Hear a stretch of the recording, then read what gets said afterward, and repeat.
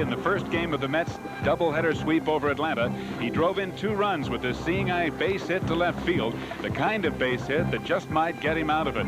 It was the difference in the Mets' 2-1 victory. George Foster has also been slumping, looking for his 300th career home run for almost a month. And in the second game, with the Mets trailing 2-1 in the bottom of the 4th, George put it into the left field bullpen for career home run number 300, his 11th this year, and it tied the game at 2-all. The Mets getting an unearned run to win it. The excitement at Shea has been Dwight Gooden all season long, and tonight Dwight is on the mound against the Houston Astros, currently second in the National League with 113 strikeouts, and at every game the K crowd is on hand to watch Dwight do his thing. Team, and I feel also the fans should get an opportunity to vote, Steve. Well, he won 6, lost 5, 2.89 ERA, 96.23 innings pitched, struck out 113. That's good enough for number 2 in the league, and based on balls, only 4. You don't see too many players nowadays who throw this classic Uncle Charlie, that breaking down. Most pitchers who throw a curveball today would throw what you call a slurve, half slider, half curve. Dwight has a classic breaking ball.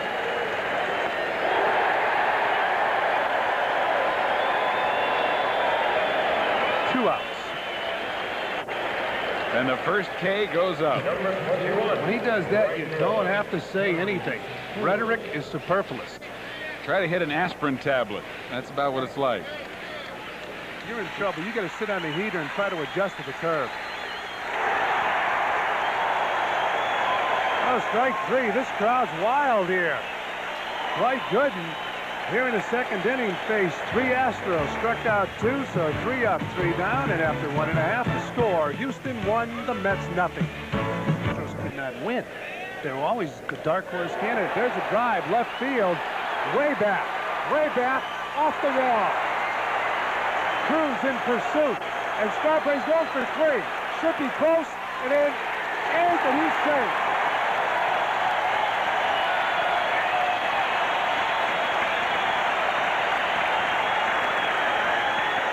A triple for Darryl Strawberry. Darryl comes just within a fraction of an inch on the bat of getting this ball out of here. Cruz gave it a good try all the way back to the wall, but he didn't get all the way back, and the ball did.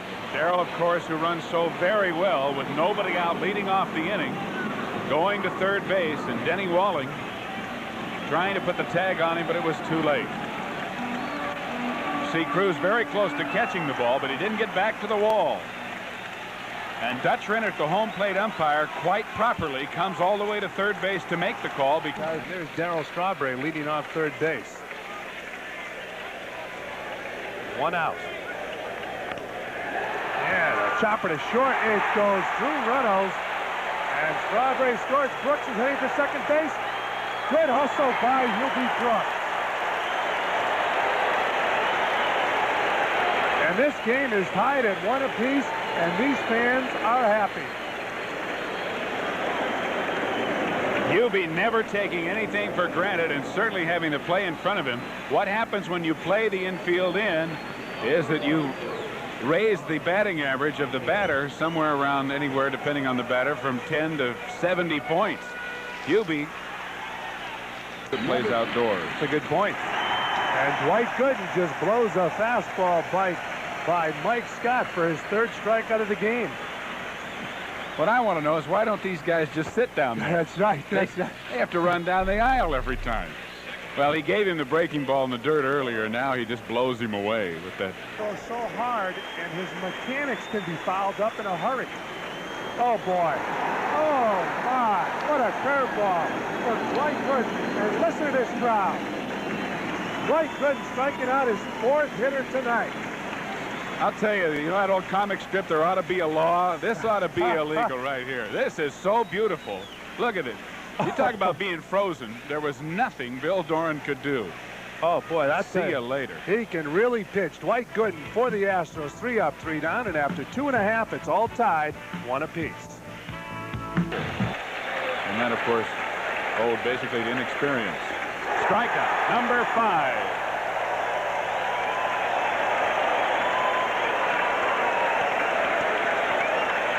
They love it here at Shea. In 4 innings, Gooden has sent 5 back to the dugout, and it's still 1-1. In 2.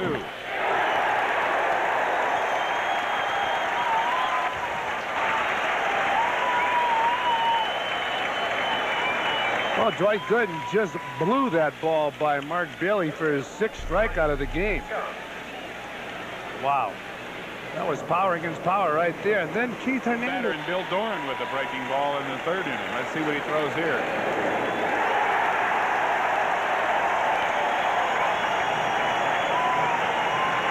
Number 7 ends the 5th inning as Gooden is thrilling him once again at Shea Stadium.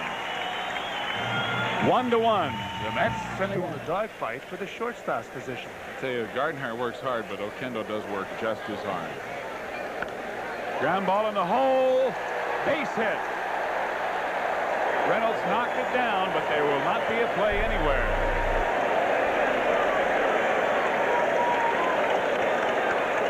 And coming up to the plate, next pitcher, Dwight. Ron Gardenhire hitting a ground ball into the hole, and Reynolds breaking to his right knocks the ball down. And no play, so the Mets now have runners on 1st and 2nd. We're in the bottom of the 5th inning. The score, Astros. And what should be rotation play is on as they'll try to make a play at 3rd, but they don't have it, and Gooden is safe at 1st.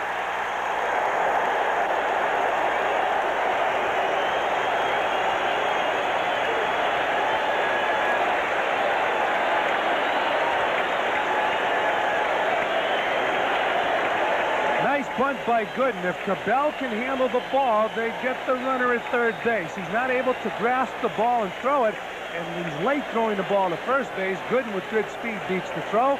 Another angle. Watch this. He just had trouble grabbing that ball. You could see in the corner of the monitor that the runner at 3rd, it would have been very close, but general scoring, generous stroke dugout. Ball 2. Recently, he's got to have confidence right now. Line drive, base hit center field. Hodges will score. Gardenhire scores. They've got Backman hung up between 2nd and 3rd. He's safe.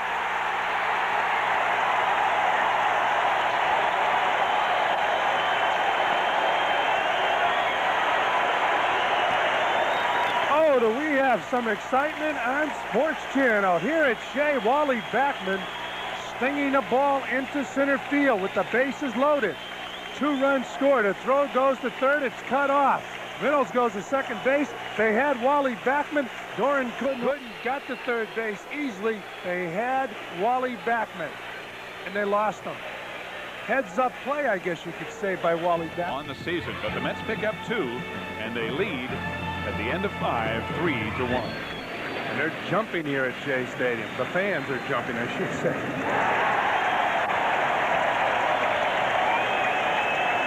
Would I lie?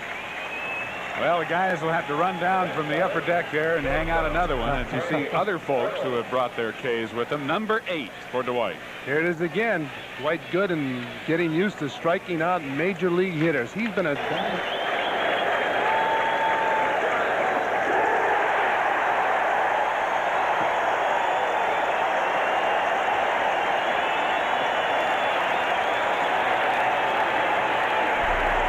Dwight Gooden has struck out 9 through 6 innings here at Shea.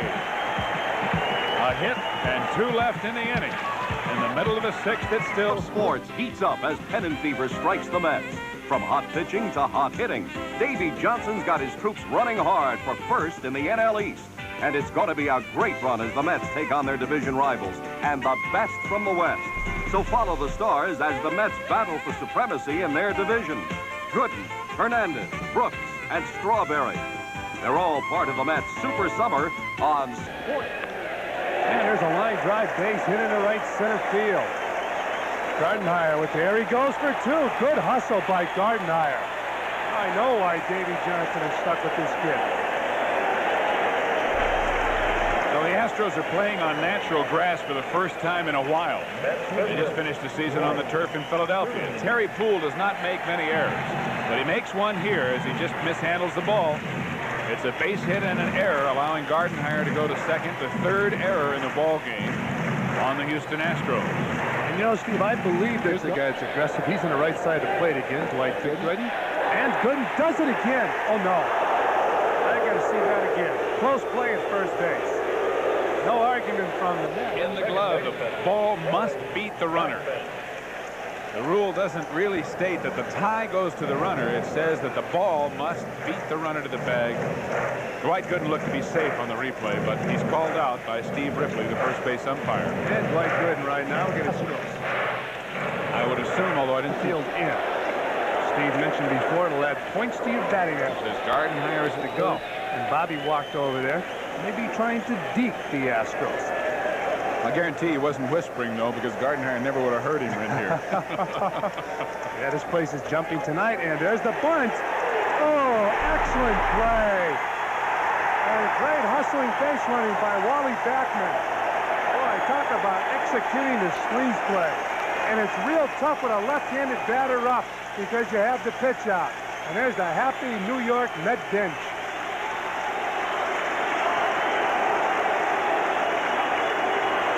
Another RBI for Backman as he beats it out. He had a tough pitch to bunt at, but he stayed with it and got the ball down. Just a fine effort by Backman, who then probably had the throw beaten even if Cabell had come up with it. But the ball squirted by. Would have been a very close play. Tied at 1 in San Diego in the 6th inning. Number 10. He never had a chance. And they're loving it. This is the 6th game of his 16 starts that Dwight Gooden has now struck out 10 or more batters in one game. Number 11.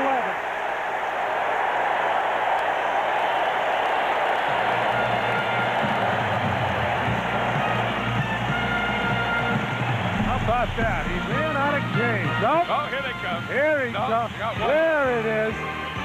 They better bring about 18 every time. You never know when Dwight's going to go Look for at the this. record. Well, there's the score. Gooden mania here at Shea Stadium. York lead. Dwight Gooden going after his 3rd complete game of the year. He'll face Venezuela for the National League lead.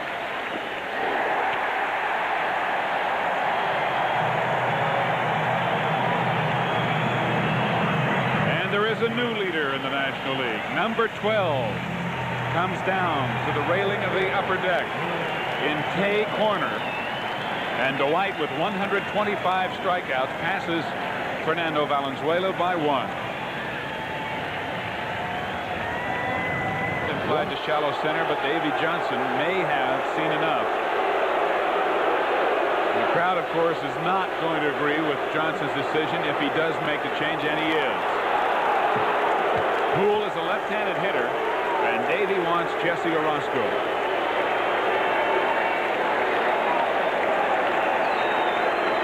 What an outing for Dwight Gooden. He has allowed only 1 run. He has allowed 8 hits through 8 innings in the time before with each successive start. 12 red Ks in the K corner down the left field line in the upper deck here at Shea. Gooden plenty. And you don't have to go to the theater to get it. You can get it in this ovation.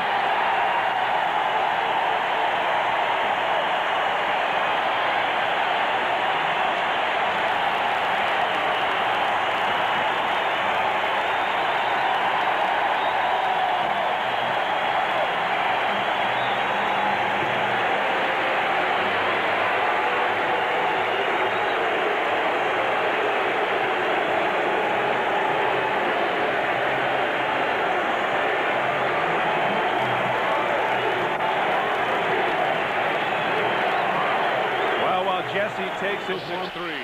Kansas City took the first of 2, 9-3 over Cleveland. They lead in the 5th inning of the 2nd game, 2-1.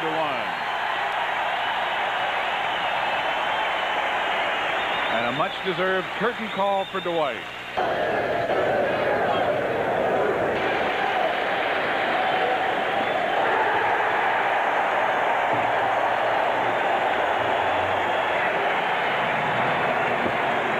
Dwight Gooden, in striking out 12 and going 8 in the third innings, has picked up his 7th Major League victory. He's now 7-5 as the Mets keep pace in the National League East and win their 3rd game in a row.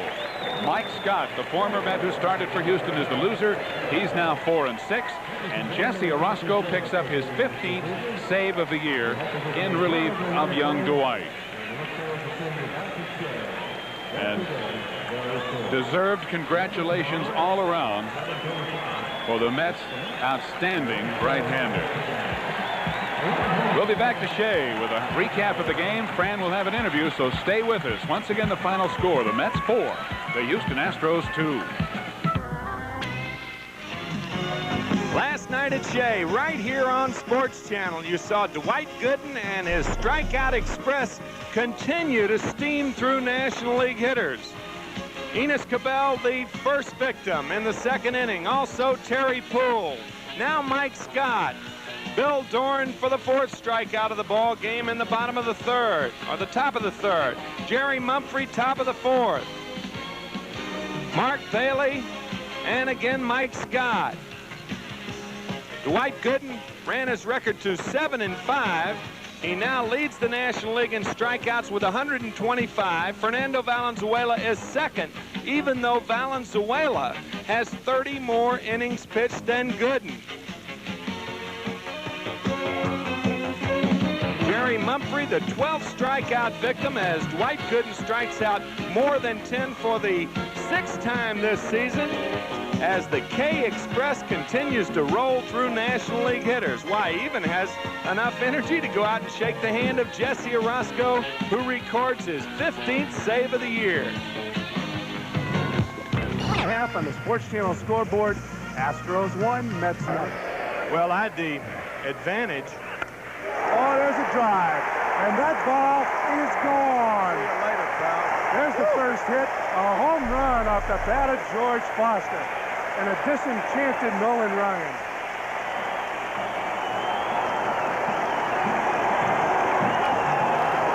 I tell you, unusually, George did not get that in his wheelhouse. That ball out of the strike zone up. You talk about extending that bat head. Oh, baby, did he smoke this one. This is going to be fun to watch. Run it back for us, Billy, baby.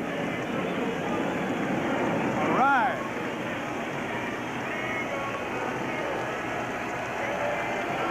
Nolan Ryan from Alvin, Texas, throws one high. Woo! Get out of here. Look at Cruz. What a great reaction by Jose Cruz. And the boos have turned to woos and oohs. Awesome. And George Foster got 2 runs on 3 hits. They leave 1 man stranded, and after 5.5 to score. Astros 3, Mets Years old, Jim Cott. Base hit off the bat of Wally Backman, and Shea Stadium comes alive. Jim Cott, we just got a phone call, and we were talking about the double Dutch. We couldn't figure out what it was. It's the double Dutch bus. Backman hustles to second base. Well, Nolan Ryan, as he mentioned, he can throw. Outside part of the plate before. I was dumbfounded because, you know, Nolan's not the type of guy throwing location. Base hit up the middle. Danny Heath driving in Wally Backman, and it's now a 3-2 ball game.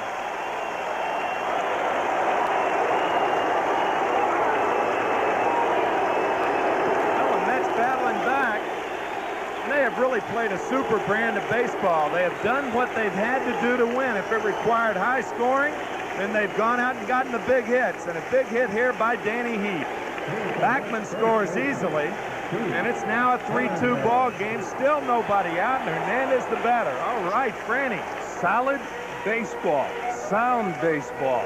You got to give a lot of credit to Davey Johnson and his coaches. I mentioned last night, Tim, for many moons, no balls in 1 strike on Hernandez. And he hits a long drive, right center field. Home run, Keith Hernandez, and the Mets have the lead.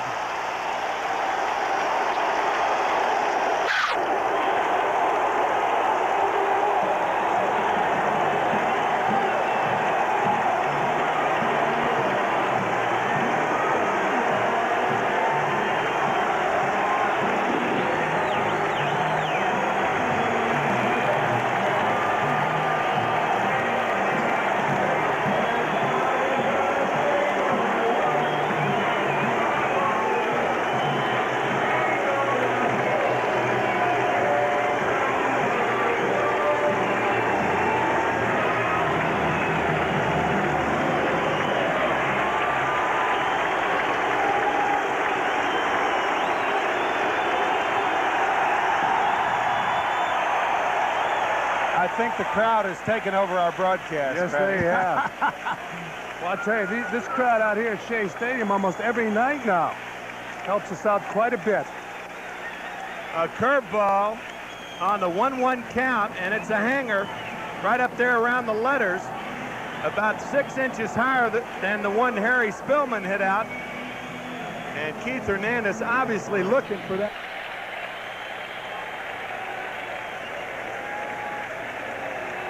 Breaking ball struck him right on out of there. First strikeout for Jesse Orozco. Well, Orozco coming back with a high breaking pitch. He gets away with it. Knight with no contact, and Orozco now is an out away from picking up another save. It would be a six. Breaking ball, strike three call. Jesse Orozco picks up his 16th save of the season.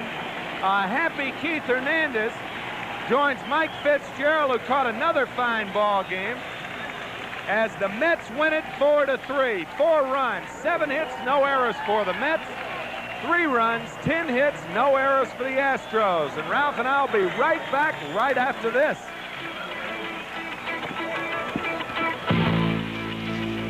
Of course, you are going to get an opportunity to look at your home run again tonight. I've got to ask you about your relationship with the fans. Tonight, you came out, they beckoned you, you came out, and they greeted you with applause after the home run. The other day, you did not come out. Well, it was a different situation. It was more mixed emotions the first time because every time I went up to bat prior to hitting the home run, they showed their disfavor, but it was mixed emotions for us coming out and not coming out, so I made the decision not to come out. And I just felt the atmosphere start to improve. Starting last night, I felt a lot of encouraging applauses and verbal responses. And tonight, I felt that it was a good time to come back out and get the fans on my side again and on the team side. And I feel real good about whatever decision I made the previous time, the decision I made tonight, and just letting the fans know that we need their support, and especially I need their support. And when you show your disfavor as such, you wonder if you're there for the other team or for you. So now I just feel that they're starting to get on our side. Now the 1-1 pitch. Hit hard on the ground, cut off by Hernandez. Gaff racing to the bag, and he wins the race. And Hernandez with another sparkling play. And a good play at both ends. First of all, Keith going into the hole to take the base hit away. The ball was actually by him. Then he makes a fine throw to a hustling Brent Gaff to beat Terry Poole to the bag. Keith continues to just play stellar defense to go with that hot hitting. So one away on the 1-1 pitch. It's a base hit to center field. This should tie it up. Mookie on his way home will score, and it's a tie ball game at 1.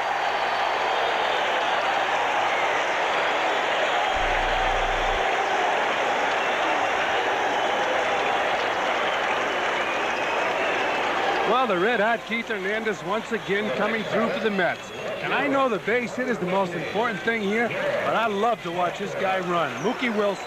Oh, he can run. And exciting. For Keith Hernandez, that is his. Here, they weren't able to count on his bat for home runs over a full year. And a drive to deep right field. It might be gone. It is going to the wall, and it is gone. Goodbye. Darryl Strawberry with a 2-run home run. And the Mets take the lead by a score of 3-1.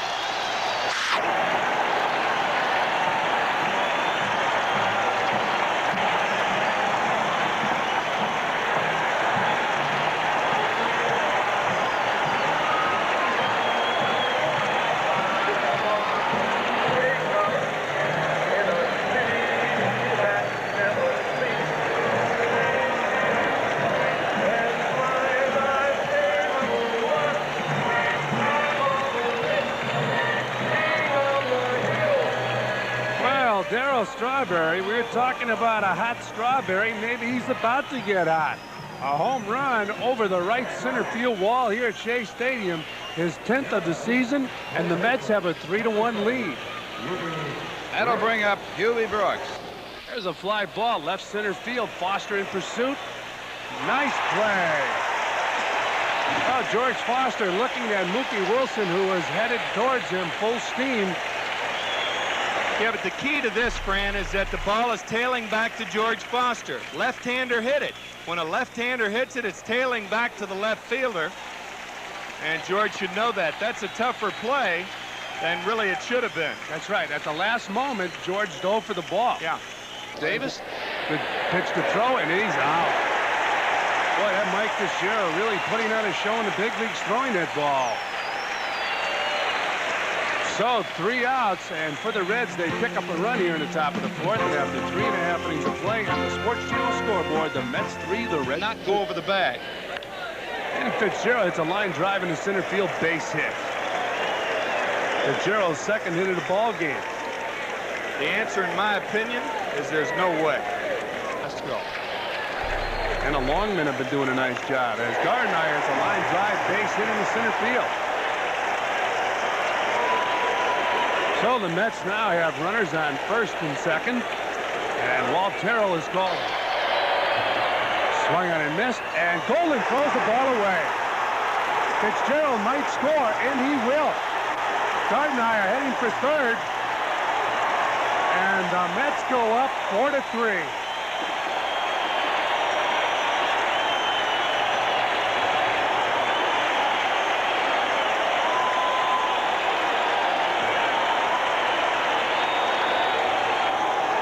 Jerry Martin swinging through the pitch.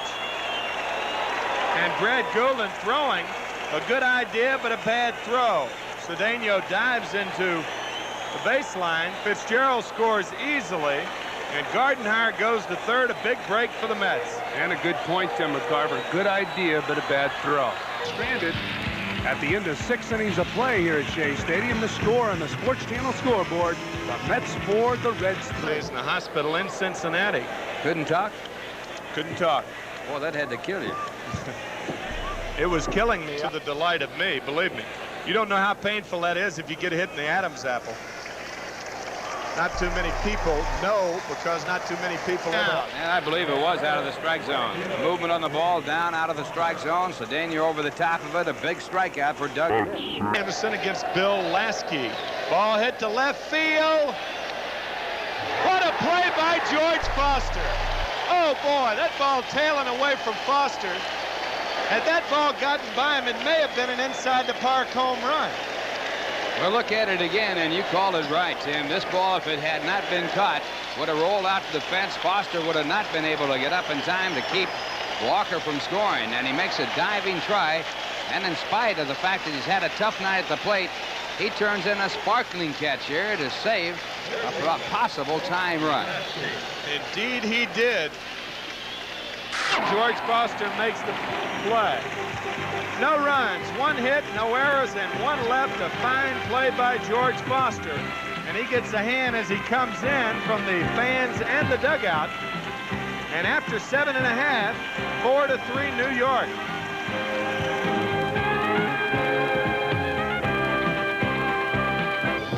Go after the pitcher, but had he gotten a hit, then the game possibly out of this before it rains, or have it rain so hard that it rains the game out. One of the two.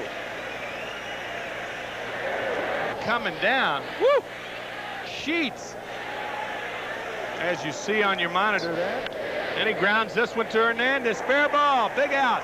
Hernandez takes it himself. And they don't throw it around the infield. They're setting up right now to keep this game going. While it stop it, it might be for good. If they elect to stop it. The umpires, in fairness, trying to get it in. And I mean, it is coming down.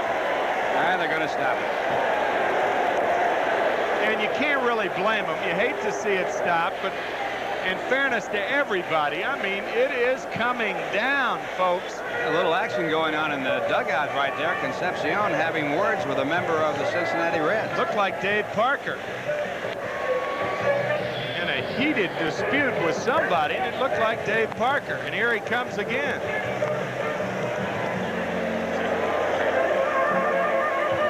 Parker saying, forget it, forget it. Or it might be Cesar.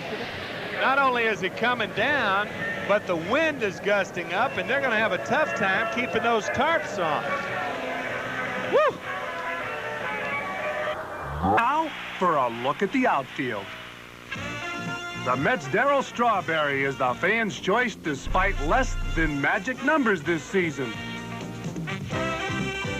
The 1983's Rookie of the Year has hit on hard times of late, but the 22-year-old looks to have all the ingredients. For Strawberry, nothing could be sweeter than the taste of his first All-Star game. Who didn't get the fans' first pick. Keith Hernandez of the Mets has been punching away at opposing pitching and has a .319 average to prove it.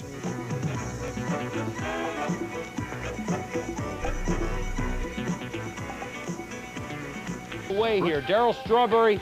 One day will be a starter every year, but I don't think so this year. I would have preferred Raines or Claudio Washington, but hey, I only get one vote. Starters and 4 relievers, and let's pick it up right now with Charlie Lee of the Montreal Expos. 13-4 on the season, 2.91 on the ERA. Joaquin Andujar of the Cards at 13-6. Young Dwight Gooden of the New York Mets, 7-5, but 125 strikeouts to lead the National League and a 2.83 ERA. Jesse Orosco, the fine reliever of the Mets, 1.94 on the ERA, 16 saves.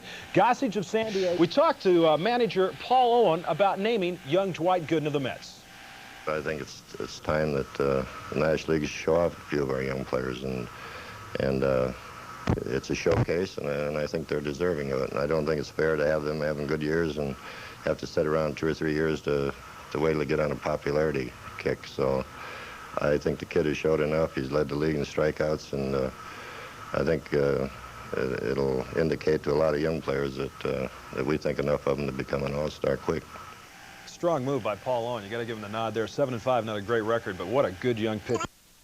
There was one out in the 9th inning when the game was called, and the Mets were up by the score of 4-3. So the winning pitcher in the ball game was Waltero. He is now 6-7 on the year, and Sisk gets a save in the ball game, his 12th of the year.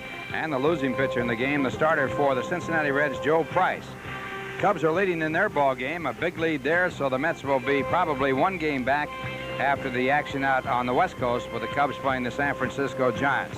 So the line score of the ball game, the Mets 4 runs, 11 hits, no errors. The Reds 3 runs, 7 hits, and 1 error.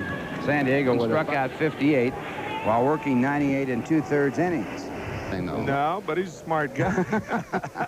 I didn't mean the Mets. They have also out-homered the Mets. The Mets have a team batting average 10 points higher. But the big key, the Mets ERA 3.38 to the Reds 4.2. Oh, this is a nasty curveball after 3 straight fastballs. Woo, quality pitch in a quality location. So now 1 away, Parker. Goodbye, Dave Parker. Fitzgerald has just been unbelievable with the accuracy of his throw. He really has, and I don't know if he had a bad rap about throwing coming up, but certainly we were not expecting Mike Fitzgerald to do as well as he has been doing. This ball right on the money to get Parker easily. Ronley comes in there and gets on you. There's a breaking ball right here and a good one. Good spot for it. What's the great story about sports?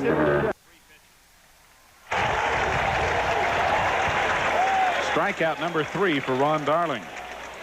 And Darling back with a fastball and right down the slot. Oster guessing curveball and called out on strikes. It's one of the biggest factors. Wayne Krenshicky at third with 1 out. RBIs on his only 26 hits. Fouled away. Big curveball. There it is.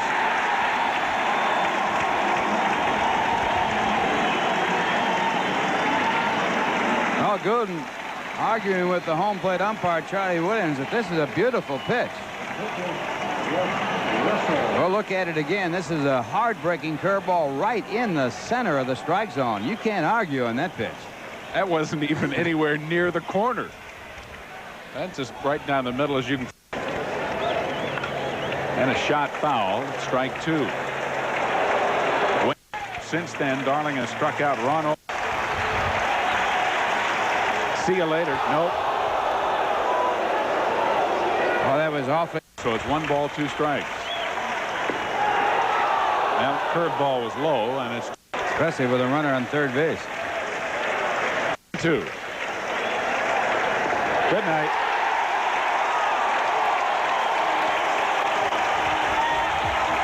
Ron Darling strikes out the side. All 3 are called third strikes. And Krenchicki is left stranded at third. Still a scoreless ball game in the first of 2 at Shea after 4 1/2. Now here's a word from Michelob Light. He's out. So Darling picks him off at first base with a perfect throw.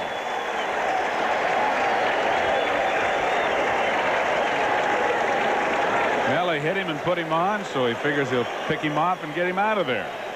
Hernandez with the swipe tag. His hand may not have ever touched the base. We'll see. Boy. Right there. You talk about being out. A half a day ahead of this ball. Oh. You know, Keith Hernandez. Oh, perfect. And Cedeno thrown out for the first time this year on a perfect throw by Fitzgerald. Mike Fitzgerald does it again. The pitch up and away. Cedeno tries that head first slide. The throw's there. Gardenhire's there. And Cedeno's out of there. Fitzgerald continues to impress as he puts the ball right there. Gardenhire in a good position and makes the tag. Oh, you said it right. He was in the pitch hit to right field, a long way to right. But Parker is there. And Dave Parker on that throw by Fitzgerald to throw out Cedeno. Did he get in the way? This looks to be intentional interference. The pitch is outside. Now watch what Parker does. He steps with his left foot right out of the batter's box. He has the bat up in the air, and his head's right in the middle of the strike zone. All 3 of those things could be construed as being interference. And it looked as if Fitzgerald had something to say to home plate umpire Charlie. Into fair territory right against the wall, and it's signaled a home run by the first base umpire. It is a home run. The first base umpire, Jerry Dale, said it is out of the ballpark. So Hubie Brooks put the Mets on top with the home run.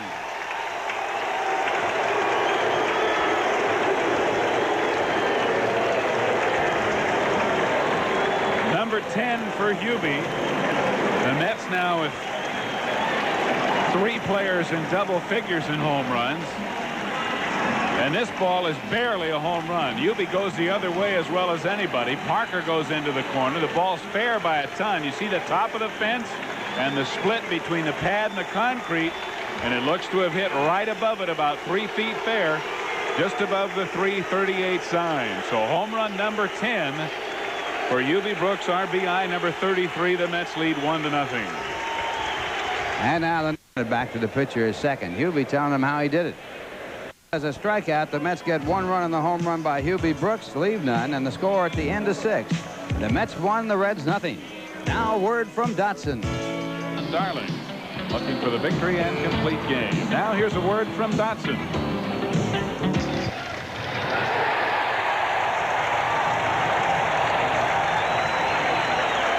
Number 6 for Darling. Walker's look tells it all.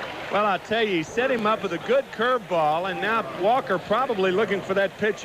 Again, is just frozen with the fastball. Had a fat part of the plate, really wasn't on the corner. A good pitch by... And he's got it, 2 away. And a line drive off Darling. He's got it.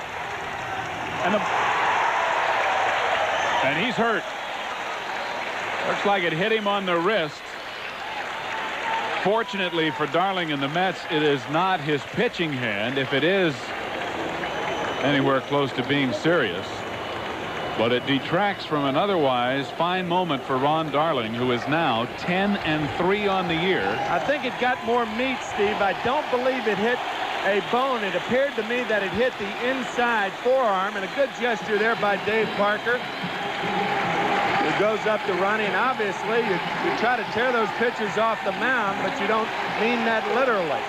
We'll try to see for you where Ron Darling, who wins his 9th or make that his 10th ball game of the year, where it hit him. And it looked like it got meat, and it didn't look like that it hit a bone. Boy, that had to hurt, but it looked like it was deflected as he didn't have his arm straight and where he got a straight pop, a flush pop. I'm sure he's all right. It may be black and blue and swollen, but he'll take it. Darling, 10-3, has won 7 ball games in a row. He is 2-0 now career against Cincinnati. The Mets at least keep pace by winning the first of this doubleheader. A 1-0 shutout for Darling, his second shutout of the year. Ball hit well to right field. That'll at least get a run in. Parker back. Nice play, Dave Parker. Like he turned the wrong way, but it was a sacrifice fly for Gardenhire. That ball hit a long way the other way. Surely was. Gardenhire getting the runner in from third, but Runner going. Ortiz throw is high, and he's out. Tom Lawless thrown out at second base, attempting to steal as they got the tag down, even though the throw was high. Gaff shaking his head after giving up the home run. One more run for Cincinnati. In the middle of the fourth, they lead 5-1. She'll explain it to you, Ralph. It's something to do with that eagle flying once a week. Well hit to right field. Parker on the warning track, off the wall. Hubie digging for second, and he's going to be held there. Eric Davis got over and on that ball very quickly, or Hubie would have been at third as he doubles off the wall and continues red hot. Hubie using the wind to get a little more carry as that ball carries well to right. Parker didn't get back to the wall, and it hit about 3/4 up. In the first game of this doubleheader, Hubie with a home. Here's Danny Heap. Up the middle, stopped by Lawless, but he'll have no play. Or Foley, I should say. Tom Foley made a nice stop of the ball, but left it there. This will probably go as an error. The ball hit right at the shortstop. Hubie seen that the shortstop was going to be able to get it. 5-1 Cincinnati. And a ground ball up the middle. Base hit center field. 2 runs will score. Danny Heap comes around from second, and it is 5-3.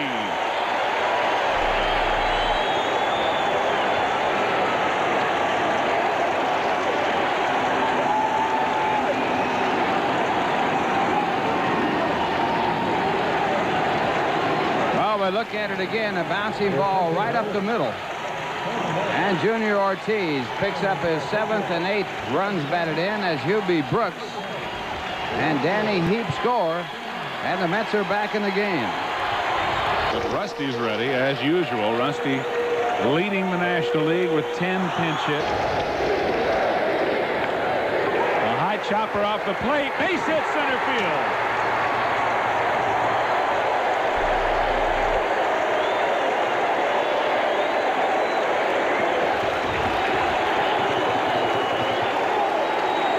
Rusty's job comes through again. He gets his 11th pinch hit. High chopper right through the middle, just like the ball that Ortiz hit. Everybody going for it. Have a pitch runner. And the Mets now have the time run at first, and we're going to have a pitching change. So Tom Hume.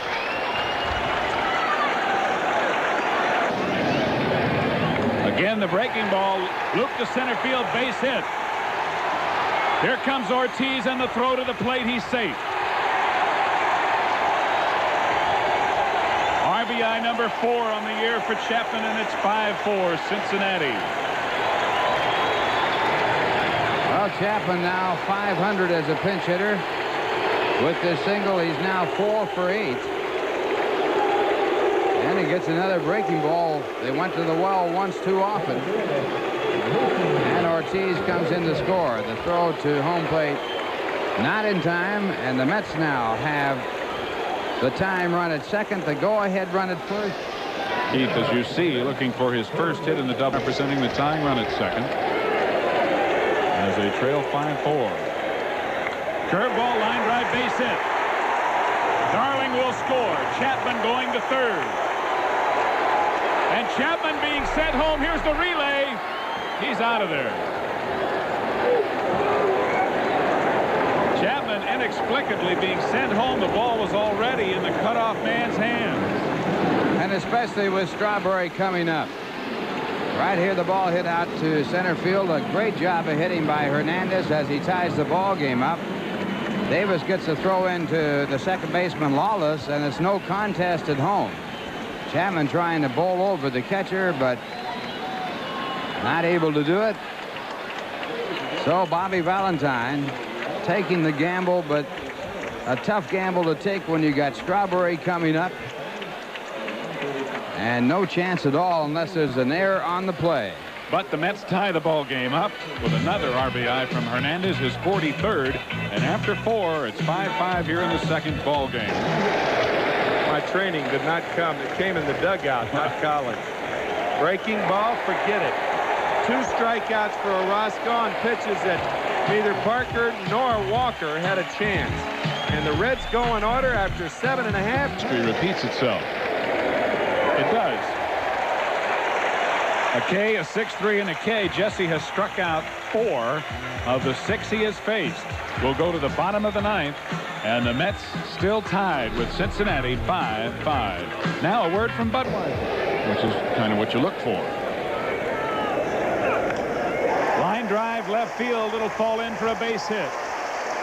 Junior Ortiz with his 2nd hit of the night. And both have been big ones, and both have come with the count 1-2. You remember back in the 4th inning with runners at 2nd, 3rd, the count 1-2. Tom Hume, the pitcher. Ortiz singled up the middle to drive in 2, and now with the count 1-2. I can understand a guy in the power field, left field, playing deeper than the guy in right. Jesse takes high, snap, throw to first, gets away. Ortiz going to 2nd. And Junior's being held there. A little deja vu of last night. I'll tell you, this is a design play. It was a breaking ball pitch out. Ronnie Plaza, I know who came up with this. Ronnie Plaza in the Cincinnati chain used to talk about this 23 years ago. A breaking ball pitch out. The breaking ball gives the second baseman time to get to first. He comes behind the runner, and a good throw they get, Junior Ortiz. But for the second... Ortiz, apparently he is. And he bunts it hard. Dreesen picks it up and tags him, and Oquendo's at 3rd. So Jesse gets down the 2-strike sacrifice. And here comes Vern Rapp to 3rd base. Kelvin Chapman, who has been a hot hitter, 2nd. Strike 1-1. Then you've still got Mookie Wilson. I think your odds are better taking that approach. Break too soon, right? Chapman line drive, base hit, Mets win. Kelvin Chapman does it again. As so often in clutch situation, he has delivered coming off the bench. Oquendo scoring the winning run from 3rd base. Jesse Orozco, the winning pitcher. The Mets have swept 3 doubleheaders this year, and they continue to do whatever it takes to win, winning the nightcap 6-5 after taking the opening game 1-0. What a ball game. What a couple of ball games here tonight. And all we have to look forward to is Dwight Gooden against Mario Soto tomorrow night. And you got to realize, too, you think back to the 5th inning when Kelvin Chapman in the situation to drive in the winning run. Kelvin Chapman, of course, and Keith Hernandez. Kelvin came off the bench back in the 4th. I said the 5th. But he came off the bench to pinch hit for Wally Backman. He drove in the 4th run of the game. It was tied on a base hit by Hernandez. Now won again by Kelvin Chapman. And Getty would like to congratulate the New York Mets Getty star of the game, Kelvin Chapman, for performing miles ahead of himself in tonight's ball game and driving in that game-winning run. First game. What about the second game? Kelvin Chapman with 2 big hits. He pinch hit in the 4th off of Bill Sheeran and got a base hit. And then the big one off Ted Power in the 9th inning, a line drive to right field with both the outfield and infield in. It looked like, Kelvin, that you hit the same pitch that you took the time before, a tough slider low and away. Yeah, I thought he might come with some high fastballs, but he worked 3 breaking balls, and he got that 3rd one up a little bit, and I hit it pretty good to right. But I'd have to say that was probably my second most satisfying moment in baseball. You know, my first hit of my career in '79 off Rick Russell was a great thrill because my family was there. But, you know, last night was a game winner, and it was just a great feeling for me. And a lot of people 2.83, 41 walks, 125 strikeouts. Second to Fernando Valenzuela, who has 128.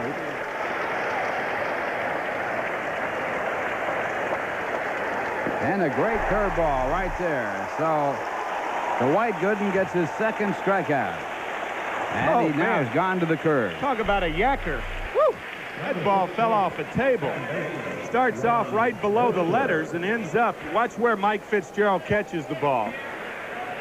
Oh, man. Talk about a downer. Tough pitch. Dwight with 127, Ryan 102. Soto now over the 100 mark at 101, and Carlton. Dwight Gooden wears a chain.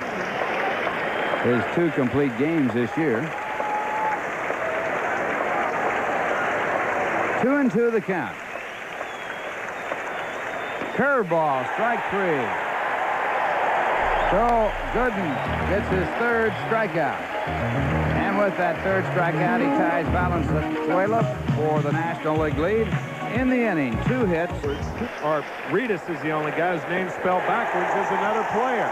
Right. And a nasty curveball for strike 3, the 4th strikeout for Dwight Gooden. And Gooden takes over the National League strikeout lead with that strikeout. That's 129. And Gooden will go into the All-Star game as the National League strikeout leader. 129 for Gooden. Valenzuela has 128. Change, but you're changed. Breaking ball, and it gets Dave Parker. 5th strikeout for Dwight Gooden. Well, that chain might be a little like Samson's hair. Maybe that's the answer to a success. There you are, the big curveball in the dirt. And Parker chases it down. Parker. 1 run, 2 hits, no errors, and 1 left after 2.5. Cincinnati won. The Mets bullpen in action. Who said relief pitchers aren't a little off the wall? So the bullpen enjoying the luxury of USA caps, which will be given away here July 27th. And broadcasters, for that matter, can also be a little off the wall. So Dwight Gooden. Dwight accomplished that feat. Sandy Koufax with 4 no-hit, no-run games. Uh-oh! This ball might be out of here. Way back. Stay fair. And it is. Home run, Mookie Wilson.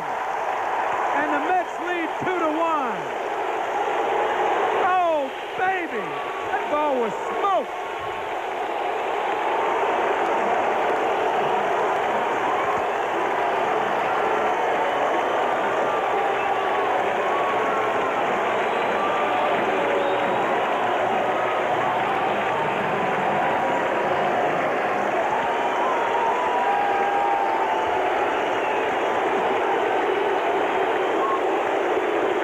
Mookie Wilson with his 6th home run of the year, putting the Mets on top by a score of 2-1. Fans wanting for that ovation. They come out, acknowledge the ovation. He's just going to enjoy it. There it is. Last year, Mookie had 7 home runs all season. Boy, he jumped all over this one. And the only question was, would it stay fair? It hits the screen.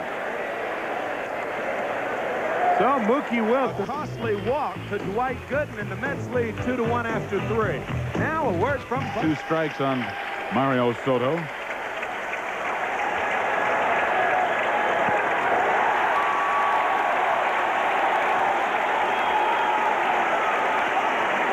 K number 6 for Dwight Gooden. And 2 out in the inning. There it is again. He stays with the fastball and gets it right by Soto. He had struck out Soto on a curveball. It gets out of the inning, and the Mets still lead 2-1 in the middle of the 4th. Time up. And he drills one deep to right field. Parker going back. It's out of here.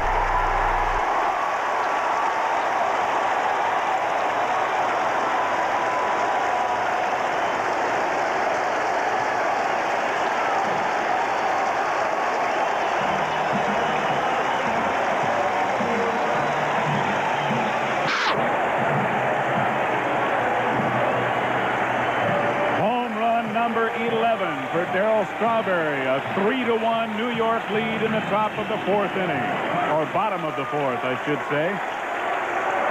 And that was a patented Darryl Strawberry home run, Ralph. Strawberry was struck out on the same pitch his first time out.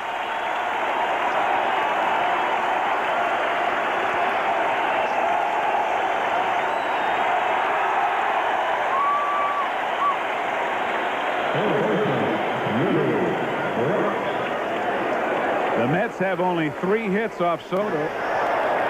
Here it is, a low fastball, and Darryl Strawberry turns it around, coming up there 95 miles an hour and 1 out 195 miles an hour.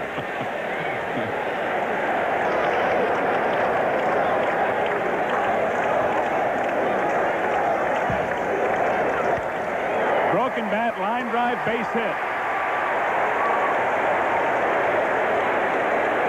Hubie still has the handle as he rounds first base.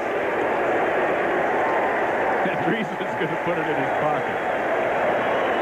Well, they all count, and Hubie with a home run in last night's first ball game, winning the game 1-0, gets the other variety. We'll look at it again. This is what you call getting sawed off.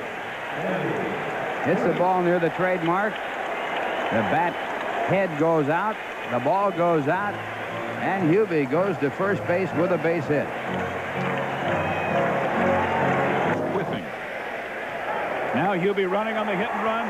Down the right field line and a fair ball. Brooks is going to be held up at third base. As the throw comes into second, Hubie might have had a chance to score, but Bobby Valentine held him up just after he rounded the bag. Well, with no one out, you have to hold him up. Heap coming through as the runner was running on the pitch. Parker throws the ball into second base, but stops Heap at first. And with no one out, Valentine put the brakes on, stopping Hubie Brooks at third. And as you said, way inside, and it did hit him. The bases will be loaded. That's kind of a mixed emotion play. The ball hit him. If it had not hit him, it would have been by to the backstop, and Hubie Brooks would have been able to score from third. Hubie was already trotting home. There it is on the replay. Soto coming inside. He just does nick the batter. Could hold up that bat. 1-2. Ooh, strike 3 called. A nasty fastball right at the knees on the outside corner. It's his 4th in the ball game. Dwight Gooden, who walked his first time up, will be the hitter with the base. Hit well to right field. Parker going back. He makes the catch, but it'll be a sacrifice fly as Hubie Brooks scores. And also tagging up and moving over to third is Danny Heath. 4-1 New York, and an RBI number 2 on the year for Gooden. Well, Dwight Gooden trying to do it all, and he certainly did a job there. Needed to get that runner in from third base. He got a good part of the bat in the ball, drove it to deep right field. It's amazing that Parker was able to be deep enough to get to that ball, and Hubie Brooks scores easily from third, and the Mets now lead 4-1. Good job by Dwight Gooden. First 4, he's given up 4 earned runs. Ground ball in the hole. Greason backhands it.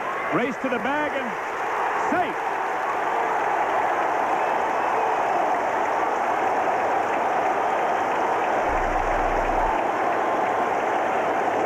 Wally Backman's outstanding speed beats out an infield hit to drive in the 5th New York run. Well, look at it again. Soto is late covering. Now he comes off the mound. Greason makes the play. And Backman in a race with Soto, and Backman wins it. Boy, outstanding hustle by Wally Backman to get the Mets another run. His 12th RBI of the year, and here's Mookie, base hit center field. Fitzgerald coming around from second. He will score.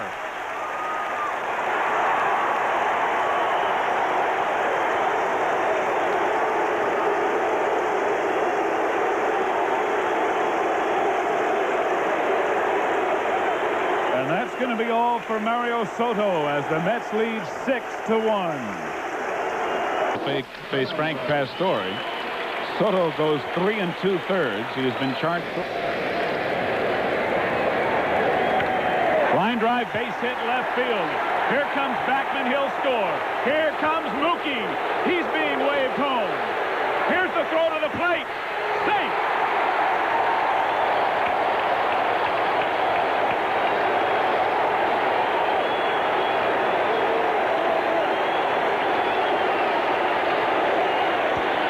Keith Hernandez does it again, lining the ball down the left field line. No doubt about Backman scoring. Mookie on first base being waved in. The ball bobbled a bit in left field by Ritas. The throw not in time as Mookie outruns the ball, and the Mets get 2 more, and they lead by a score of 8-1. Hernandez now with a team-leading 45 RBIs. He has driven in 23 runs in the last 27 games.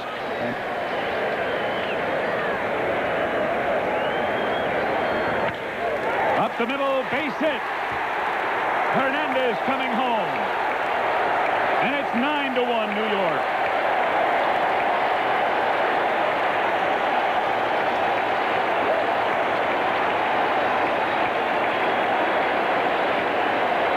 Strawberry with 2 RBIs in the inning to give him 38 on the year. And again, the pitch down low, and Strawberry hits it right through the middle. Hernandez scores easily as the center fielder Walker throws it back into the infield. So the Mets with 7 runs in, leading now by a score of 9-1. And that run will be charged against. But the Mets have tied their high single inning output for the season with 7 runs. May 1st against Chicago, they also scored 7, and it's 9-1 New York after 4. Now here's a word from Budweiser. On there ever since they packed the All-Star game with Cincinnati players back in the 50s. Number 7. And 1 away in the 5th. Krenchicki gets the count to 3-2, and he gets the fastball, and that one was a good one in a good location.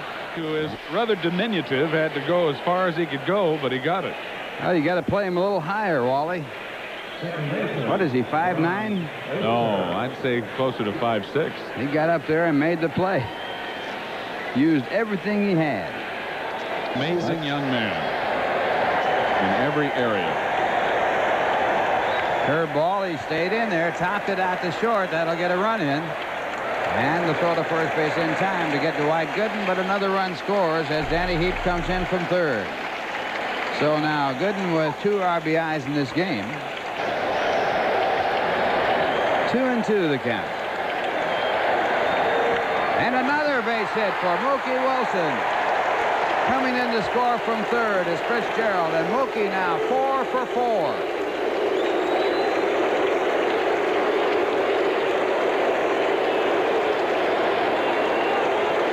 I'll tell you something, Dwight Gooden brought a lot of people into this ballpark tonight, but Mookie Wilson has thrilled him. This is his 4th RBI in addition to his 4th hit, and it gives the Mets an 11-2 lead. And here comes Vern Rapp, and he's going to the umpire. Then he left 3, and the score at the end of 5. It's the Mets 12 and the Cincinnati Reds 2. Now here's a word from Bud. Pitching coach Mel Stottlemyre. Got to be a happy man with this staff. Struck him out. Joe Rita struck out for the 2nd time. That is strikeout number 8. Fans are looking for at least 10 here tonight. Well, Dwight has 6 games in which he has struck out 10 or more, averaging 10.7 for every 9 innings pitched, as he now leads Fernando by 5. It's an interesting point. Line drive by Danny Heap to right field. Strawberry's going to score. Hubie trying to go to third, and he'll be out. So Brooks is out at third. It's now a 14-2 ball game. And here comes Ed Lynch. So for Danny Heap, he's now 2 for 5. The 17th hit of this ball game for the Mets. 14 runs on 17 hits. Morgan, who are not ready yet. Ground ball to third could do it to Backman at second, and the Mets win again. The Mets have now won 8 of their last 9 ball games, and they are in first place by 1/2 game over the Chicago Cubs with 1 game to go before the All-Star break. The finale of this 5-game series, the Mets have won the first 4, will be tomorrow afternoon at 1:30 right here on WOR. Dwight Gooden picks up his 8th victory against 5 losses. And Eddie Lynch will be credited with his first save because he pitched the last 3 innings. What a ball game to get a save in. That's the weirdest note to end this night on. The Mets have beaten Mario Soto for the first time in his career, as Soto's record falls to 9-2 and his 8-win-in-a-row streak is snapped. Tim and I'll be right back to wrap it up for you. Ralph will follow with Kiner's Corner, so stay with us. It's a 10-run Mets victory, 14-4 over Cincinnati tonight. Now here's a word from Bud Light. 62 in 74 innings of work. And he has no record against the Cincinnati Reds. Slider, line to right field. Danny Heap, rounding third, is waved in, a high throw, and it is not in time. Joe Foster singles to right, and Dave Parker, who has a strong arm, threw it in on the fly. Moving over to third base is Strawberry. And Foster still at first. Had a lot of hang time, this throw from Dave Parker. Danny Heap, an average runner. Now watch this throw, and watch Bill Urdello. There is no way you can give a runner that much of the plate to slide for. Danny Heap doesn't have to slide. Tell you, you put that left ankle and use that shin guard, and a guy who tries to come in standing up, you can knock him all the way over to the dugout. No way. No way you give him that much of the plate for which to slide. Even though I will say the throw was a little bit toward the first base. That was not a sure out, but he is a pitcher. Ground ball to third. It'll be a tough play. Here it is at the plate. And Wayne Walker thrown out. And a good play by Hubie Brooks. He handles a tough hop and then makes a good throw. Outstanding play by Hubie Brooks. An in-between hop. Watch it. Now he throws a bullet to Junior Ortiz properly inside the bag. Walker never touched the plate, and Junior made the tag, it looked like, on his cheek. Walker had a good jump down there, in between hop, and Hubie makes a strong throw. Good tag by Ortiz.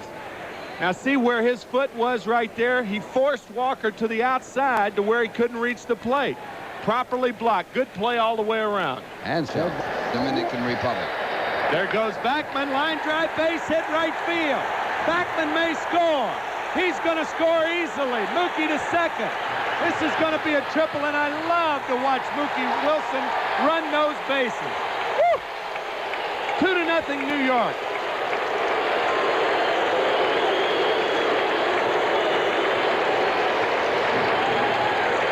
Well, Mookie back to get his cap. He left it way back there as he ran right out from under his cap on this triple down the right field line. No way they could get him at third. Throw goes into the cutoff man. Backman comes in to score, and the Mets have a 2-0 lead. Backman running with the pitch, scoring easily. Mookie with that great speed. Ball hit well to left center field. Cedeno over. Can't get to it. Mookie scores. Heap has his 7th double of the year and his 7th RBI as the Mets lead 3-0.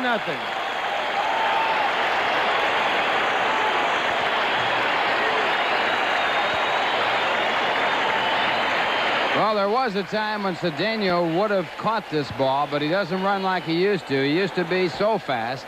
Makes a gallant try out there, and the ball drops in. Mookie scoring from third base. And Danny Heap ending up at second as the Mets pick up 2 runs on 3 hits with 2 men out. He comes close, but no cigar. So a conference at the mound as Mookie gets his breath back.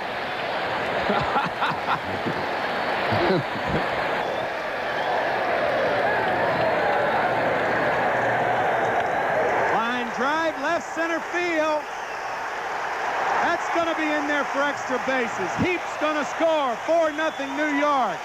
Strawberry has a double.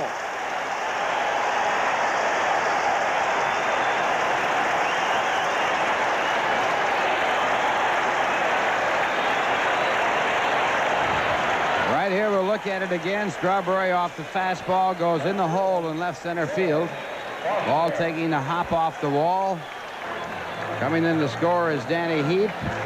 And Strawberry into second base with a stand-up double and a run batted in. For Strawberry, his 41st run batted in. The good ones get away. Hard shot to short, could be two. Gardenhire to Backman, double play. Number 74 on the year for New York ends the 4th inning. A hit, but nobody left.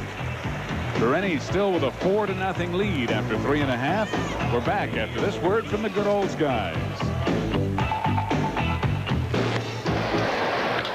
Well hit, base hit into right field. Mookie Wilson will score. 6-0 New York.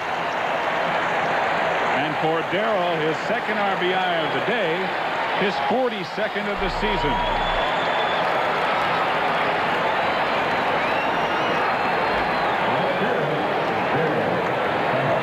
Well, Darrell gets a fastball right here, stays right on it, lines it over second, drives in his 6th run in 2 games. Parker throws into second base as Mookie Wilson crosses from third, and Strawberry holds it for. Beautiful pitch. Bereni picks up strikeout number 4 as he catches Goulden looking. Boy, this is a very good curveball right into the heart of the plate. Say, if you'd like to drive with it. Doesn't make sense. See you later. Another curveball broken off by Bereni, and the first 2 batters have been caught looking here in the 5th. Cedeno's got a few words to say to home plate umpire Terry Tata. But it's strikeout number 5 for Bereni. Let's look at it again. A breaking ball. Ball is sort of a funny reacting breaking ball, a backup type curveball. After 4.5, he leads 6-0 over Cincinnati. Now here's a word from Bereni, the batter, and he'll get a run in. Gardenhire tagging up. He'll have to hurry to beat Parker. Here comes the throw. It's strong, and it is by the catcher, Brad Goulden, and Gardenhire scores, and the Mets can now lead by a score of 7-0.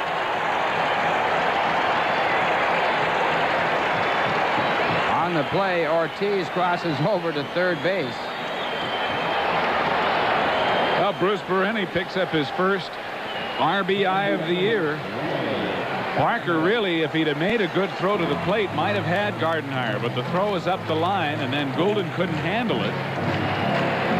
Shearer backing up. And Greason is struck out. Strikeout number 6 for Bereni. Bereni's career high is 12, and he accomplished that against the New York Mets and against the Houston Astros. And Parker becomes his 7th strikeout victim. I tell you, it's contagious, Ralph. The way Dwight Gooden has caused the crowds to anticipate strikeouts, the rest of the pitchers seem to have taken a cue as well. Bereni has always had the... Struck out the side. 6, 7, and 8 for Bruce Bereni as he does it to his former teammates. And the score at the end of 5.5 innings. The Mets 7 and the Reds nothing. Now here's a word from Getty. Last 13 appearances covering 19 innings. His ERA for the last 19 innings 0.95. Bruce Bereni his 6th victory of the year. And a fly ball into right center field. Mookie and Strawberry over. Mookie makes the catch.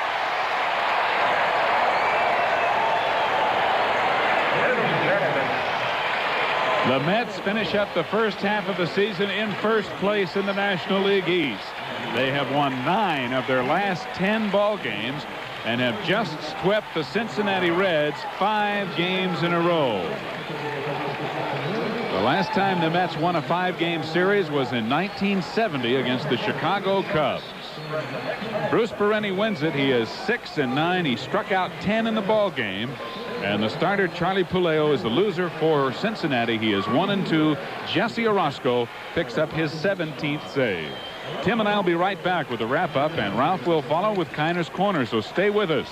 7-3, the Mets over the Reds. We're back after this word from Budweiser.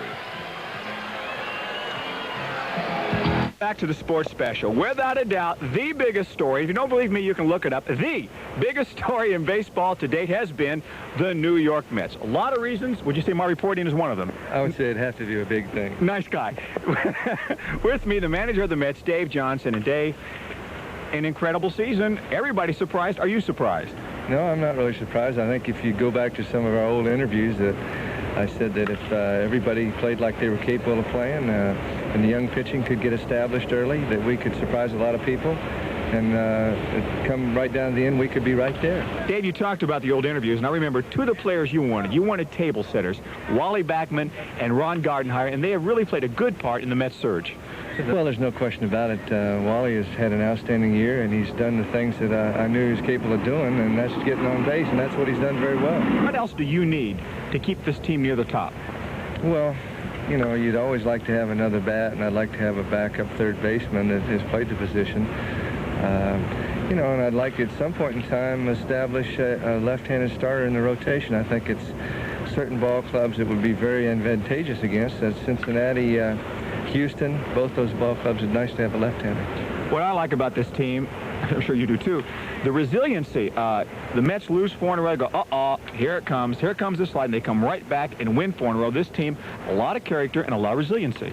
Well, I believe that too. You know, it's amazing that they can do that and retain their sanity, because every time we lose 3 or 4 in a row, the New York public and the writers and everybody start writing our tombstones and our epitaphs and everything about how bad we're going to tailspin we're going to go into. It's such a good feeling. The fans are back. Of course, winning, whoever said that, winning takes care of everything. But the fans are coming back, and just the feeling that the Mets are coming back. And what's it like to be part of it and be the manager leading the Mets? Well, really, I've never experienced it any other way. I felt this year, I've had teams in the past where I've been able to win with, and I didn't get to pick my team. I felt very strongly that by me being able to pick my team, that I would have a big edge. What about depth? You've been pretty lucky, no serious injuries. What happens if injuries come? Do you have the depth to make it through the long haul? Well, again, we have pretty good depth. The backup third baseman is something that we do need to acquire at some point in time or develop from within the system. The minor league system is building up. Last year it reached a pinnacle because we got the minor league system of the year. But this year we need to get more quality players on the AAA level, and when we do that, then we'll have insurance and the depth that we need to be here a long time. Okay, the first half of the season, the element of surprise, you know, maybe you caught them off guard. They're going to be ready for you the second half. Now it's expected that the Mets should contend now.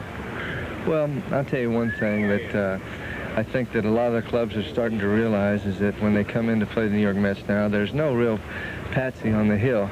And we realize that playing behind the certain pitchers that we have out there that day, and that's a confidence that it's hard to erase, because you feel that the pitcher is capable of holding the ball club, the opposing club, to 3 runs, and you feel that we're capable of scoring more than that. I know you got to be cool and you got to be the professional, taking one at a time, and you've been through it and all that stuff, but you got to be excited. Look, this team was picked for nothing, and look where you're at right now. Don't you go home and get excited and go crazy? Well, I tell you, you know, you take it one day at a time. I said that. You know, I don't ever like to look back on what we've done, and I don't like to look too far in the future, because that doesn't help either. Leading vote getter for the National League outfielders, number 18 for the Mets, Darryl Strawberry. On Tuesday night, Darryl will be starting right field for the National League. I'm very pleased with that the fans chose me for All-Star player this year. I really haven't been having an outstanding year so far, but it shows how much support I've been getting from the fans, and I'm really pleased with that. Any special feeling getting out there with the very best in the National League? The National League lost last year. First time in ages. This is kind of like a comeback year for the National League. Well, hopefully we can come back. You got Murphy out there. You got Tony Gwynn. I think it's going to be an outstanding outfield, and I think we're going to have a great time. And it's just good to see that I have an opportunity in my second year to be an All-Star. And also, we got some fine young players from our club that's going, too, right along with me, and I'm very pleased with that, too. Also representing the New York Mets on the All-Star team, 2 of the better young pitchers in the league. Dwight Gooden, you're 1 for 1. Yeah, first year being a rookie and being on the All-Star team, it's an honor to have, and something you can always think back on and always, you know, look back forward to. You know, because you've had such good success with the strikeouts, there's a lot of curiosity about you around the league. I think people can get a good shot at you come All-Star game. Yeah, come All-Star game, there'll be a lot of eyes on me and see what I can do, and hopefully I can get in there and, you know, and do pretty well to help National League win, and be very excited going into the game. Going to the All-Star game, old hat for Jesse Orozco, second year in a row, honor second time around. It's a great honor to make it for the second time. Last year, I was very happy with my year, and this year I just want to prove that I can, you know, do it twice in a row, and hopefully I can keep on doing it in the future. But to make the All-Star team the second time, just I feel that it proved it. This time last year, the Mets were struggling. You're right up there right now. Quite a change. Got to make you feel good to see it happen. Oh, this is great right now. It's always nice to be in first place, and it makes you work a little harder each day and prepare for each game. And so right now we're just thinking about, you know, trying to keep this team in blend and try to, you know, go out there and play with our ability and show the people that we can stay in contention.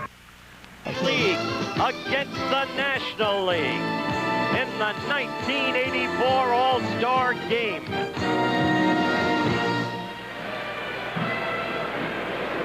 Candlestick Park, San Francisco, one of the loveliest, most unique and charming cities anywhere in the world. But the ballpark's something else again. Outfield, youthful Darryl Strawberry of the Mets, a born star, and Tim Raines, the speedster of the Montreal Expos. Good, Ron Darling, Mets, Valenzuela, Dodgers, Boddicker, Orioles, Dodson, White Sox. But the one selected by Jim Palmer, Dwight Gooden of the Mets, Storm Davis of the Orioles. Dodgers, the relief pitchers, Dave Brachetti, New York Yankees, and Doug Sisk of that remarkable young Mets pitching staff. The future of baseball. And so, from the New York Mets, pitcher Dwight Gooden. First baseman Keith Hernandez. Pitcher Jesse Orozco. Representing the Philadelphia, batting in the 6th position, the National League's Rookie of the Year in 1983 from the New York Mets, number 18, right fielder Darryl Strawberry. Batting 7th, a 7-time All-Star and the most valuable player of the night. The man who led the outfielders in vote getting, Darryl Strawberry of the first-place Mets. Back of this and still makes Memphis his home. Whitaker reaches out and punches it down the right field line. It's a fair ball. Lou started to stumble around first, but is able to regain his balance and slides in. Pulled a little bit out on his front foot and just poked it inside the foul line in right field and wound up at second base. So the leadoff. Bottom of the 4th inning. And Willie McCovey will be coaching at first base. He's the honorary National League dugout. Can't blame him. Ninth game of Candlestick, but McCovey's out on the lines at first as Strawberry rips it into right field for a base hit. So Darryl, who struck out in the 2nd inning, lines a single to right. Willie Mack, number 44. All right-handed staff outside of Hernandez. Runner goes, and it's in the dirt and goes to the backstop, and Strawberry will have to stop at second base as the ball skitters past the screen. Strawberry, with those legs, has a stride not unlike Winfield's in terms of ground covered and single strides. Yes, he can run. He's now played in the All-Star game in both leagues, and Dwight Gooden takes over on the mound. So he becomes the youngest man ever to play in the All-Star game, 19, 2 years out of high school.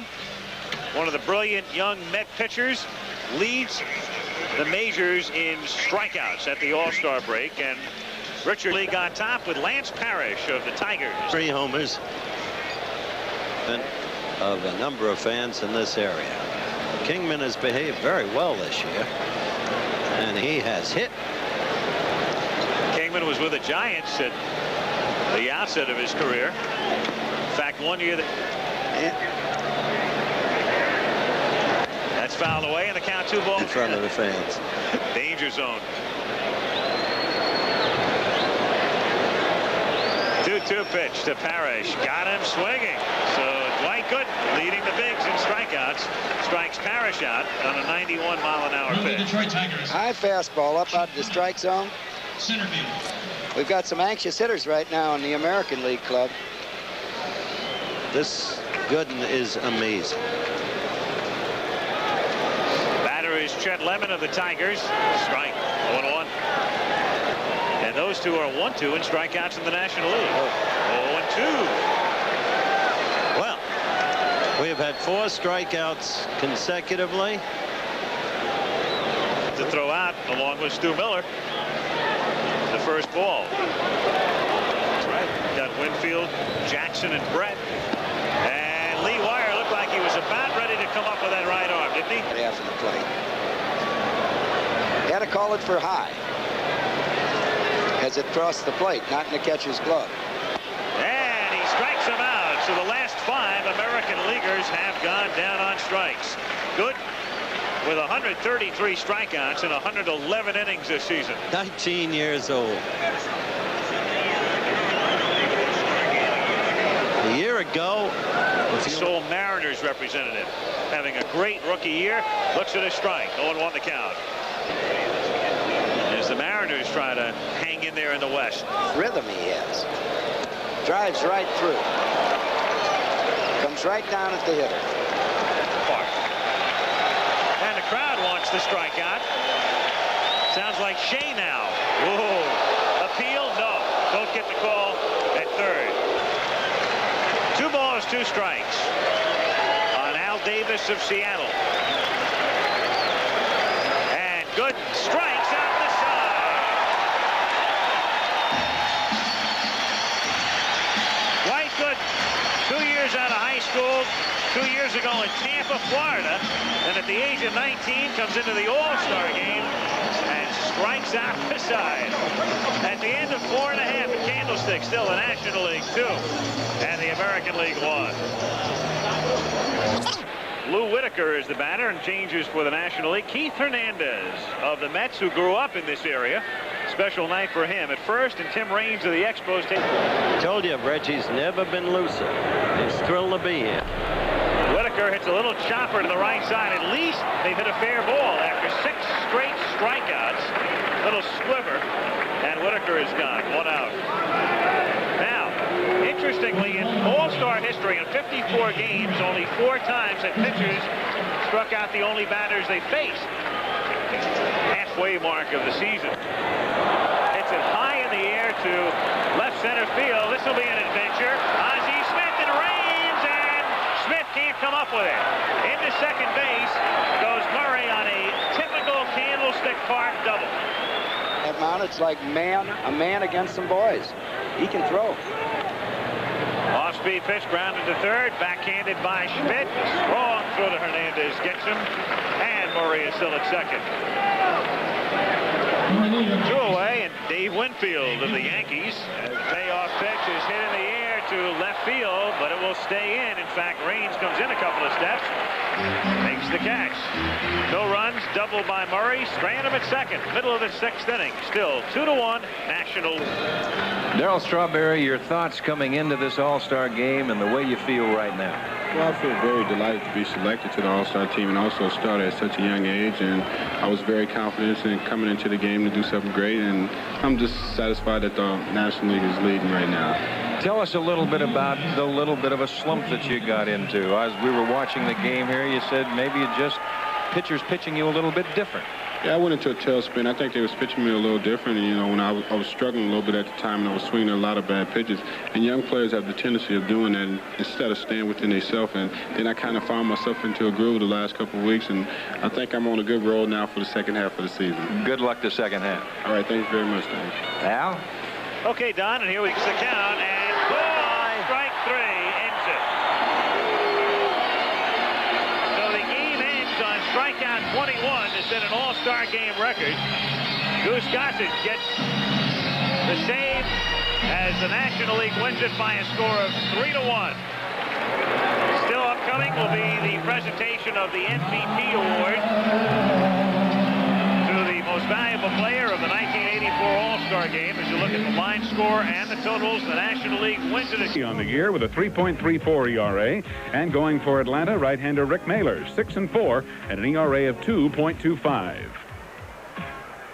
Well, hi, everybody. I'm Steve Zabriskie. The National League season begins tonight, and a series here between the Atlanta Braves and the New York Mets. 6 for the year. And a drive to center field, moving way back is Murphy. It's over his head, and it is off the screen.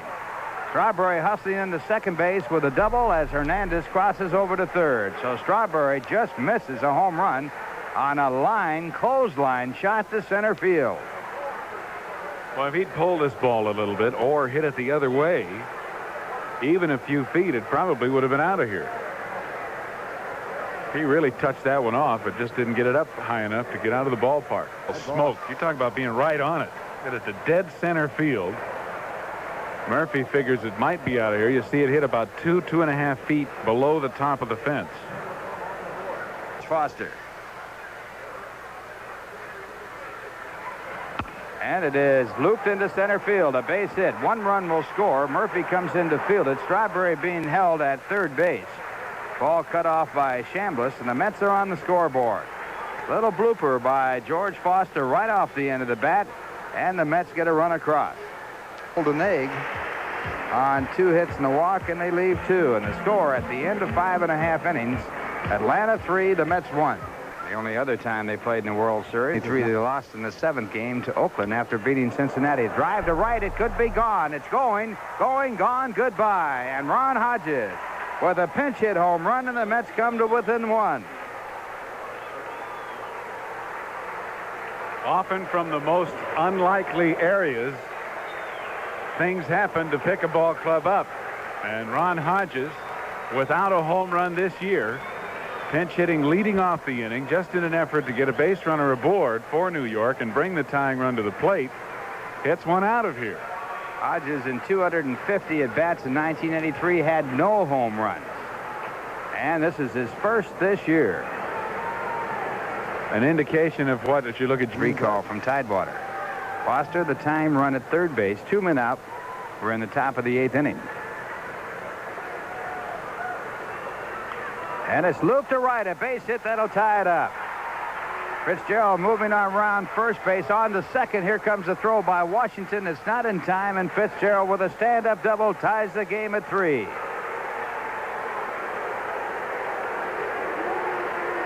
Well, Mike Fitzgerald has gotten some big hits for the Mets. Bill Robinson going out to second base to congratulate him.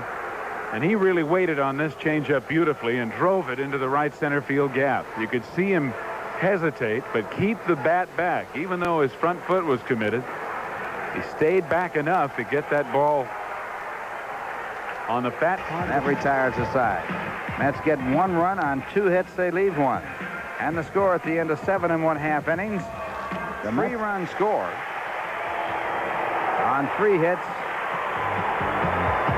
1 man left on base. And the score at the end of 8 innings here at Atlanta, it is the Atlanta Braves 6, the New York Mets 3. Now here's a word from Doc. So Rusty Staub to pinch hit.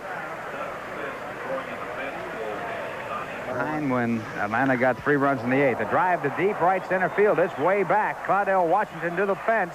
And it is off the top of the fence. Staub on his way to second base and in with a double. So Rusty Staub continues a sensational pinch hitting as he doubles off the fence in right center field. Rusty Staub now with 12 pinch hits and picking up his 2nd double of the year. And here it is again. Rusty jumping on that fastball. Claudell Washington can't get to it. It's about halfway up on the fence, and the Mets have a runner on. So a pinch runner for Rusty Staub. It will be John Stearns making his first appearance for the Mets since being reactivated. Backman works out a walk.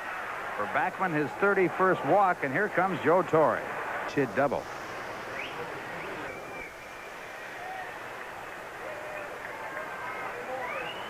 And again the 3-2 pitch. And it's hit out to deep left center field, but Dale Murphy is there, and also there's Hall. He drops the ball. He drops the ball, and the bases are loaded. So the Mets getting a big break there as Albert Hall, the left fielder, runs into Dale Murphy, and the ball is dropped. So now the base is loaded, no one out. An error will be charged to Albert Hall, who just came into the ball game as a pinch runner and stayed in as the left fielder. And the Mets getting a break to prolong the inning.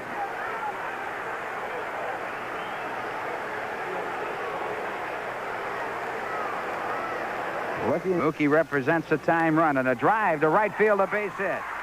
One run will score. Now two. Going to third base on the play is Mookie Wilson. And the Mets have the tying run at third base with no one out here in the ninth inning. On the base hit by Keith Hernandez. Keith picking up 2 big RBIs and putting the Mets within 1. And that'll bring up Darryl Strawberry. Looking at it again, a fastball. Hernandez rips it to right field. Caudell Washington in right field with no play at the plate. A Stern scores. The throw in to second base to hold the go-ahead run at first. And Backman coming in to score. Crossing over on the hit, Mookie Wilson the third. So the Mets with a tying run at third base. No one out here in the top of the Mets tied up at 6 as we look at it again. A fastball chopped off the hard ground here in Atlanta. And Mookie scores easily from third base. Hernandez goes down to second. The ball game tied at 6, and the batter coming up is Hubie Brooks. Hubie 1 for 4 tonight. Second base crosses over to third. Score 7-6, coming around from first base. And coming in to score is Foster, and the Mets now lead by a score of 8-6 as they have scored 5 runs here in the top of the ninth inning. Mike Fitzgerald with his big base hit, his third of the ball game, his second double, and the Mets coming back with 5.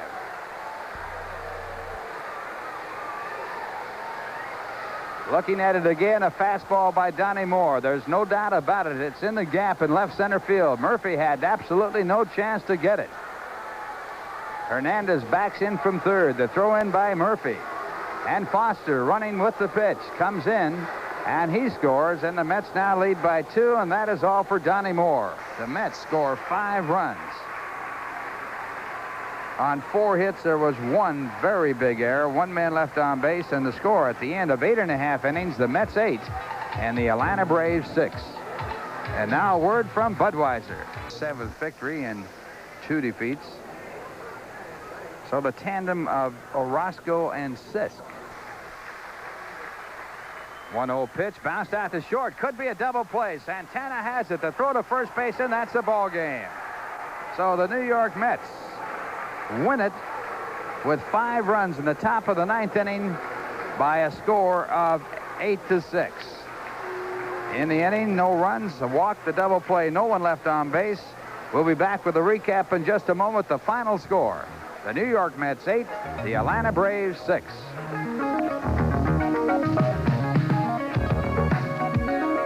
In the National League East as a result of last night's amazing come-from-behind win in Atlanta, sparked by a 5-run rally in the 9th inning. Here's 7th inning action. New Mets shortstop Rafael Santana gets welcome to the majors. Bruce Benedict, trying to steal second, plows into Santana. Benedict is out, but Santana is almost knocked out. He did hold on to the ball, though, and remained in the game. 9th inning now. Mets trail 6-3. It's miracle time. Mookie Wilson, a fly ball to left center. Dale Murphy and Albert Hall collide. Hall drops the ball.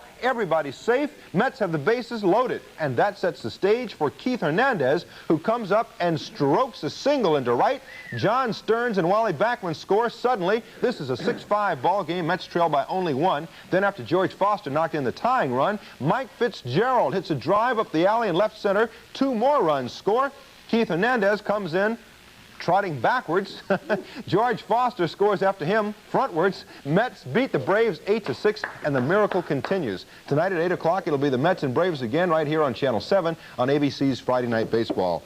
Meanwhile, beginning to the second half of the season for the New York Mets last night. They were down by 3 in the 9th inning. Had men at first and second, nobody out. Easy fly ball to left center, not so easy. Albert Hall drops it, crossing in front of Dale Murphy. The Mets had the bases loaded. Tying run at first, nobody out. Keith Hernandez promptly whacked a single into right field to score 2. All of a sudden, it was Atlanta 6 and the Mets 5. Then with 1 out, George Foster at the plate, facing Donnie Moore. Ground ball base hit into left field. Mookie Wilson crosses the plate. The game tied 6-6. Then the rookie catcher, Mike Fitzgerald, drove 1 to the gap in left center field. That scored 2. And when it was over, the Mets had scored 5 runs in the 9th inning and beat the Braves. The final score, New York 8, Atlanta 6.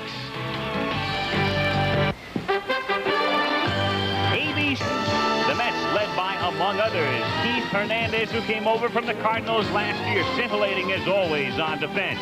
The Braves led by the 2-time MVP, Dale Murphy.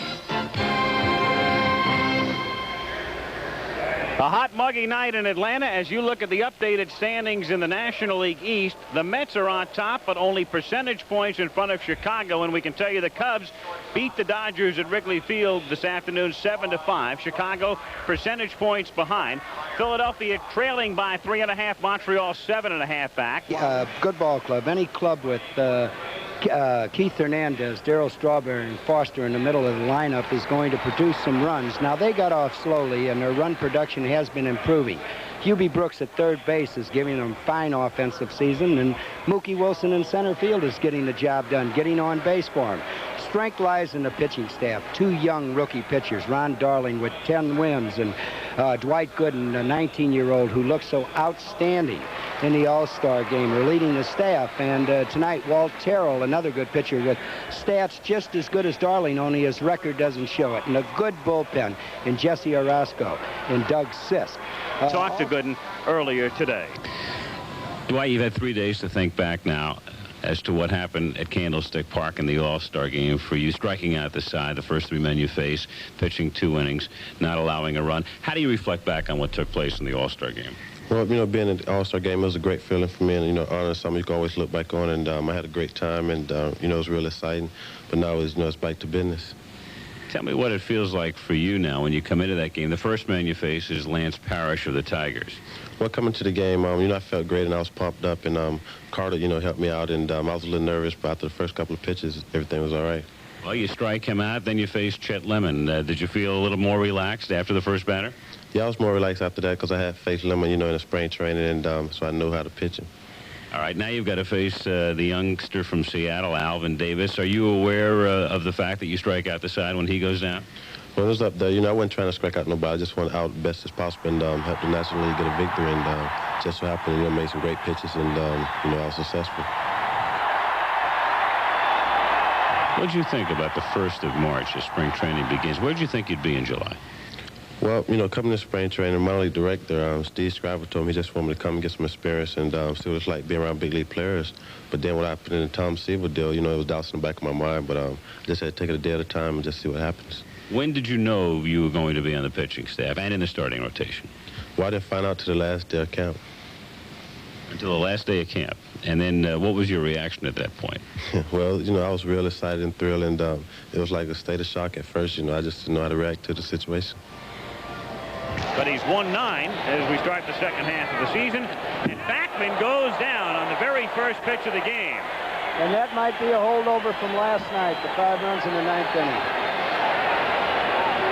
So Wally Backman on the game's first pitch. Another look. He didn't miss by much. It's a good thing Beckman moved. Well, that's the last thing that lead. A pretty good career as Backman grounds one into right field for a base hit. So Wally is aboard, and we'll see Mookie Wilson. But when Valentine was a Dodger farm system shortstop and playing with Spokane in 1970 on a team that had people like Buckner and Garvey, in a playoff game against the Hawaii Islanders, a picture of being really good and just being average. Runner goes, swung on and missed, and the throw bounces by Hubbard and into center field. So Backman gets up and goes to third on a stolen base and an error on Trevino on the throw. And that's Backman's 15th stolen base, only been caught 4 times. Kind of a slow release by Perez, giving Backman a good chance to get a good jump. And here you'll see the throw by Trevino. Kind of throw, if you're a catcher, you like to see pitch. And I mean pitch in the sense of... As Wilson grounds it to the right side, that's going to score a run as Hubbard throws him out. But Hubbard was playing back, and Backman makes it 1-0. Go back to that thought. Things in St. Louis that everybody thought he was capable of doing. Second. 2 out of the first inning. And the 1-2 to Foster is ripped into left field for a base hit. Hernandez is being waved in. Here comes the throw. It's on line, but too late. A 1-hopper into Trevino, and the Mets lead 2-0. Well, Perry had a chance, but he didn't do really a lot behind that throw. We got it right here. The ball's hit hard. Gerald Perry gets there in a hurry. He's up with it, takes a little extra time, but you can see the ball just seemed to hang in the air and the runner outrun it to home plate. Just died when it hit the grass. Again, he's basically playing left field because they have Chris Chambliss at first. Brett Butler has gone to telecast, which is next Friday night, a week from tonight. Ripped into right field for a base hit. Valentine is waving Foster in, and the throw comes trickling through as Foster scores to make it 3-0. Brooks drives in his 34th run. Crowd gets on Perez, and the Mets take the early lead, 3-0. Brooks hit the ball well, and there was really no chance to make a play at the plate, but this throw was low enough so that Chambliss could have cut it off. 3 runs, 3 hits, and a man left after a half. It's the Mets 3, and Atlanta is Walt Terrell, born in Indiana, in the town of Jeffersonville, lives now in Belleville, Kentucky, went to Morehead State. Last year, split the season. New York and Tidewater had a 10-1 mark in the International League. This year, 6-6.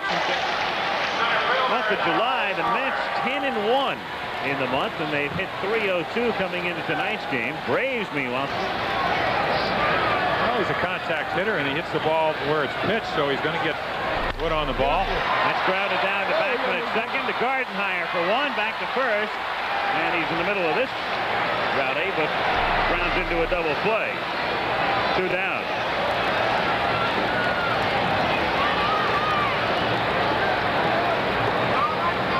Looks like a fastball away. It kind of gets in on him. He fights it off.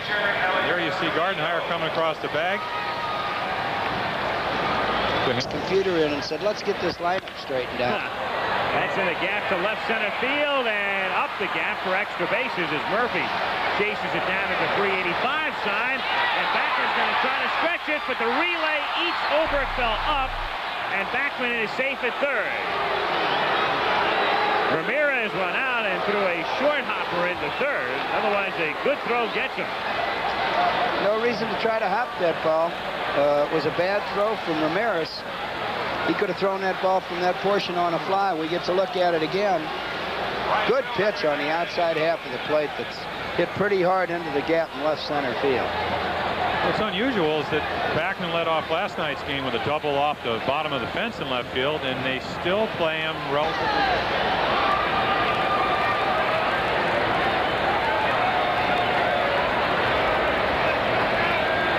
Pitch is in the air to left center field, deep enough to score a run as Murphy makes the catch. Backman tags and comes in to score, and the Mets stretch the advantage to 4-1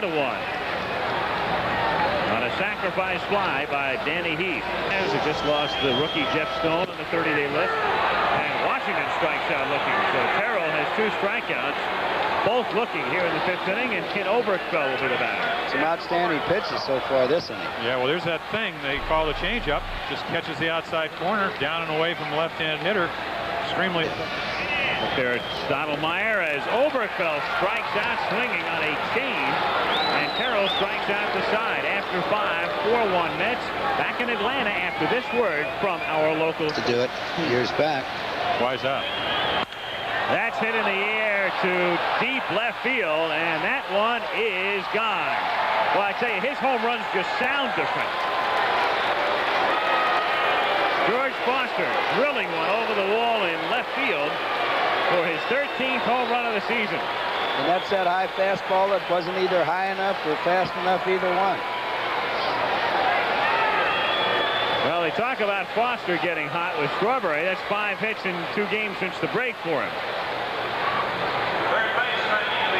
He got it. We can see from that angle how quickly it gets over the fence and how far it goes over the fence. 302nd of his career as Brooks stands in. Brooks has sent, and Terry Harper back to Atlanta after this from your local station. 1 out, 2 on, 8th inning. Ramirez is spread out at that plate. He just barely takes a little stride. He just picks his foot up. He chased that slider in, Jim, for strike 3. 2 down. So 2 away, and Hubbard is the batter. Hubbard with a double and a home run tonight. 2 for 2. He doesn't have one now. And that's grounded back to the mound. Orozco has his glove taken off, and then a toe dance by Hernandez on the bag at first to end the bottom of the 8th inning. The second time tonight we've seen the pitcher's glove taken off. It happened to Perez before, and he's able to throw him out. Well, we see it again. The ball's hit good right back up the middle. Just barely got it before it got by him and took the glove off, and it's very, very odd. And then Hernandez makes a fine play to save it. So we'll go to the ninth. It's still 5-4 New York. Meyer watching their man Orozco, trying to nail it down. No. And Oberkvell pops it up. And this will do it as Backman gets underneath it. And it's still the Mets in first place by a half a game and a 7-game winning streak. And everybody is starting to believe, to paraphrase the old Tug McGraw line from '73.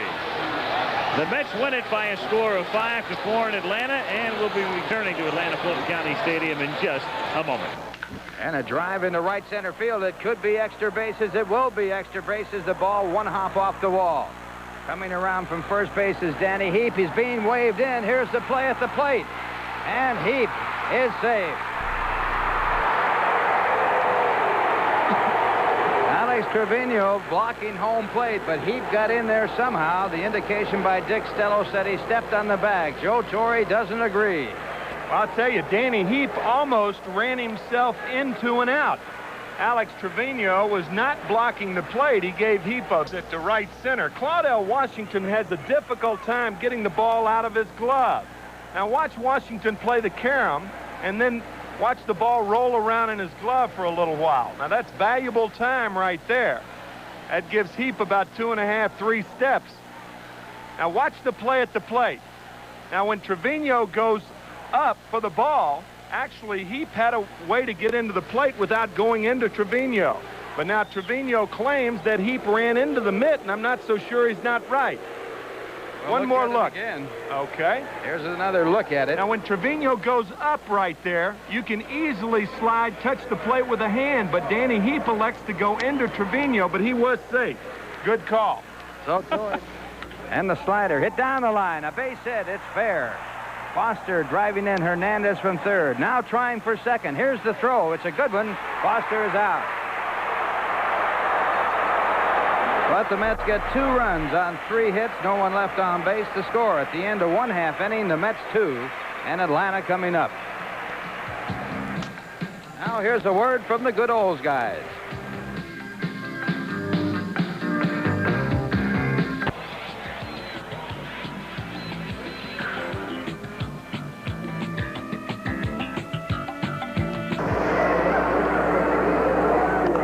He waited on that one and drills it into the gap, and Murphy can't get there. Here comes Heap around second. The throw is going to third to hold Hernandez at second as Heap rounds third and scores from second base to make it 4-0 New York. Darrell picks up his 43rd RBI of the year.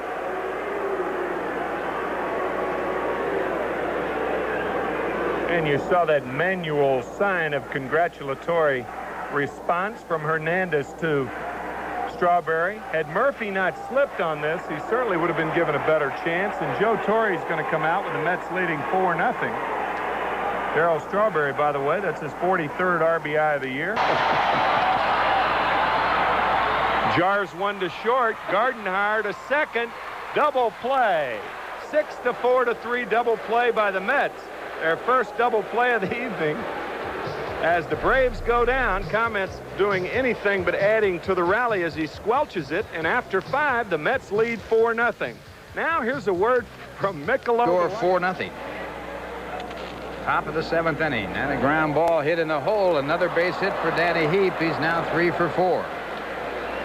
And that's the first hit given up by Garber. Mets now with 10 hits in the game. This tells you that. A lot of intangibles. No, not like Ted Power. Or Herb Score, or Early Wynn, or Jake Stryker. Jake Stryker, I love that name.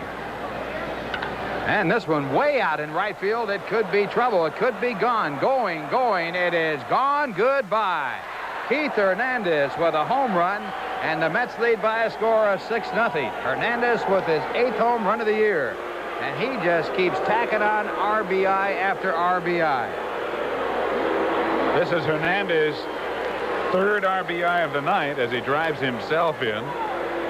He now has an even 50 to lead the ball club in that department. And a double and a home run, 3 RBIs and 2 runs scored on the night. It's a 6-0 New York lead. This looked like a Darryl Strawberry or Ralph Kiner home run. This was up there for a long time. Claudel right to the fence, but CW can only watch as it hits at the base of the scoreboard. Tim McCarver says that was cheap, get a single.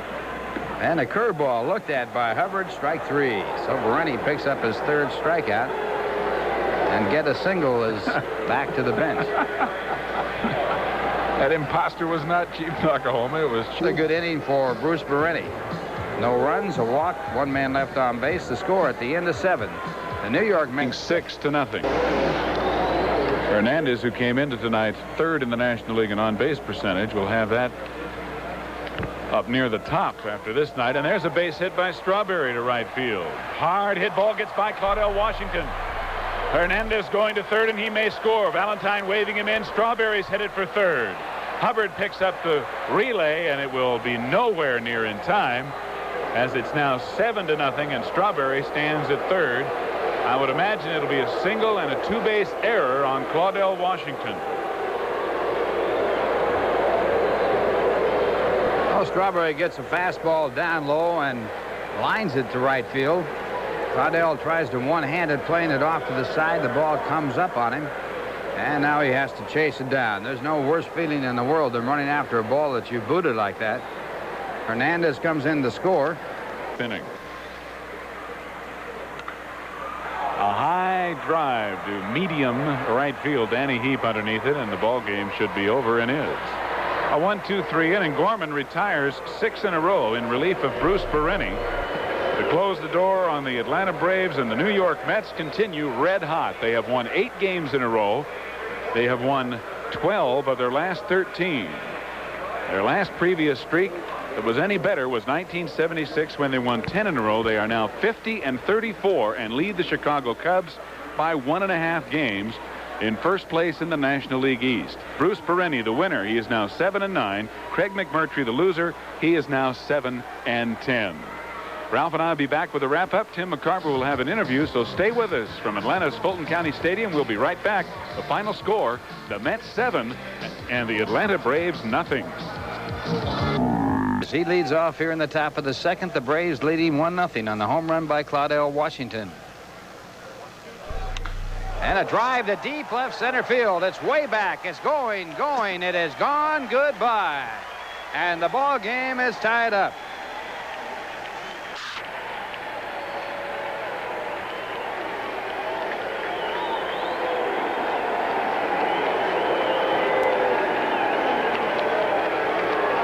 The 8th home run yielded by Len Barker this year, and the 12th home run for Darryl Strawberry. RBI number 44. And Darryl saw how Claudel Washington did it. So he hits one almost to the identical spot that Washington did.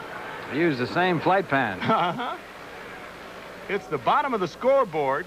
Now a tie ball game. And Danny Heap the New York Mets tonight. Sid Fernandez, his New York Met debut, 6-5 and a 2.47 ERA at Tidewater this year. For the Astros, it's Mike Scott, the former Met, 4-6. Interesting to see how Sid Fernandez does. He struck out 121 in the International League. He led the International League in strikeouts. He's a strikeout pitcher, throws the high, hard one, and I know the Mets can welcome Sid Fernandez to what is already an excellent pitching staff. 1 base hits. And a line drive base hit to left center field. Picked up there by Kelvin Bass, and the Mets have a leadoff base hit from Wally Backman. That is the 17th time this year he has led off the ball game with a base hit. And we said make him get the ball down, and Wally made him get the ball down, a strike, and he rips it to center field. That is Wally Backman's wheelhouse. That a 78 successful percentage rate in stolen bases. There goes Backman, a throw by Bailey. It is not in time. So Backman steals second base in spite of a quick release by the catcher, Mark Bailey. It really was a quick release, and watch where Craig Reynolds catches the ball in front of the bag. Had he stayed on the bag, then the out might have been called. Now watch where he catches this ball. This throw is on line, and that's why a shortstop in a second. 3-0 the count to Hernandez. And a line drive to right center, extra bases. Hernandez continues on. Backman scores easily, and the Mets lead 1-0 as Hernandez goes in with a stand-up double. Well, Mike Scott did not even come close to throwing Hernandez a strike until the 3-0 pitch. An experienced hitter gets a ball right in his wheelhouse and rips this double to right center. Keith Hernandez has been red hot with a bat, and that's one reason Davey Johnson turned him loose.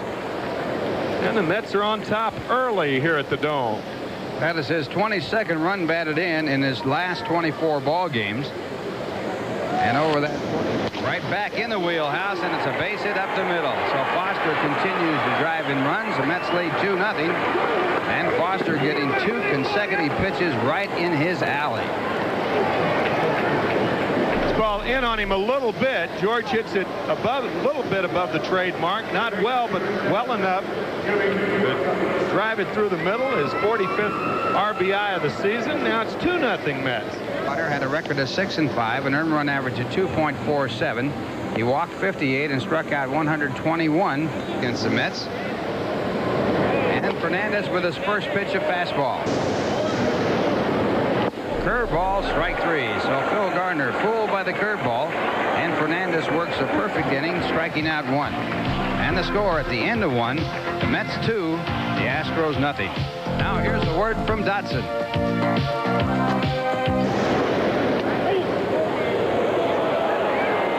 And he fouls it back off the foot of home plate umpire Randy Marsh, or is that his arm? Oh boy. I think it got him in the arm.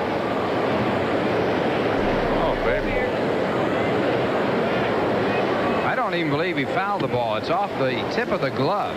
Let's take a look again. No bat in the ball. It just came off the tip of the glove and got him right on the, looked like the right elbow. Runner going, and a pitch blooped into right field. Strawberry will get there, and we'll have a double play if the throw's in time. It is. A 9-3 double play as Cruz was running, and the hit and run turns into 2 quick outs here in the 4th inning. A hit, but nobody left. And at the end of 4, it's still 10. But the guy is doing a book on Elvis Presley. And a high pitch ripped down the left field line. Cruz won't get there, and it'll be off the wall. Gardenhire chugging into second with a stand-up double to lead off the 5th inning for the Mets. Hey, Ronnie just flat out buggy whips this high fastball. Now this is what buggy whipping is. Boom. Hits the base of the wall. Ron Gardenhire just smokes that ball. Kind of hugs the wall, and Cruz takes it, but Gardenhire easily in the second. 1984 season. Sid Fernandez, of course, they use the DH in AAA ball. Scott looks at third, but third with 1 out. And Backman lines it to left field for a base hit. Cruz cuts it off, but Gardenhire will score easily, and it's 3-1 New York. Backman's 10th RBI in his last 16 games. You see Ron Gardenhire touch home plate and put his head down. The reason he did that, he made a base running mistake, but got away with it. And the reason he made a base running mistake, when this ball is hit in the air, the runner goes back to third base. You see Gardenhire frozen on the play at the bottom of your screen. And by going back to third base, you score, and there's Gardy putting his head down. He knows he made a mistake. It's a very tough play. Once very deep to center field. And Backman running. And a ground ball through the vacated spot at second. The hit and run works perfectly. Wally's coming around third, and he's going to score. Here goes Mookie for third. And he's in there with a triple. They may give an error on the play as the ball was bobbled in the outfield. Nope, it's a triple and an RBI on the hit and run by Mookie Wilson and Wally Backman. You talk about picking him up and laying him down. Mookie Wilson into the vacated spot with Doran covering. As Mookie is not apt to pull the ball, Backman scores. This bobble allows Wilson to go to third, and you talking about picking up paper. I mean, he was blowing around those bases. Man, is that a beautiful sight to see him run. He can run, I'm telling you. An error by Bass, or I should say a muff by Bass. It's still a triple by Mookie and an RBI. Infield in again. Mookie tries. He got a late break from third base, but even with a good break, Doran has him easily. infield in. That's a tough thing to do, is try to get the infielder in. There's just no chance. And a breaking ball drill deep to left center field. Cruz going back on the track, and he can't get it. It's off the wall. Hernandez will score. Strawberry motors around. Here's a play at third. He's in there. Strawberry triples to the base of the wall in left center field. Hernandez scores, and it's 5-1 New York. Darryl Strawberry gets an RBI, and he almost had a run scored. I don't know what happened to Jose Cruz. Looked like he was under it.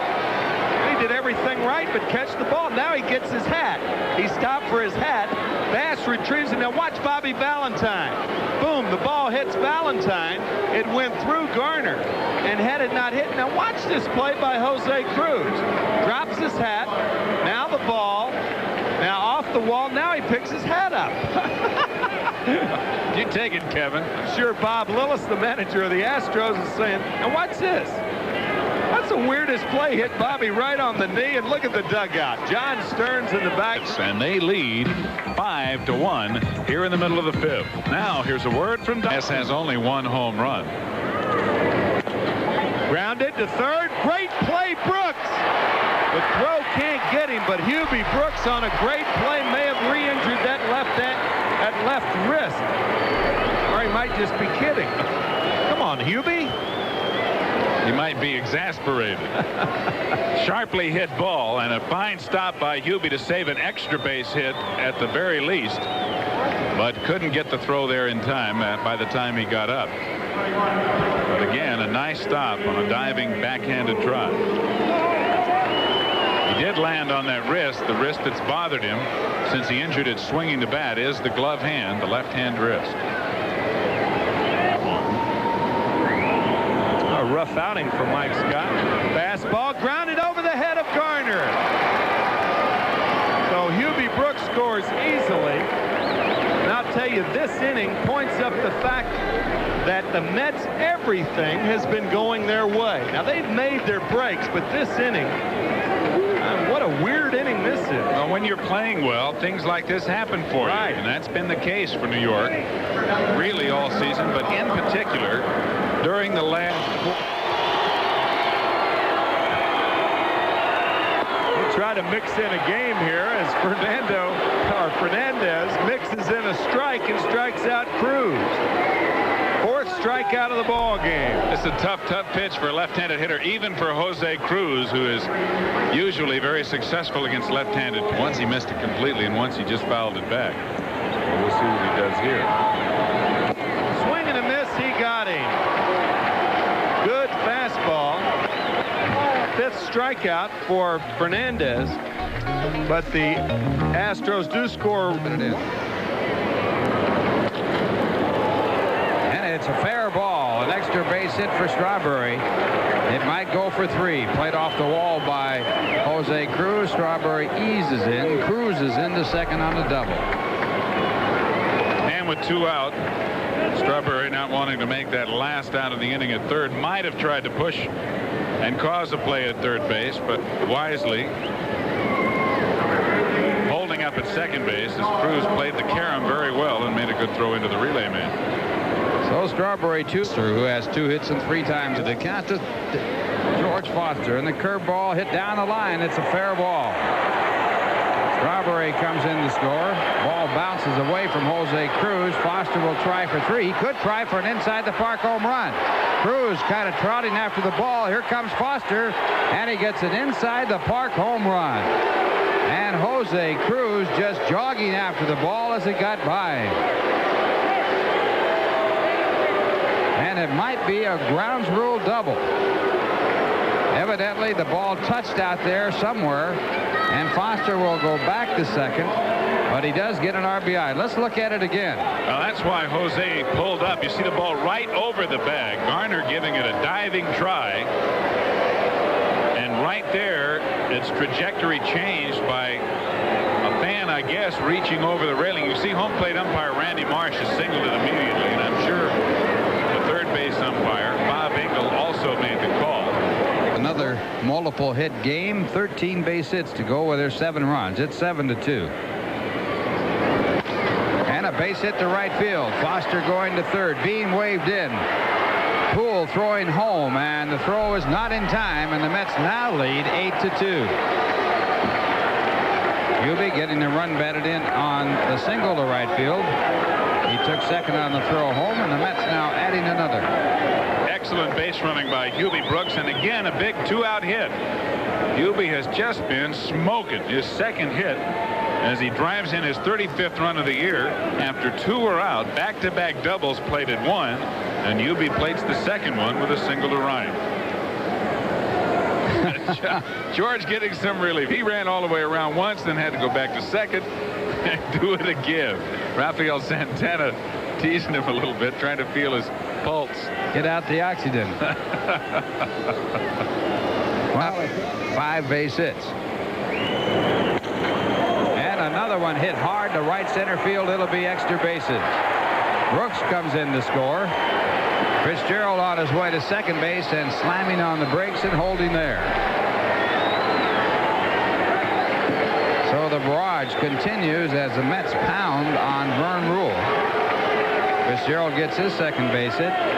Let's look at it again. And it's Fitzy's second RBI. He now has 18.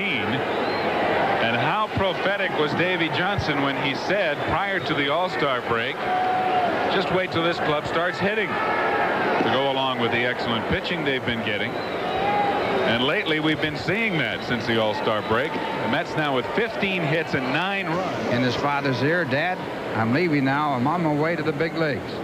2 days later, his father died. And a base hit into center field. Another run will score as Fitzgerald comes on in. And the Mets continue to pound away.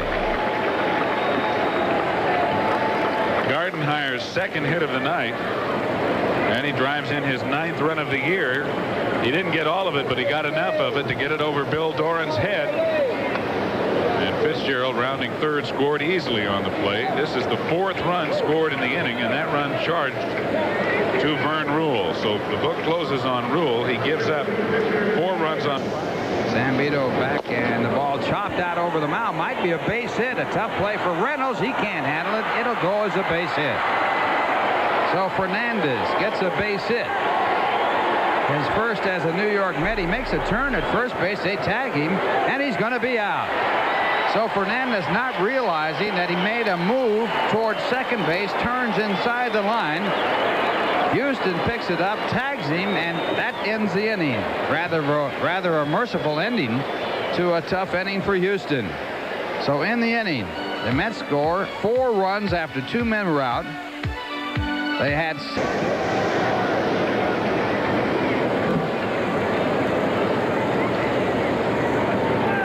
and a base hit to right field.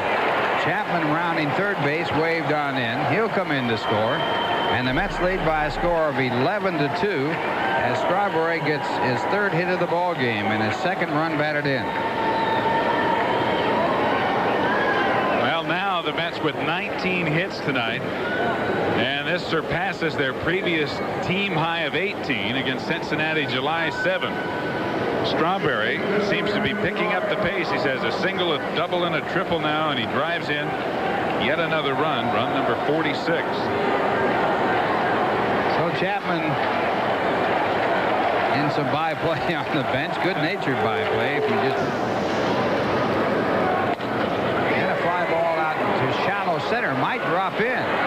And it will. Another broken bat base hit as Foster drops in a single. Coming in to score is Hernandez. And the Mets now lead by a score of 12-2. Well, Foster can't do anything wrong here of late. He's had about 5 broken bat base hits. And here's another one. Well, it'll look like a frozen rope tomorrow as he drives in his 3rd run of the ball game. And Foster just been red hot. As you said, Ralph, he seems to get all kinds of base hits. He even has an infield single in this ball game. George now with 47 RBIs. Hernandez scores yet another run. Man, you hear the crowd chanting, "Let's go Mets." These are Houston fans, folks. All the Houston fans have left. And another drive for a base hit. Coming in to score from third is Strawberry, going to second base.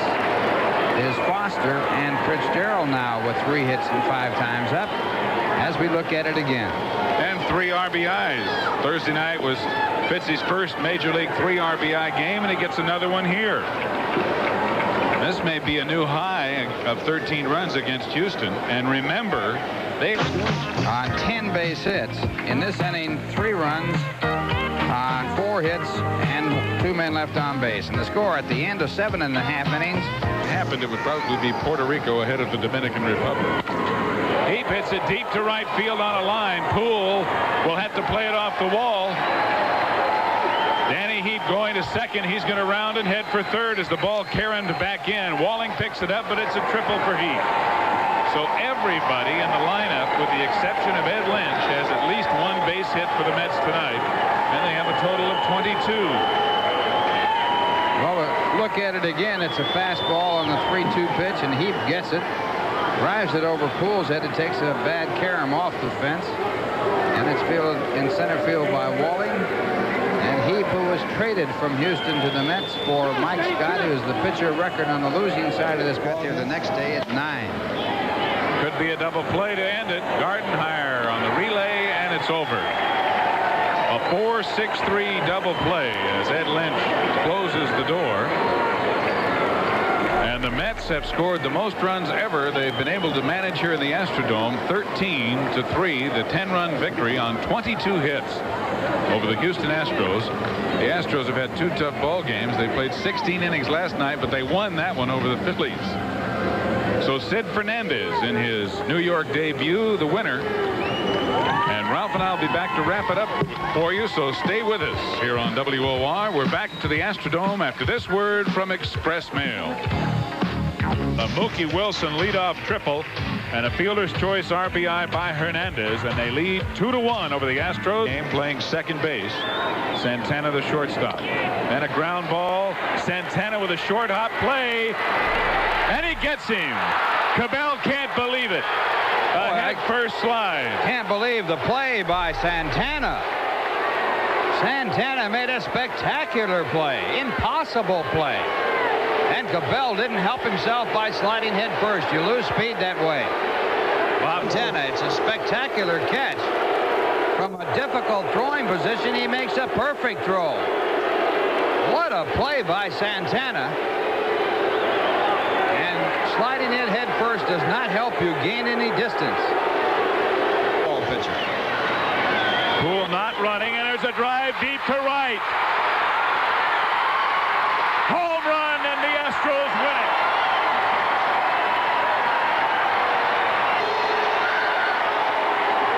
So stay with us. Tim McCarver will have an interview as well. With a 2-run home run in the bottom of the 9th, the Astros have beaten the New York Mets 3-2. An earned run average of 3.43. He's walked 48 and struck out 61 in 115 innings. 6-2 lifetime against the Mets with a 1.96 ERA.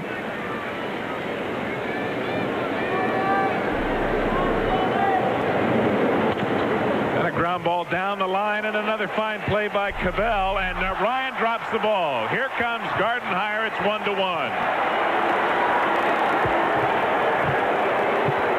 Oh, a big break for the Mets. Nice play by Enos Cabell. He made a superb play on a ball hit by Hernandez in the 8th last night. And he has to throw the ball in a hurry because Heap runs fairly well. A good throw. And Ryan, looking for the ball in the bag, drops the ball. And Gardenhire alertly scores. Tie ball game. Nice play, Cabell. He pirouettes, throws a strike to Ryan, but Ryan is looking for the bag. You see him look down right there. Looking for the bag. Took his eye off the ball. Error, Nolan Ryan. Hernandez hits one deep to center field. Home run.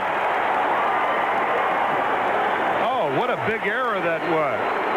And Hernandez doesn't know yet that it's a home run. His second time in as many games. He hit the home run the last time in the 6th inning.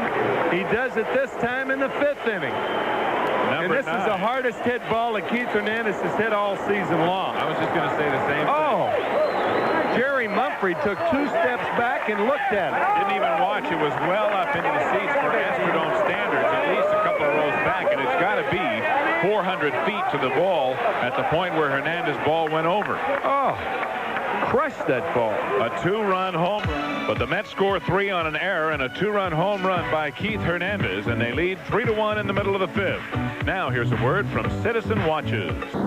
Expressed. Stirring in the Met bullpen. Looks like Tom Gorman is about to get up. What a play, Hernandez. They won't need Gorman because of Keith Hernandez. A brilliant play by Keith Hernandez. He can do it offensively, and watch this. Well, if you want to typify a gold glove, just show this play right here. Keith Hernandez does it all. And what a play on a sharply hit ball down the line. A backhanded stab, a tough play for a left-handed fielder. And he takes it himself. He's my vote for the MVP so far in the National League, as the Mets lead 3-1, primarily because of that man. After 6, now a word from Garcia Vega. Woo. On 3 pitches, Orozco says see you later. Second strikeout for Jesse and 2 out in the 9th. Well, the breaking ball out of the strike zone, so Jesse racks up out number 2. 19 skid. And a fly ball to left should do it. Danny Heath calling, waiting, and the Mets win. Orozco congratulated on his 18th save. Jesse pitches the last 2 2/3 of scoreless baseball. And the Mets, behind Walt Terrell and Jesse Orozco and a big home run by Keith Hernandez, have taken 2 out of 3 in this series here in the Dome and won their 4th consecutive series. Tonight's victory 3-1 over the Houston Astros in the final meeting of the year. Nolan Ryan is the loser in the ball game. He is now 7-6. Ralph and I will be right back to wrap it up for you. Tim McCarver will have an interview. Stay with us. We're back at the Astrodome after this word from Michelob Light. Gardenhire comes in to score to tie up the game. On the very next pitch, Keith Hernandez hits his first home run ever in the Astrodome, and the Mets take the lead by a score of 3-1. Keith Hernandez not sure whether or not that ball went out of the ballpark. He gets the affirmation from the umpire and now comes around to coast on in, and Keith Hernandez with that home run now has 9 for the year. That was all the scoring in the ball game. The Mets winning on 3 base hits in the entire ball game, but that big one by Keith Hernandez certainly the difference in the ball game. Jesse Orozco came in the game to pick up a save. As he picks up the final out of the ball game, Bill Doran flying out to right field to Danny Heath. So the Mets won an exciting game, and they won the series against Houston in the Astrodome by a margin of 5-1. We'll be back with the start of the ball game, the starting lineups, and so they signed as many as they could. Yeah, it's amazing. I think that they would, with the accent and speak. This one is going to be gone. Look, it has gone goodbye.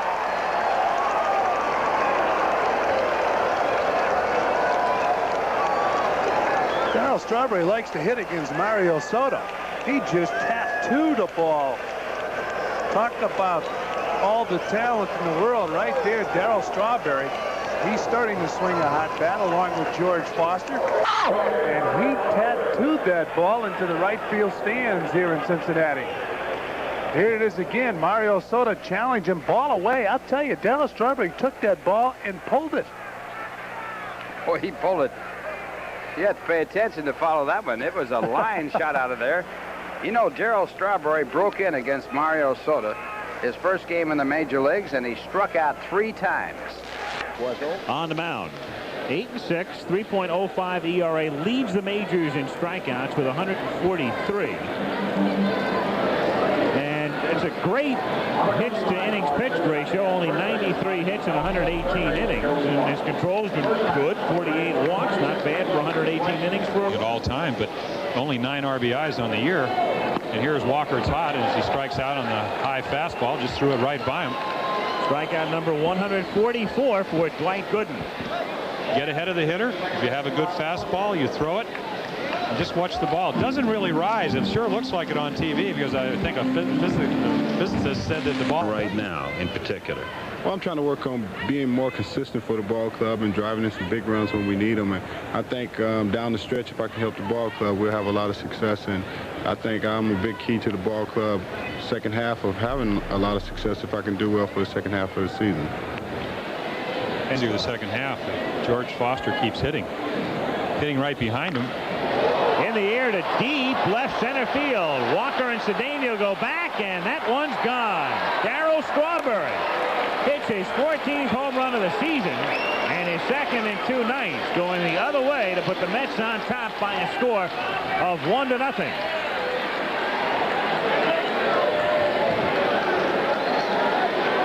Well, that fella's going to hit. He's got such a beautiful swing. He's got such a beautiful swing that when he gets the ball, it's going to go out to any part of the park. Here's the pitch, outside half of the plate. He comes around with that bat, big part of the bat on the ball, and it's out by a good 20-30 feet. Most hitters, that'd just be a fly ball. When you're that strong, home run. He gets everything he's got into the swing, and there's Davy Johnson laughing a little bit. He's ahead 0-2, and make it 0-3. 3 strikeouts. They get a run. Ahead, there was an error, 2 left. 1-1 as we go to the... And Dwight Gooden with a good fastball. So Cedeno is gone, and that's strikeout number 4 for Dwight Gooden. Well, here you see Dwight Gooden's windup. He's got the high kick, gets the great leverage. Not much left as far as energy left out of this windup. And that's where you get your tremendous velocity. But as you see, not in the greatest position to field a ball back up the middle. Drawing over 2 million people. Attendance was down just above 1 million last year. It's called strike 3 to Oster. Great curveball by Gooden. It's 150 strikeouts for the season. And you wonder, you think they have to go with the young guys? Do they want to be competitive? Yet tells them the situation. Grounded sharply back through the middle for a base hit. So they pitch to Brooks, and he burns him with a base hit. The throw coming in, and crossing the plate is Foster to make it 2-1. So they had a chance to work around Brooks, and instead a 1-1 pitch winds up going right back through the middle for a single. And Brooks has driven in his 37th run to give the Mets the lead. And there we saw another one of those throws from the center fielder Cedeno that allowed the hitter to run right on down to second base. Too high to be cut off. On the play, Brooks goes to second. And this 81 after 6.5. It's the first place Mets leading the Reds. Training made the team. Made the team and made the All-Star team. And he blows Asaski out of there. 8 strikeouts. It's for Gooden. 2 down.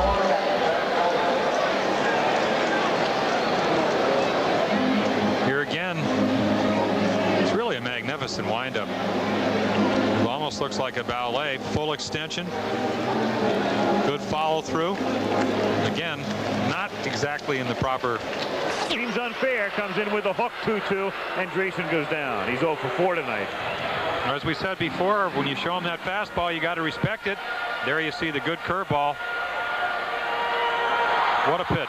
Knee-high inside 4 in overtime.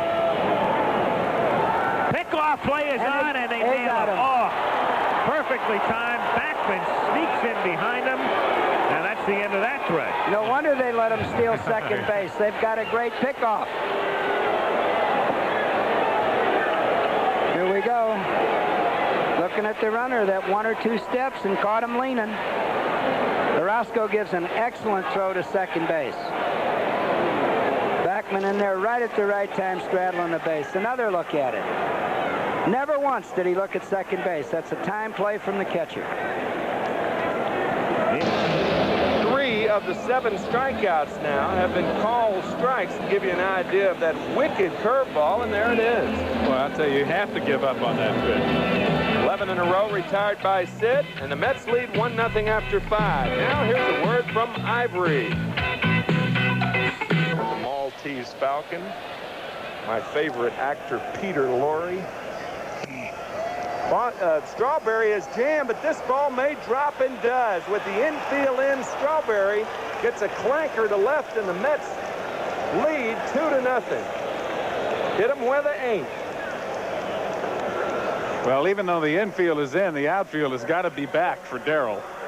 And this ball's up there a long time, but Reedus, even with all of his speed, has no chance to get there. Reedus coming full bore. You see Cedeno drifting over. But because it's up there for so long, Mookie knew it was going to drop in, and he just trotted on home. For what Darrell. a helpless feeling that is. I tell you. And after 5.5, it's the New York Mets 2 and the Cincinnati Reds nothing. And a ground ball to second could be 2. Backman to Santana. Double play. Reedus goes over to third base on the play, but a big one as Doug Sisk got the ground ball. Well, let's look at it again. A 3-1 pitch. He'd thrown 8 balls out of the strike zone, got one in to go to 3-1, and got another one in there for the ground ball and the double play. Boy, I'll say one thing. He is a full pack. There's no doubt about it. A thrill a minute. Doug Sisk as he picks up the double play. Runner now at third with 2 out.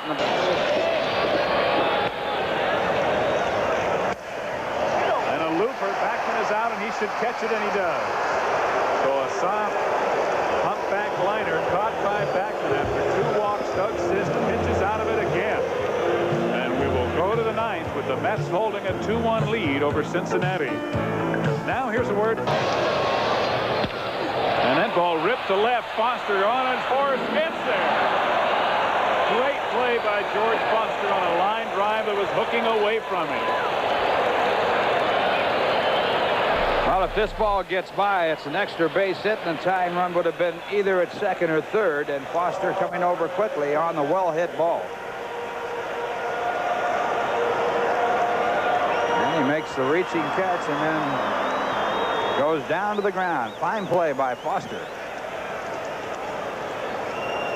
As we said, George likes to do it before the home folks, having played many years here in Cincinnati. Strike pitch. And Sisk strikes him out to end the ball game. After a shaky 8th inning, Doug Sisk with a defensive gem by George Foster helping him out here in the 9th inning closes the door on the Cincinnati Reds. And the New York Mets have won 2 of the first 3 games of this series, and they've won them both by 1 run. Sid Fernandez, the winner, he is 2-0. Doug Sisk picks up his 14th save, and Tom Hume, the loser, falls to 3-10 for Cincinnati. Ralph and I will be back to wrap it up. Tim McCarver will have an interview for you, so stay with us. Once again, the final score here tonight in Cincinnati, the Mets win it 2-1. The Cincinnati Reds. They have now taken 8 out of 9 this year from Cincinnati. Darrell Strawberry, his 15th home run of the year, his 3rd in 4 games against the Cincinnati Reds, and the Mets with a 7-6 victory. Let's pick up the action at Riverfront Stadium. Top of the 3rd, 2-1 Reds. George Foster slices a double to right field off Joe Price. Parker chases it down, but Kelvin Chapman scores from first, and this game is all tied up at 2 apiece. Now, just 2 batters later, Jerry Martin at the plate, and he singles back up the middle. Foster will come home to score, and the Mets have the lead 3-2. But then the Reds tied it up. Dave Parker grounds into a fielder's choice 4-6, but Gary Reedus scores from third base, and it's tied at 3. Top of the 6th now, George Foster at the plate, and he singles over Ron Oster at second. Mookie Wilson will score from third, and the Mets have a 4-3 lead. Seesaw game back and forth, now 5-3 Mets, bottom of the 7th.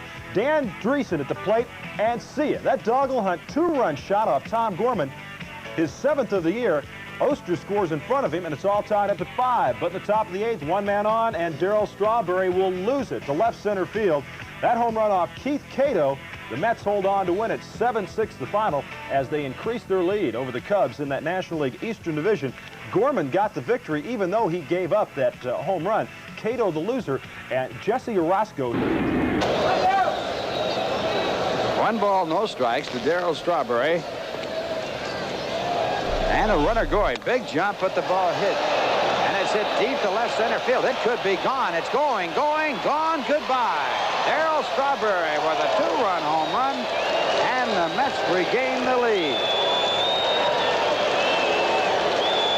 I tell you, talk about a ball club that can come back The New York Mets have proven over and over again this season that they will just not quit. And Rusty Staub in our pregame interview pointed that out as one of the main reasons for their continuing success. Darrell's 15th home run of the year. He now has 52 RBIs. And he drives this ball, as he has earlier in the series, deep to the left center field gap off of the back wall. And he answers Danny Dreesen's 2-run home run that tied the game in the bottom half of the 7th. For Strawberry, his 6th home run against the Cincinnati Reds this year, his 3rd in this series. And he now has had 0 for 3 plus a walk. And he grounds this one a number to third. Brooks will have to hurry. In time, the Mets win. Orozco, his 20th save of the year. Tom Gorman picks up the victory, although he gave up a game-tying 2-run home run. Gorman is now 2-0. And Ron Darling gets another no decision. He has still won his last 7 decisions in a row, but in his last 11, he's had 4 NDs in there. A rough outing for Ronnie, but the Mets have won it as they continue to be the best road team in the National League and are now 18 games over 500. The Cubbies at last report were losing, so the Mets lead could be 2.5 over Chicago by the time the day is over. Ralph and I will be back with a wrap-up, so stay with us here at Riverfront Stadium in Cincinnati. Once again, the final score, the New York Mets. The Eastern Division leading New York Mets eked out a 7-6 win over the Cincinnati Reds. Darryl Strawberry has torn up Cincinnati this season. He slammed his 15th home run of the year today. 6 of them have come against the Reds. From Shea Stadium, it's the New York Mets and the St. Louis Cardinals. And as we look at the Eastern Division of the National League, the New York Mets 2.5 over the Chicago Cubs, the Philadelphia Phillies 3.5 behind the New York Mets, and so on down the line. But of course, they've had a lot to rave about in New York. It's been 1973 the last time they won. The Miracle Mets, of course, of 69. Let's go to Philadelphia now. Season for them. Well, when you look at the New York Mets and look at the month of July, a record of 17-4, that is the 3rd best in all of baseball history. You see the 1941 New York Yankees, then the, ironically, not no walks.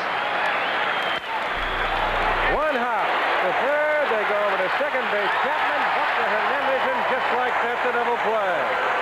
Great play by Huey Brooks.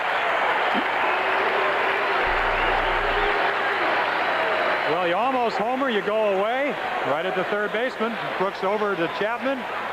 Nice pivot. Double play. Now that'll do it for the Cardinals. They're gone in the first inning. After the first half inning, it's the Cardinals 25-20 at home. That's bounced first base side. High over Hendrick, a bad hop single as Hernandez slipped at the bag. Or I should say David Green high in the air. Hendricks got on the ball in a hurry. Well, when you're going good, you're going good. That's it. Routine hopper. David Green. Really, all he needs to do is play the hop. But it's tough to play that hop. You got to play in the NBA. As we talked, 17-4 in July to be a routine out, turn into a base hit. There's a base hit right field. Hendricks over on a high hop and makes a good play to hold it there. Hernandez at third. He'll hold right there. Runners at the corner, 2 out.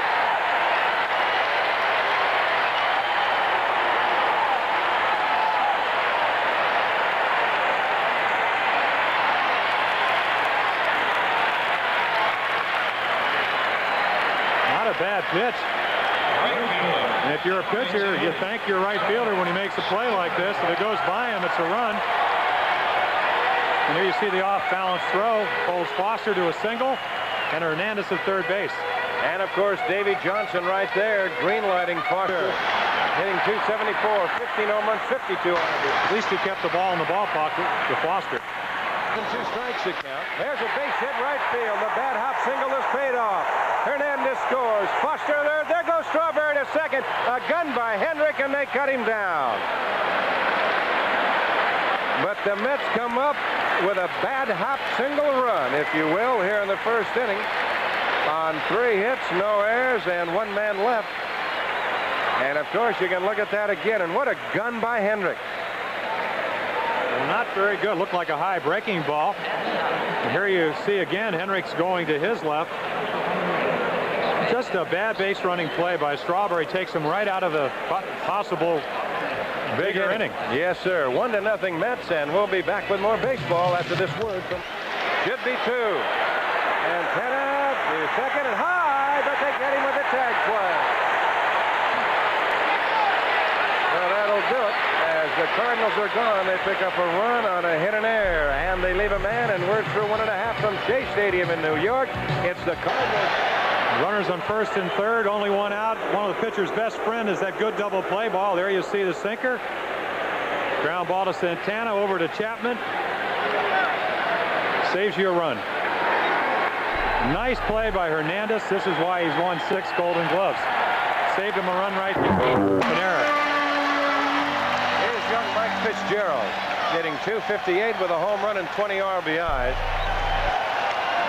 Hit well left field, going back to the wall is Smith. It is off the wall, over the wall. Home run, Mike Fitzgerald. 3-1, the New York Mets on top.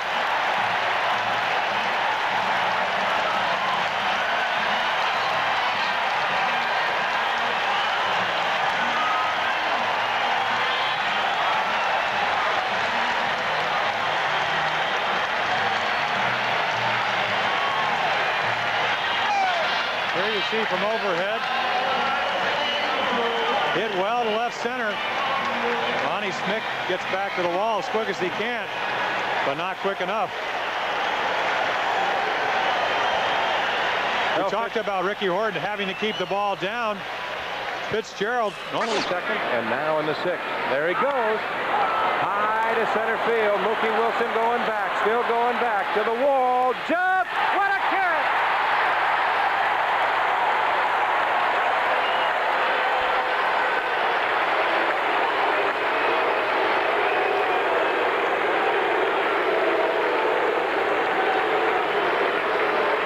See another high slider up on the strike zone.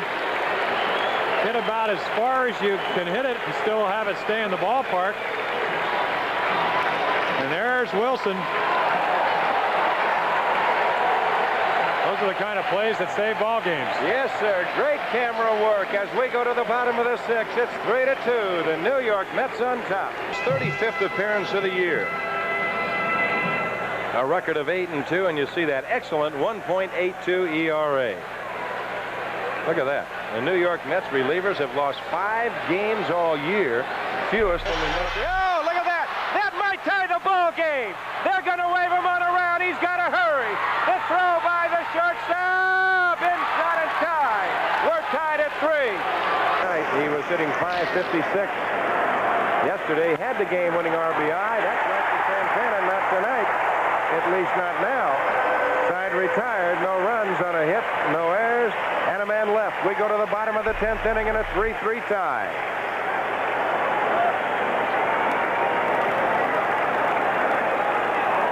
There you see it again, as Santana just moving right on over. And we're through 9.5 in a 3-3 tie, and we'll be back with more baseball after this word from our local station. Infield fan, the outfield the same indeed. Jams him, and it's right back to Lynch.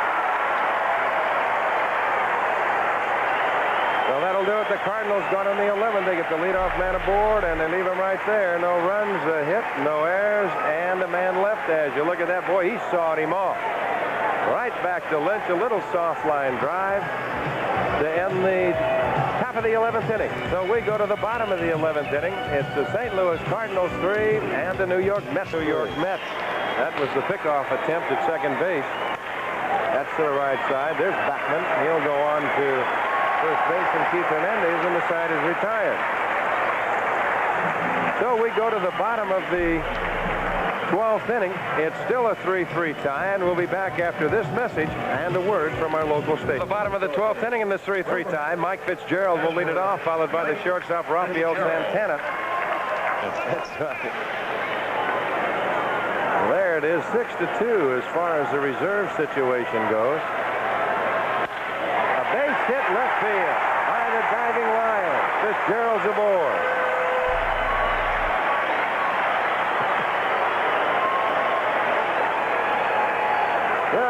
what Davy Johnson wants to do here with Rafael Santana. And look at it again, Jim. Well, it looks just like a pitch in the middle. It looks like a fastball in the middle of the plate. There you see Bill Lyons diving to his left. The gentleman all the way. Santana's going to bunt high off of the plate. Look out. Who's got it? Pendleton throws him out. There's no 100 mark starting in match 47 and 50.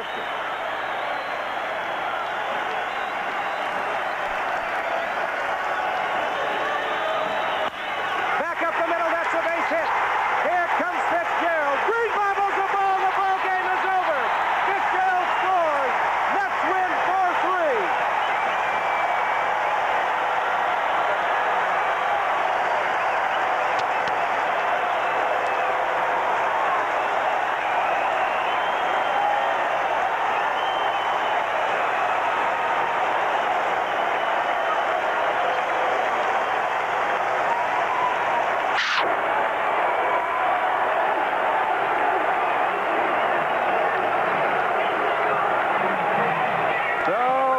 The story. The New York Mets in 12 innings defeat the St. Louis Cardinals 4-3. Lynch the winner in relief. You saw 8 and 5. The loss goes to Neil Allen. Look at it again. 3-2 fastball right up the middle. Neil Allen has no chance. They're going to see Dave Green. He knows he's got to hurry, and he kicks it.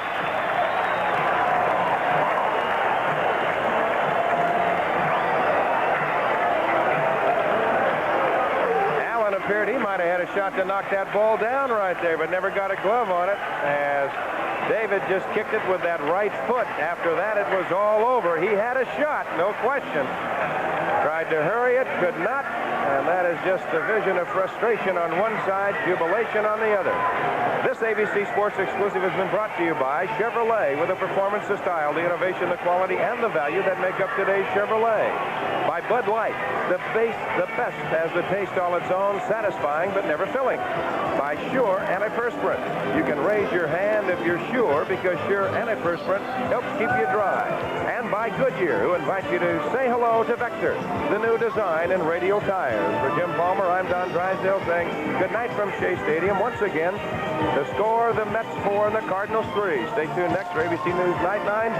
Immediately following your late local news. Been out of the way. He saw the first hitter get hit with a pitch, Lonnie Smith. And a diving stop by Hubie Brooks. The throw to first base retires to side. Hubie Brooks at third base with a brilliant play.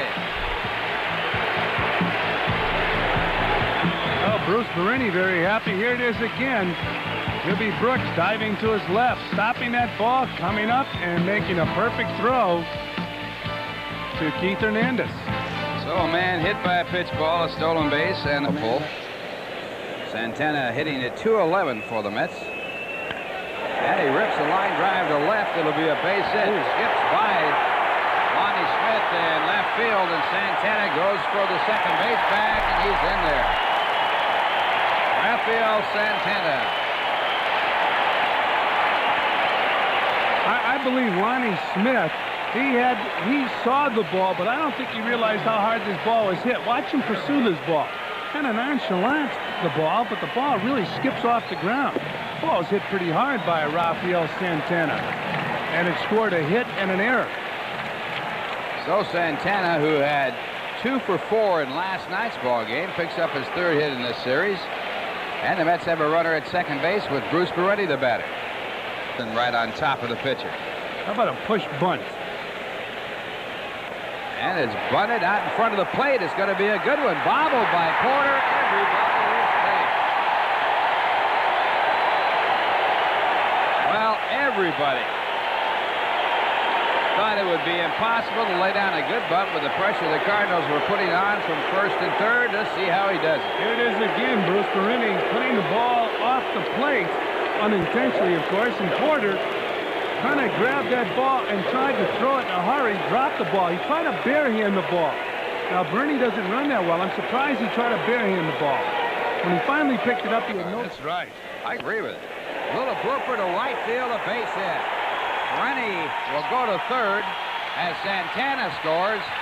And going into second base is Kelvin Chapman. And Chapman with a bloop base hit puts the Mets on top 1-0.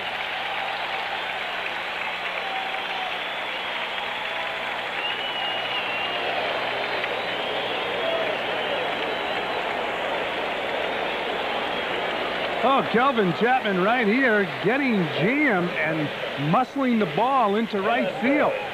A base hit as you look at Rafael Santana scoring the Mets' first run. And the Mets now have a runner on second base, Kelvin Chapman, and over at third base. Play. Here's a fly ball to left. It'll score a run. Moretti tagged up. Comes in to score the throw into third base.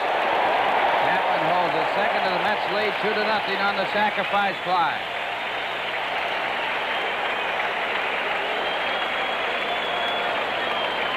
Well, we talked about Keith Hernandez not really hitting the ball that well against his former teammates, maybe putting a little too much pressure on himself, but once again, he comes through.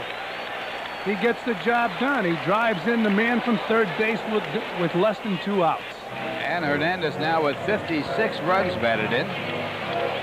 Doing the job of putting the Mets up. And it's a line drive to left field. Chapman being waved in. Here's the throw by Lonnie Smith. It's offline.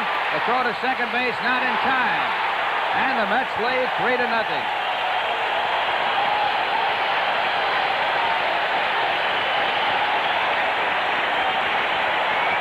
Well, George Foster picking up a base hit and an RBI right here. The Mets are doing everything well. They're executing in every phase of the game. A base hit, an RBI, and on the throw to the catcher, George Foster hustling to second base. Another angle, Lonnie Smith's throw way up in the air, and he's not able to get Kelvin Chapman, and on the throw, George Foster hustled to second base. A lot of guys would have been watching that play. Try to aid and abet his cause with the Mets trailing 4-3. There is a big crowd on hand tonight. They're still coming in here. Midweek crowd. Whew. Well, they picked a gorgeous night for a game, and Bereni gets a base hit into center field. Santana should score. The throw to the plate as Bereni rounds first. He goes back, and he's safe, and so is the run. The run scores. It's all tied up for a piece. Santana scoring on a base hit by Bruce Bereni. He should forget that bunch. Well, of course, it's 1 out anyway. I don't think he had any idea about bunting there as he rounded first base. Fly. Whistle Dixie now, Ralphie. And this place, Shea Stadium in Flushing, New York, is jumping. And it's going to jump some more. A base hit. And Bereni's going to score as Lonnie Smith bobbles the ball. Santana hustles to third, and Kelvin Chapman covers so much ground. 1-0 pitch, and Chapman breaks, base hit. Mets score number 6, and Chapman heads for third. All hands are safe, and Hernandez has a base hit and an RBI, and the Mets now lead 6-4.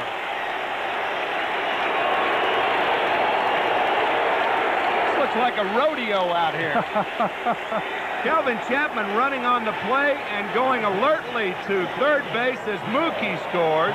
Lonnie Smith had an idea of going to third, then had to go to second.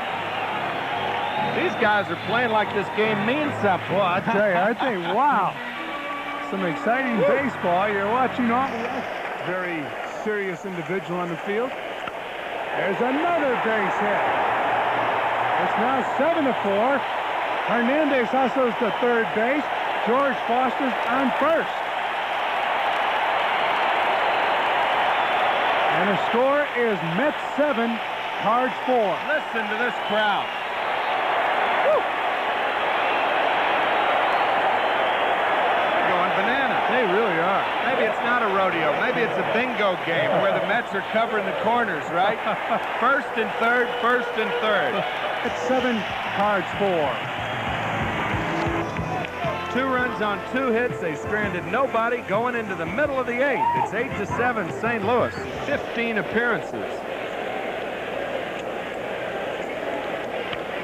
Line drive, base hit. Oh, it's just a matter of suggestion, Mr. Tyner.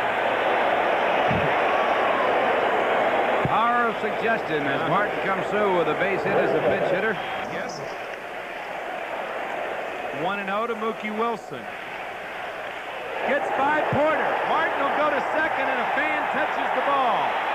One base. Oh, how a fan leans over there. Not that Martin Hernandez. Jerry Martin trying to get a Cardinals also 3-2 to Keith Hernandez. Tying run at second, bottom of 8. Cardinals leading 8-7. Base hit center field. Hernandez comes through again, and we got a tie ball game. Unbelievable.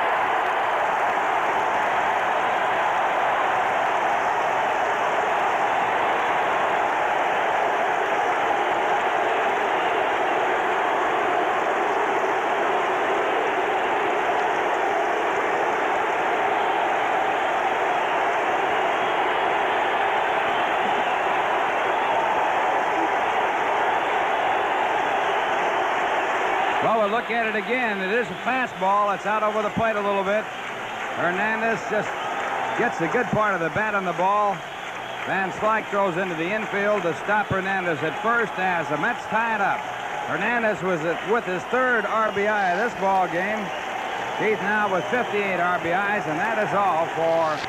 Overhanded to get the diving Andy Van Slyke. Watch this hop. Boom. There are no bad hops for him, are there? And you see Van Slyke diving to no avail. Big out right there. So no runs, 1 hit, 1 error, 2 men left on base, and the score after 9.5 innings. The Cardinals 8 and with a 2-1 count. Fastball hit by the 3rd baseman, Pendleton, and Mookie is on.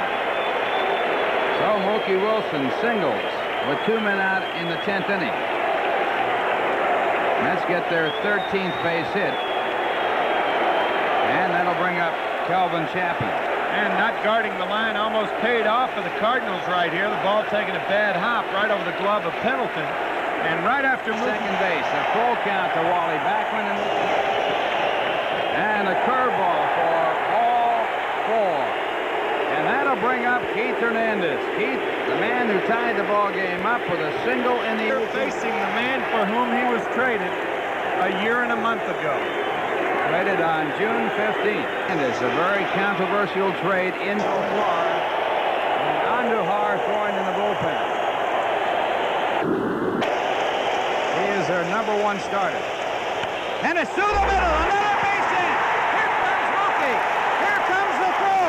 And Mookie scores. And the Mets win it. Keith Hernandez with another game-winning run batted in.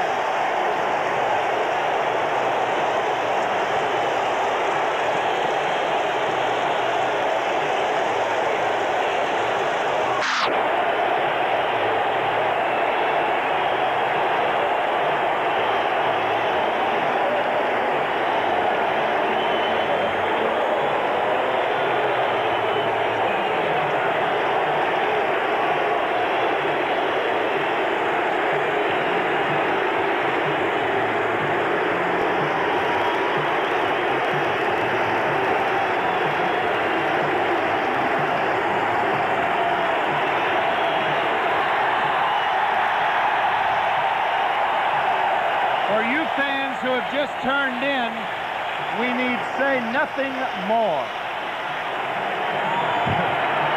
Unbelievable. Final score, we'll be back with a wrap-up in just a moment. The New York Mets in 10 innings winning 9-8.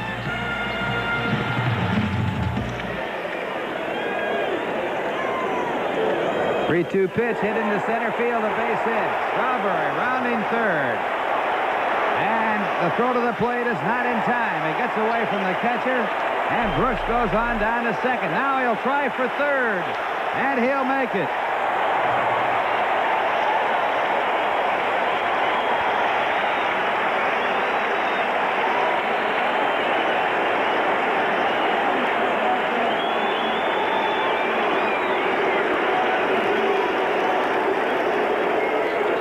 Hubie with a little inside-out swing on a 3-2 pitch serves it into center field. Darrell scores. Landrum has a pretty good arm, and the throw, although late, is not that bad. And Nieto really should have handled it. I would imagine the error will be charged. On 2 hits, there were 2 errors, and 1 man left at third in the score at the end of 5. The Mets 7, the Cardinals 3.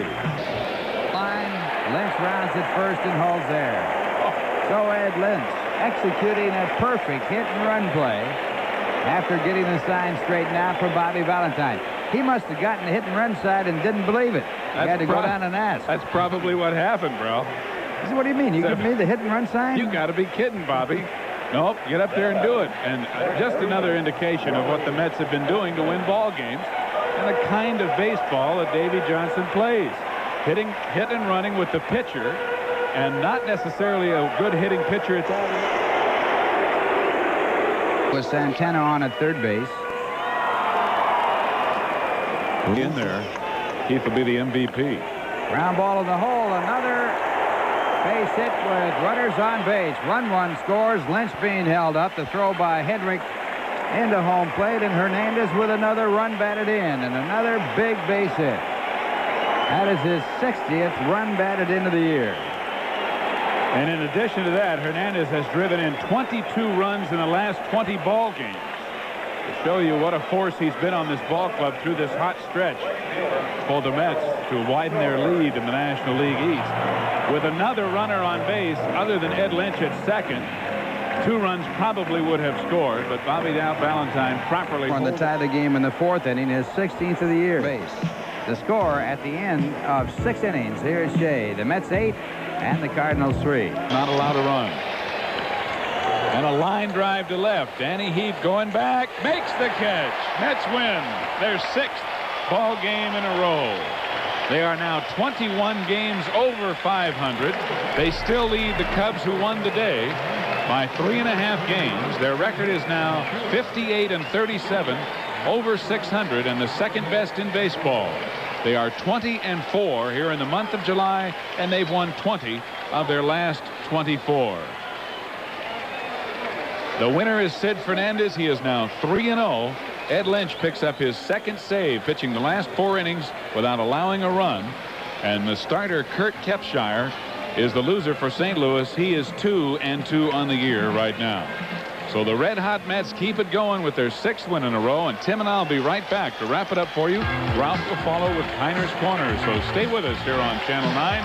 The Mets win it again to sweep this series today, 9-3.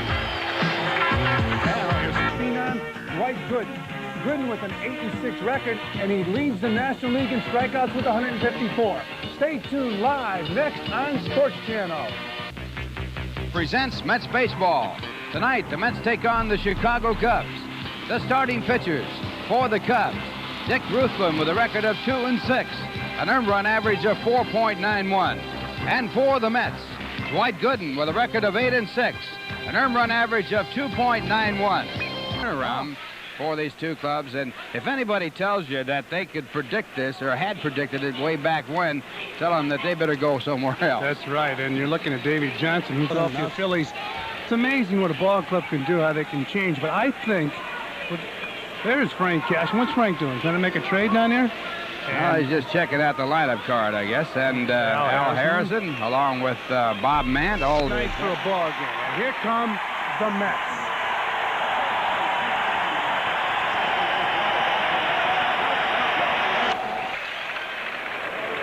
Fastball, and Gooden strikes out Durham, and that's his first strikeout.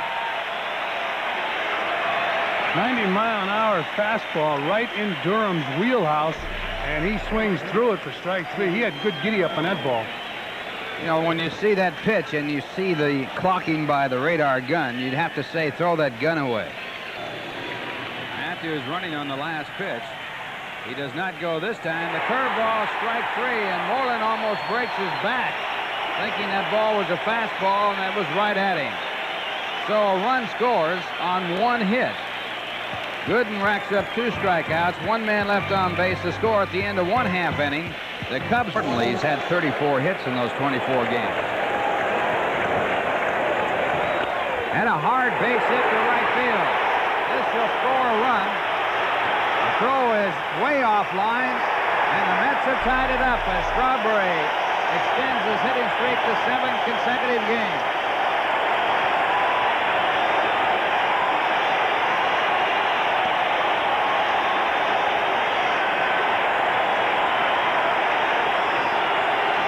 fans are telling a story here at Shea tonight. George Foster going the other way. A base hit in right field. Mets doing what they do so very well, playing catch-up baseball, and they just caught up.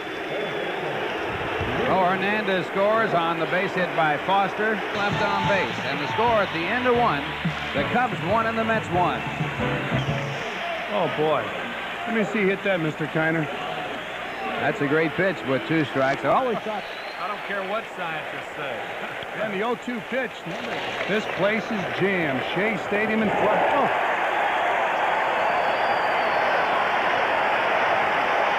A curveball and a beauty. It really was. This ball really falls off the table there. Say swinging over it. You saw where Fitzgerald caught it. He caught it right around the knees of Ron. And then we'll see balls dipping it. Runners hold, and there's a fly ball. Shallow center field. Sandberg can scoot. He tags. He's coming. The throw. Nice play, Mike Fitzgerald. Made a nice play on that throw and a good tag.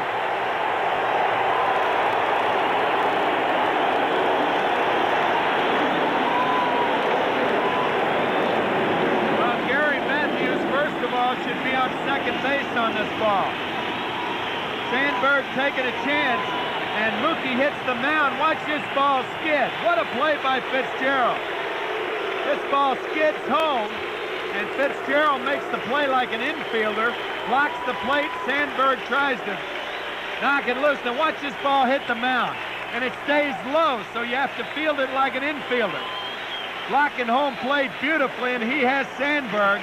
That is a tough play for a catcher, because that catching mitt is not designed for a slap tag. He did not have a chance to get it in his bare hand there. There's a heater, and he can't hold up. Strike 3.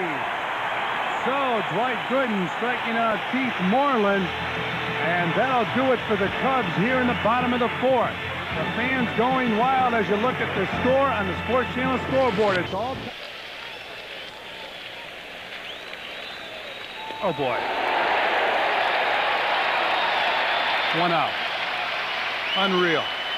6 strikeout for Dwight Gooden. I mean, what a yacker that was. Oh, my goodness. Talk about a tabletop curveball. Nasty yacker. And that's probably... And now Hubie had stopped going around first, and Say alertly gets him at second. Can't do that. And have the right fielder throw it to third, back to second, without it giving you a chance to go to second base. But you can't stop and then go. Did you see this slide? Yep, he was safe. Holy mackerel. He looked safe because I don't... Ball 4, he lost him. And here is the play of the game as Dwight Gooden comes up to the plate. Mookie from a fairly shallow position. He makes the catch. That's the first out of the inning.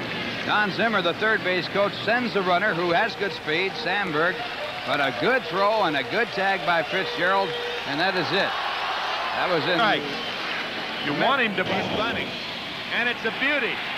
Durham tags Gooden, and Gooden does the job.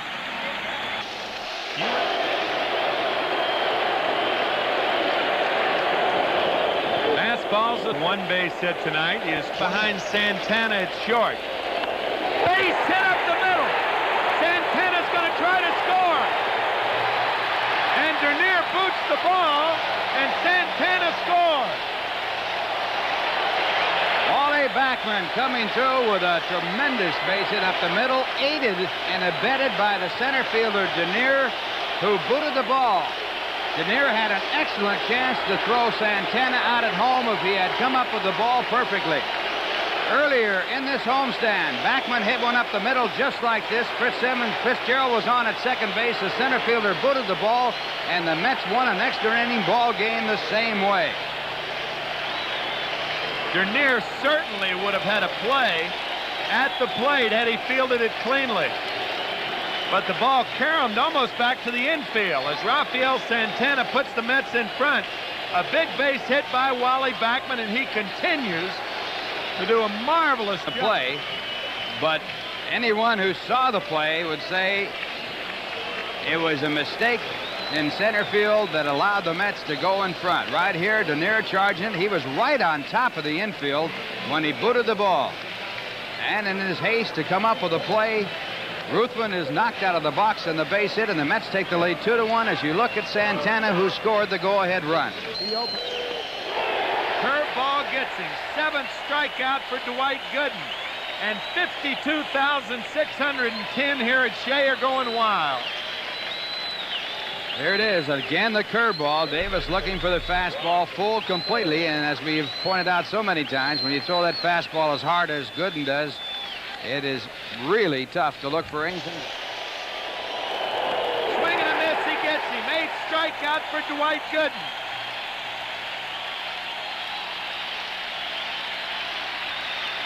This is a fastball, 3-2 fastball in a perfect place. Say underneath it as the ball rises right over the top of the bat, and that ends the inning. So the Mets and Dwight Gooden, just like the wave and that rising fastball, put the Mets out in front 2-1 after 7.5. And also, you've got to think that the Chicago Cubs' best pinch hitters come from the left side. They do have Gary Woods. Now, they have already announced Thad Bosley as the crowd's on their feet for Dwight Gooden, who can only win this game. He cannot be the loser.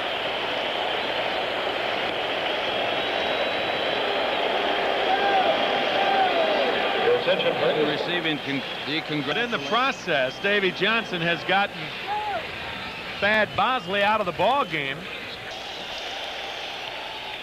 Line drive, speared by Hernandez. Ball game's over. The Mets have won 2-1. Their 6th one-run victory in their last 7 games.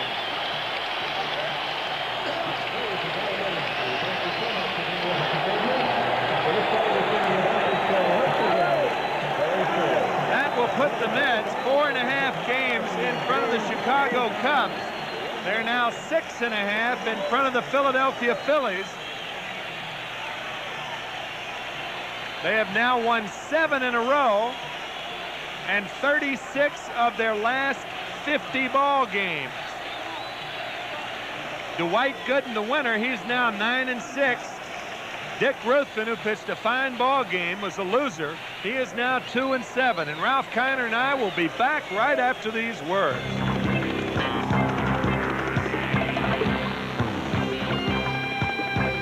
Score. The New York Mets have beaten the Chicago Cubs 2-1. They now lead the Cubs by 4.5 games. They'll do it here tomorrow.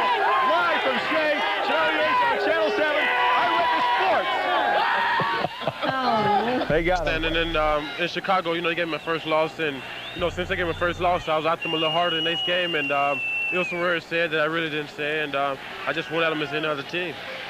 Dwight, tonight, 8 strikeouts. When you go on the mound pitching, is that in the back of your mind? You get the strikeout leadership and you want to maintain it?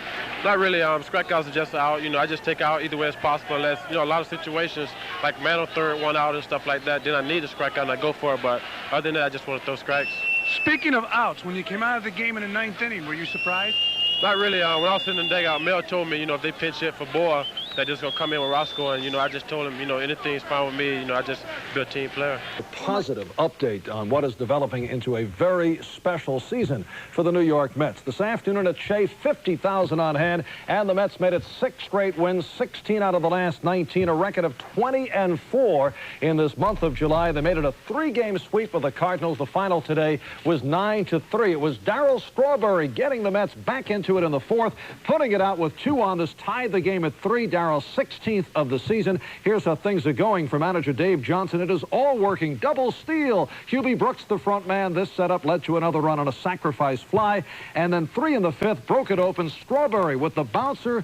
They get the force right here, but the throw by Spire way off. 2 more runs score. Mets do it 9-3 after the game. Sal Marciano talked with Strawberry about a strong second half. I don't know what's the turnaround. I just see more of likely second half of the season. I just come out and do things different. You know, I just find myself on another groove and rolling another way, driving in the big runs when we need them. And I think at times I pressure myself a little bit too much the first half of the season and try to do too well from the start.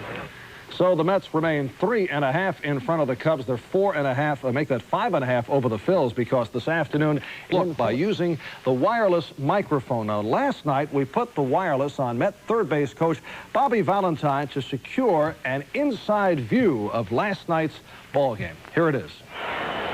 Hello, man. How are you? Nice tan. Looks like you've been working real hard.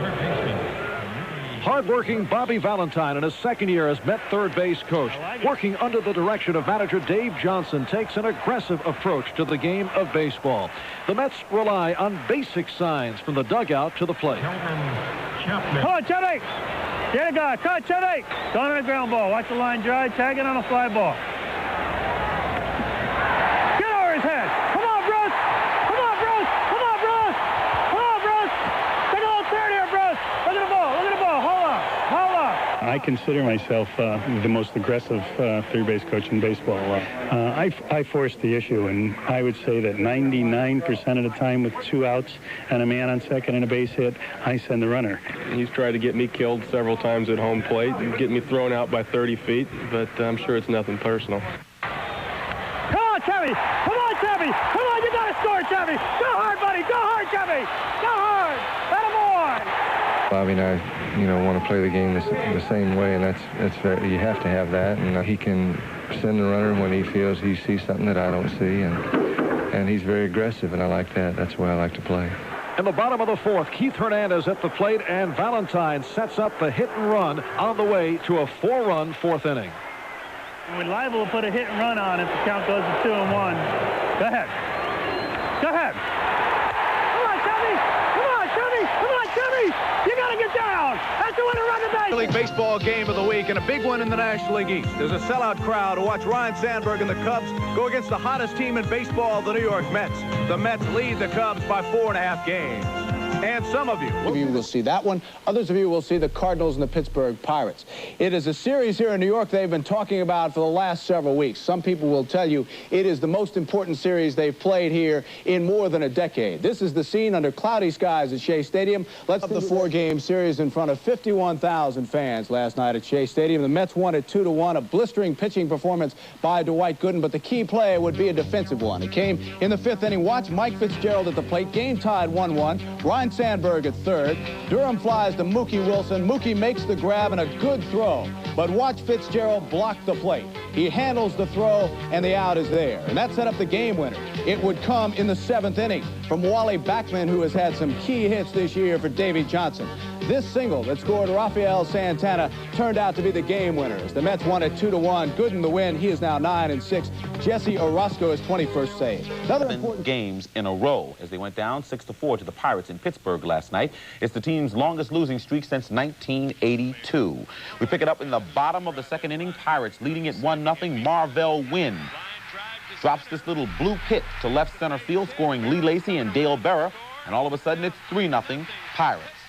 Move it to the top of the 5th, 2 on. Mookie Wilson singles with 2 outs. And pitcher Ron Darling, who had started the inning with a 2-out single himself, comes around to score to cut the Pirate lead to 3-2. Then Keith Hernandez takes Jose De Leon up the gap with a ringing double to score Wally Backman and Mookie Wilson. The Mets take a temporary 4-3 lead. Bottom of the 8th, leadoff man Jason Thompson.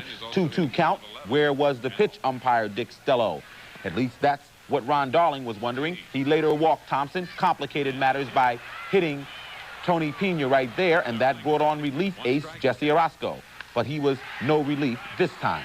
Lee Lacy takes him up the gap for a 2-run triple. Doug Favell scoring, Johnny Ray scoring. Pirates taking a 5-4 lead, and they go on to win it by the final of 6-4. Don Robinson got the win in relief of Jose De Leon, and Ron Darling, after 4 no decisions, had his 7-game win streak snapped.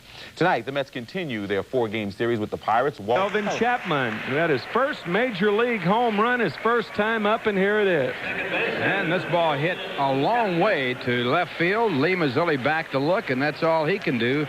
And that has accounted for the only run of this game. Career stats on Jerry's lifetime average, but he couldn't. Boy, here's a shot deep to left. This could be another home run off Candy, and it is. 2-1 Mets. And Jerry Martin called it before the ball game in the clubhouse. Davey Johnson's move certainly backed up by the stats, and now even more by the results. 2-1 New York. Well, Davey digging into that computer to try to bring the Mets out of this free fall that they've been in. And maybe Jerry Martin has just pulled the release device to have the chute open right over the fence. All right, second home run for ground ball, fair ball over the head of Jim Morrison. Chapman will have at least a double. And he pulls into second base, a stand-up double. The fourth base hit against John Candelaria. Chapman has 2 of them. Chapman's 6th double of the year. A high bounder. Morrison had no chance on it. Once it landed in fair territory, it was a double at least all the way. Mazzilli cut the ball off, had it rattled around in the corner. Chapman. Ball hit well to right center field. It's going to be in there and out of here. Speaking of socking, George Foster with his 14th home run of the year. RBIs number 55 and 56. What a rocket that was. All the runs tonight that the Mets have scored have come by virtue of the long ball. 4-1, Mets lead it. Well, we talk all the time about how George likes to get his arms extended, likes to have the ball up and out over the plate, and Candelaria gave him one he could really drive. This is going to make Bill Robinson ecstatic because he's worked so much on getting George to drive the ball into the gap in right center. And George drove it as far as you can drive it, clear out of here for a 2-run home run. That was George's first home run since July 13th when he hit the catch, one away. There's George in left, and let's look at that dinger he just hit to put the Mets out in front 4-1. Extending those arms, driving that ball, going with the pitch. Got the good part of the bat on the ball, and it's right through the opening out of here. Tell you, I didn't think of last night's win for the Pirates. Ground ball to the first base side. Great play by Hernandez. And Terrell beats Lacy to the bag. Hernandez with unbelievable range. Not only unbelievable range, but boy, does he pick a tough hop right here. This ball with overspin takes a kick. It's behind him. He gets his glove on it cleanly, and Terrell in a foot race with Lacy, in the opinion of first base umpire Joe West, wins that foot race. You can really see how it was behind him, and look at how perfect the throw is, off balance in midair. What a player. Looked like a left-handed quarterback right there. So Hernandez turns a spectacular. A 2-run home run by George Foster. Fly ball left field. Foster has plenty of room, and the game is over. The Mets losing streak stops at 7 as they pick up a full game on the Chicago Cubs, who lost today and are now back to within 1/2 game. And here comes the entire Mets bench out to congratulate Walt Terrell. A complete game victory for Walter, his 3rd complete game of the year. His record now 9-8 on the season, and the Mets beat a tough pitcher in John Candelaria, whom they had not beaten since August of 1980. Candelaria's record now 9-8 on the year. Ralph and I'll be right back to wrap this one up for you, so stay with us. Tim will have an interview as well, as the Mets have stopped their losing streak at 7, and they're back on the track. Tonight's final score, New York 4 and Pittsburgh 1. Make contact. And it's a called play that the catcher calls. There goes Strawberry, and a hit and run worked perfectly into right field. Darrell will be on third base easily as Lacy comes up with it. And Foster singling on the hit and run gives the Mets first and third with 1 out. And the reason that you are prone to run, or inclined to run, when the count is 1-0 as opposed to 0-1, because a pitcher will not pitch out in a situation like that because he doesn't want to fall behind 2-0. And second baseman. Ground ball to short hopped by Berra, who goes to third, and all they can get is Foster as the run comes home, and it's 2-1 New York. An RBI for Santana on the fielder's choice. Well, an interesting play by Dale Berra, and the proper play when you think about it. Morrison retreating to third. So how to protect outside, especially now. And a line drive base hit center field. UB Brooks rounds third. He will score. And Santana got himself hung up and has to go back to second. Santana with some indecisive base running, but an RBI for Junior Ortiz, his 11th of the year. It's 3-1 New York. And Rick Roden made a mistake. He hung a breaking ball, and Junior pulls it right to the left to second base. I'll tell you, Marvell Wynn got to that ball in a hurry and made a nice play to hold Santana at second base. Had that ball gotten by him, Junior probably has his first triple, first major league triple. Indeed he will. No place to put Ray. Grounded up the middle. Nice play, Backman. What a play by Wally Backman and Rafael Santana, who went back to the bag. But he got it in time, said second base umpire Frank Pulley. Backman going back behind the bag, first of all, to make the play. He had to throw back across his body, and Santana, on his first attempt, appeared to miss the bag with his right foot. Rafael kicked it a couple times, but he had his toe on it. He was just making doubly sure. Well, the Pirates tie the game. They did it with 4 hits, and they stranded 3, as they've now stranded 9 through 6 innings, and we're tied. 1-1 the count. And a ground ball to the shortstop, Santana. Could be 2. There's 1. And a good stretch by Hernandez, and they get the other. So the Mets turn their second double play of this ball game. Their 99th of the year. Santana, Backman to Hernandez. Sharply hit ball. Morrison has only average speed, and look at the stretch by Hernandez to tippy-toe that bag to complete the double play. No runs, 1 hit, no one left on base. The score at the end of 7. The Mets 3 and the Pirates. Matthews with 68 watts. Darryl Strawberry 0 for 2 tonight. He also has walked. And this ball popped up into shallow left field. Here comes Mazzilli. He can't get to it. It bounces over his head. Hernandez on his way to third, and he holds at third base. So Strawberry jammed with a pitch. Another marmalade shot. Look at it again. This is definite marmalade. He hit it right off the end of the bat, and the bees are buzzing, I'll guarantee you. Darryl shaking his hands, and with Mazzilli's speed, he can't get there even at that, because he had to play Strawberry deep. Darryl can hit the ball, as we all know, over the left field wall just about as much as he can hit it over the right field wall. You can. 3-0, and he takes 3-1 pitch, ball 4, and that forces in a run. And the Mets take the lead 4-3. That run is charged to Rod Scurry, as Hernandez was walked by Scurry with 1 out here in the 8th inning.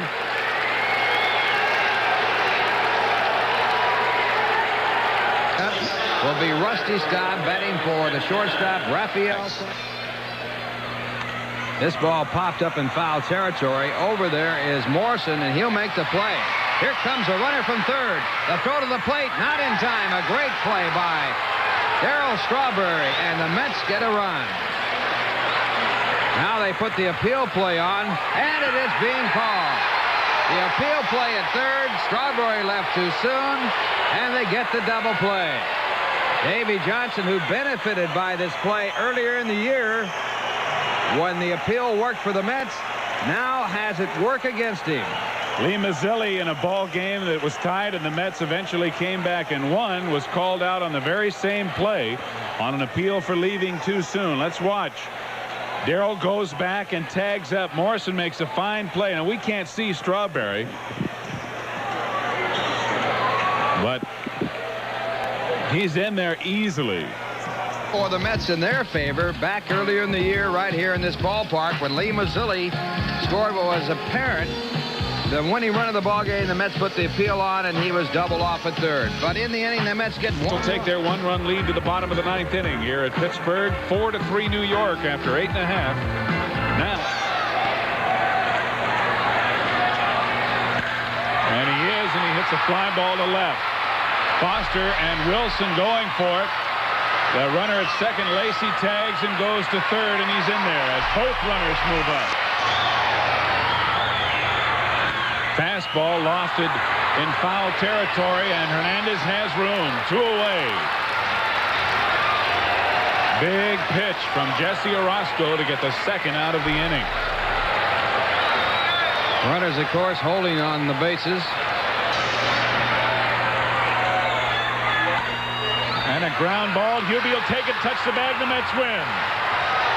Pena grounds into a force play. Jesse Orozco dug a hole for himself, but pitched out of it, as you see Keith Hernandez and others coming to congratulate him on the mound. Jesse picks up his 22nd save of the year, not, however, in easy fashion.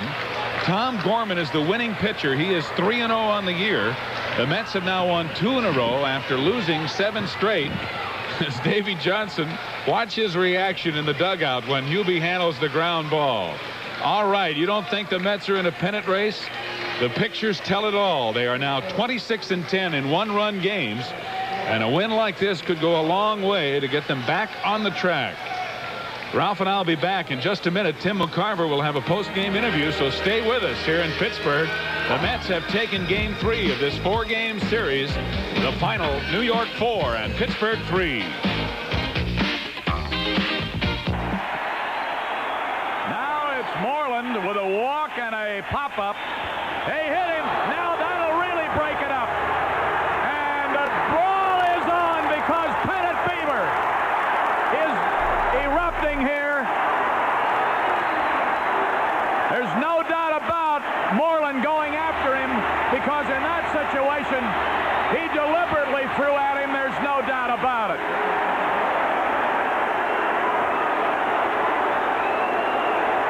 They're trying to restrain Rick Sutcliffe, who is still angry about the first game. They put out Dave Owen in that first game, and both sides going at one another. Frustration on the part of the Mets. In the heat of the battle, with 2 teams battling for the top of the division, Moreland, there was no pause to refresh. He went right after him. And the crowd answering the New York fans with "Let's go Cubs."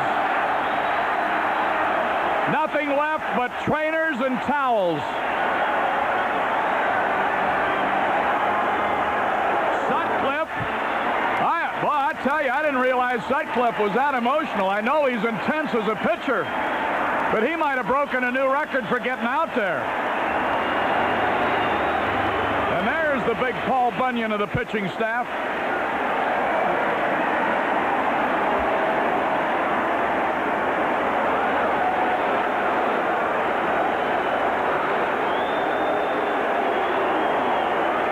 Some hot blood going here. Well, the Mets have twice thrown intentionally at Cubs players today. And once again, if you do it first, you can pretty much get away with it, because home plate umpire Fred Brocklander now will warn Jim Fry, and if the Cub pitcher retaliates and Sanderson is not qualified for the win yet, then he'll be thrown out of the ball game. Umpires are going to have to really collect things here, or they're going to have another incident on their hands. Fry and Davey Johnson have been told that they're not going to stand for any more nonsense. Whoa! Wait a minute now. What's he going to do? Did it hit him? Well, Bobby Valentine is going to come in and argue that he should be thrown out of the ball game, and that could hurt the Cubs. Here come the umpires. Now Valentine indicating, as you can clearly see, that he's expecting him to throw Lee Smith out of the ballgame. I don't think he hit Foster. No, he didn't, but the ball. He's a third base coach. There's Frank Howard next to him.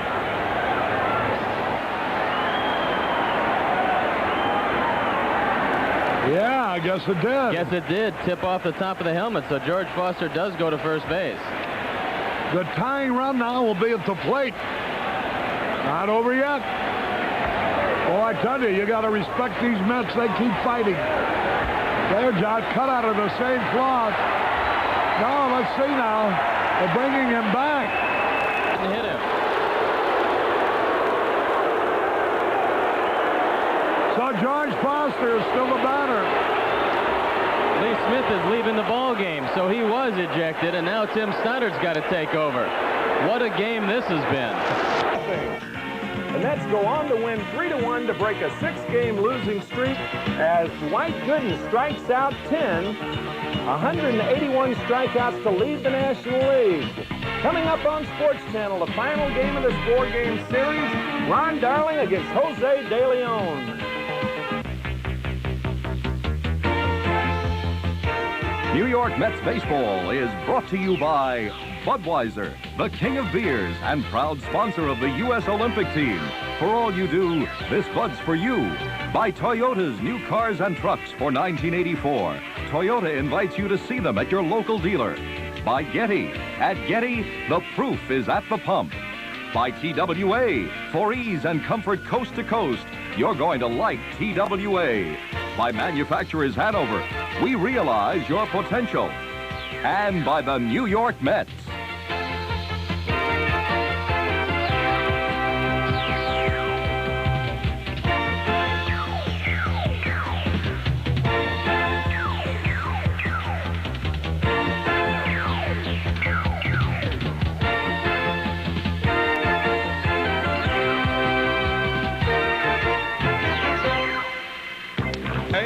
And for the New York Mets, Ron Darling with a record of 10-5 and a 3-point ground ball. It could be 2. Backman to Santana. They turned it. A 4-6-3 double play, and as Roosevelt would say, the only thing you have to fear is fear itself. I believe that was Theodore, wasn't it? Or was it Frankie? Franklin. Okay, there's a flip to Santana to first. That Santana really impresses me. He's smooth, isn't he? I tell you, if he hits in the big leagues, he's going to be known as one of the best defensive shortstops in baseball. He can play that shortstop. And Ron Darling. Line drive, base hit left field. Lee Mazzilli's going to try to make the throw. Backman into second with a stand-up double. Good base running by Wally Backman, taking advantage of Mazzilli backhanding that ball down the line. Here it is again, Wally Backman doing what he does so well, going the other way with authority. And I'm sure one of the reasons that the Mets made the trade with Texas is because of Lee's throwing arm, and I've got to believe that the Mets have been told to run. Mookie Wilson. This one fisted the other way. Berra can't come up with it. Backman had to hold up to make sure the ball went through, and that's why he's standing at third base with nobody out. Play to save Backman from scoring. Wilson at second. Backman.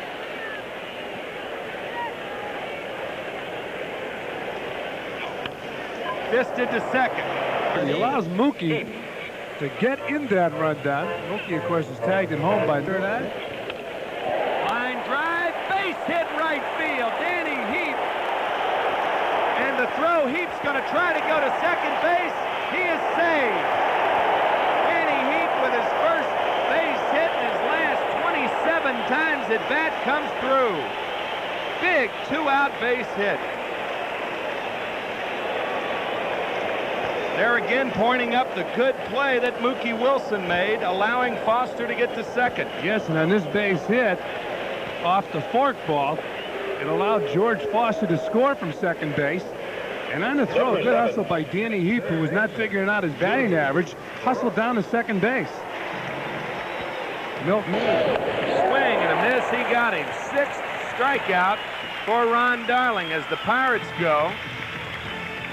One hit, they stranded one, and after by Rafael Santana, the thing you have to fear is the guy coming in. Santana makes an outstanding catch and is able to avoid George Foster. Right fielder. Oh, what a big play. Another angle right here. Of course, keeping Marvell Wynn off first base, I would say even second base. Yeah, I think it's going to be for Jacoby. And a long drive left field. That ball is gone. George Foster, home run. Score, Mets 4, Pirates 1. Boy, did he put a charge in that baby. Well, it all started so innocently. Hernandez walking with 2 out, nobody on. De Leon hasn't thrown many fastballs, as we mentioned, and George Foster chose one here, and he drove it deep to left. His second home runs in less than 24 hours. 17th home run of the year, and RBI's number 63 and 4. This one deep to left field. Standing O for George Foster. And a curtain call for George. Come on, George. We got a plane to catch. All right. So the Mets starting to come alive now. They've been in a slump. They won last night behind Dwight Gooden, and here this afternoon, they're talking about that fastball, believe me. Keith talking to George Foster. Yep, that's exactly what they're talking. 3-2 pitch. Runners are holding this time, and Hodges hits a line drive. It'll be in the gap, extra bases. 2 runs should score. This Gardner does not run that well. And Ron Hodges starts the third, draws the throw, and he's caught in a rundown, but the Mets scored 2. So Ron Hodges is caught in a rundown, but the Mets pick up 2 runs and take a 6-3 lead. Now, great hitting by Ron Hodges. A 3-2 fastball out over the plate. He gets 2 RBIs, and I would imagine what Ron was thinking about when he got picked off at second base was making sure that Dale Berra didn't throw home, because he did have a play at home. This ball rose all the way to the fence. The Mets were not running on this 3-2 count. Mazzilli throws it in. Berra now goes to third base to head off Hodges. Now this, folks, is funny. Jason Thompson chasing Ron Hodges. You can miss a plane with this rundown. I'm telling you. That is 3-1 on Ray. Keith Hernandez drops way back behind Marvell Wynn, and Ray hits a fly ball center field. Mookie Wilson's there, and that'll do it. Ball game over. Wes Gardner picks up his first Major League save. And Ron Darling, his 11th victory of the season. He's now 11-5. It looks like the Mets are back on track.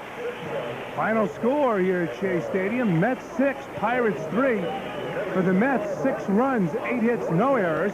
For the Pirates, 3 runs, 10 hits, and no errors. Tim, your thoughts?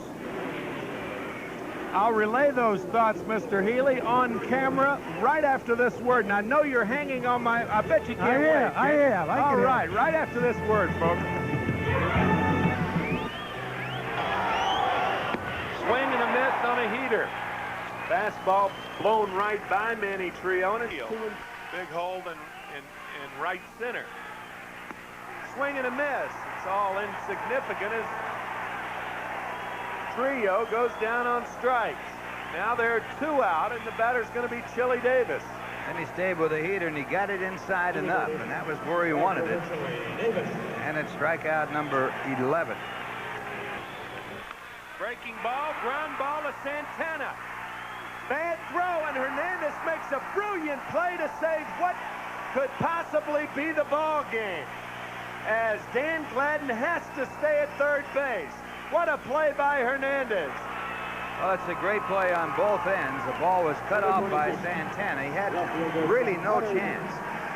Ball hit hard in the hole. Fine backhand play by Santana.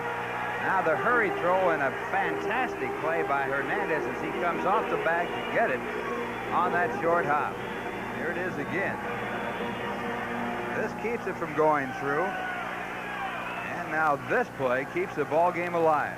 Now all you do is play Keith Hernandez in regular position. Chili Davis is insignificant. Gladden at third base.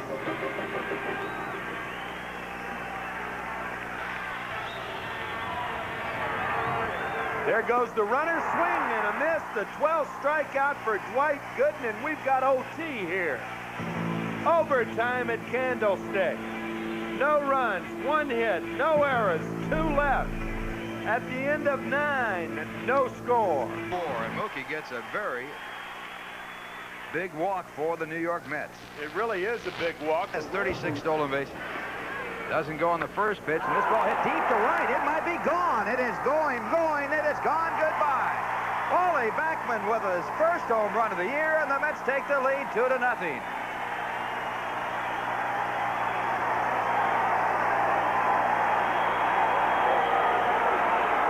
You talk about a jubilant Wally Backman. I can't think of any time this year when Backman has hit a ball that hard to right field.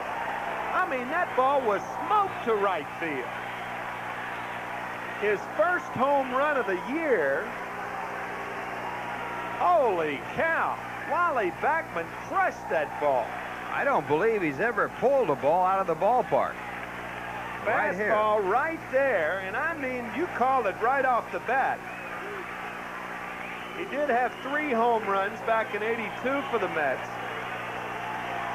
He hasn't had that many in his professional career. He's had 16. That's his 17th home run, and what a big hit for Wally Backman in the Mets. Mike Krukow gets a nice hand. He has pitched a marvelous ball game. So the Mets take the lead 2-0 as they bat here in the 10th inning with 1 man out, and a pitching change is being made. Number 46, Gary. Let's look at it again. Fastball right down the middle. I guess Krukow was being a little too tentative. He had just walked Mookie Wilson, and Wally Backman jumps on it. His first home run of the year, and what a big one. So some happy Mets there as the Mets finally break through against Mike Krukow, who brought a 8-game winning streak against the Mets into the goes. And it's again. Runner goes again. The fastball hit down the third. A broken bat, soft line drive, and the Mets win it. So an outstanding ball game here as the Mets win it by a score of 2-0. In the bottom of the 10th, no runs, 1 hit, and 1 left. Winning pitch in the ball game, Dwight Gooden. He now has a record of 11-8. Orozco got his 26th save.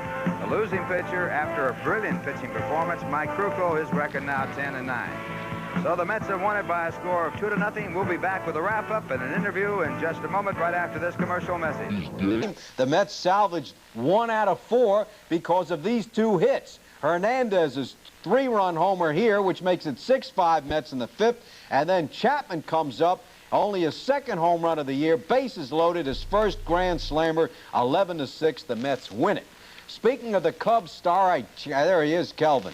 Not much ground on the Cubs, but they seem to have learned how to win again, and that could help this September. Today it took 12 innings, but they beat San Diego for the 4th straight time. Keith Hernandez following a Kelvin Chapman single with his 13th homer of the season. The Mets had a 2-0 lead in the 1st inning off Tim Lawler. But in the 2nd inning, Walt Terrell didn't have one of his more sterling appearances. First, Carmelo Martinez blasted one to the center field wall. Mookie Wilson got close to it.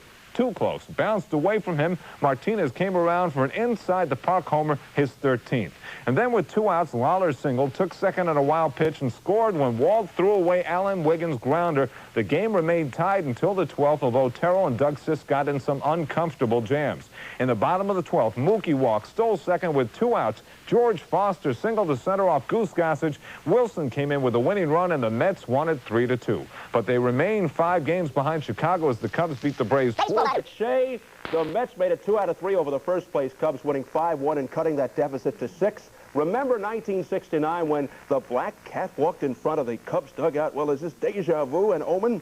The Mets are hoping for the same results. They got results today, and again, shades of 69. Larry Boa with a drive. And Mookie Wilson makes a beautiful diving catch right there to end the 5th. All 5 Met runs came in the 6th. Keith Hernandez broke the seal with this double to right center, and that scored Mookie, who had earlier tripled, to make it 1-0 Mets. Then leading 2-0, the big blow. Here it is, Eubie. Eubie Brooks goes opposite way, 3-run blast, his 15th, 5-0. The final 5-1 Mets combined. 6-hitter for Ron Darling. Jesse Orozco. Darling wins his 12th, the only Cub run, home run number 12 by Gary Matthews. So it's 6 games with 19 remaining for the Mets and the Cubs. The Mets clobber the Cubs 10-0 Friday, but the big story was Dwight Gooden. Gooden reached double figures in strikeouts for the 13th time, and his 11 Ks raised his total to 235, breaking the single-season National League strikeout record for a rookie. In the 5th inning, Keith Moreland chopped a 2-bouncer to Ray Knight. Knight couldn't get it out of the glove. No throw. It was a hit. And Dwight Gooden came within an eyelash of the first no-hitter in Mets history. Yesterday, the Cubs shut out the Mets 6-0. Gary Matthews supplying the offense as he tees off against Walt Terrell, his 11th of the year. And a fly ball to center field on a high breaking ball.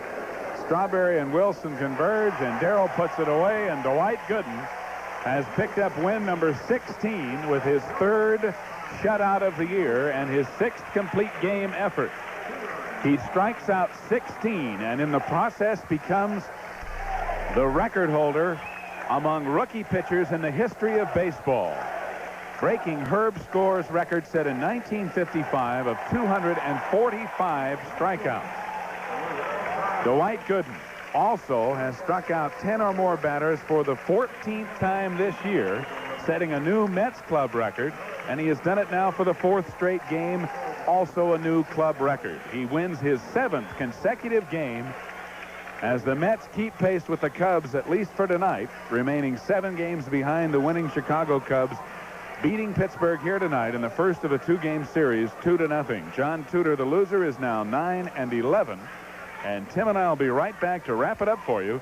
Kiner's Corner will follow, so stay with us here. Of course, it's Shea. Dwight Gooden wins it. He strikes out 16 to set the major league record for most strikeouts in a season by a rookie. 2-0. The Mets win it. Let's go to the videotape. In the bottom of the 4th, 1 on. Tudor pitching to Hubie Brooks, and boom, there it goes.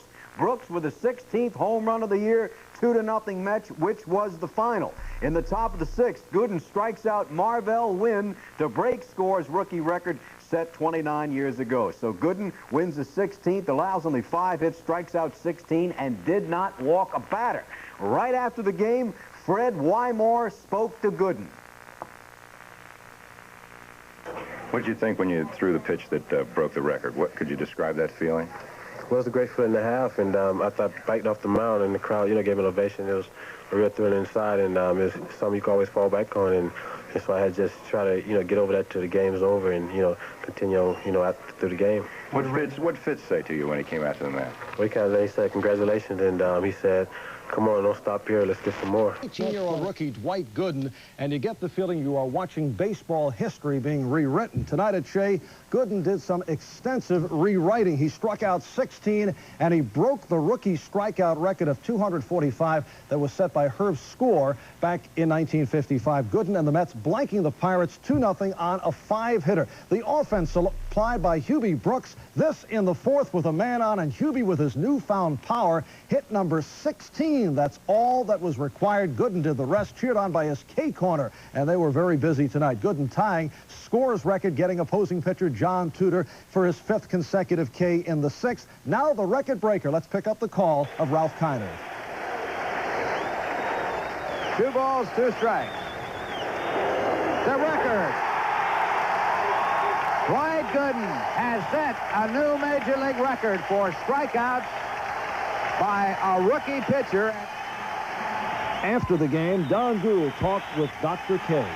What did you know about Herb Score coming into this game and his record? Well, I had thought about, after my last out, and Charlie told me, and they said you could do it tonight, but, the main thing I wanted to win and get the team on the white track, and I figured it'd probably take 2 games, but I'm happy, it happened this game, and it's over and out the way now. So 16 Ks for Gooden. That is 2 shy of the single-game rookie record set by Bill Gullickson back in 1980. A rookie record of 251. Not a bad outing for a guy who pitched a 1-hitter this past Friday night against the Cubs. Gooden now 16-8. With the Cubs beating Chicago 9-3 at Wrigley, so the Cubs' magic number to clinch the National League East remains at 5. The Mets scored 3 in the 6th and 3 in the 7th. Darryl Strawberry driving in 5 of those runs, 2 with this single in the 6th. And then 3 more with a homer in the 7th. Number 22 for Darryl, who was 3 for 4 with 5 RBIs. Bruce Berini, the winner, with relief help from Ed Lynch. Now at the stadium. Gooden with a record of 16-8. He's 0-1 against the Phillies. And he has an earned run average of 2.72, and he has won 7 straight decisions in which he has allowed just 1 point. And strike 3. So first curveball, strike 3. Strike 3, and Schmidt is struck out. So Dwight Gooden strikes out the side. And that fastball, man, he had some out in front of the hitters all the time. 2-2 pitch. Strike 3, and so now Dwight has struck out his first 5 outs. I'll tell you what.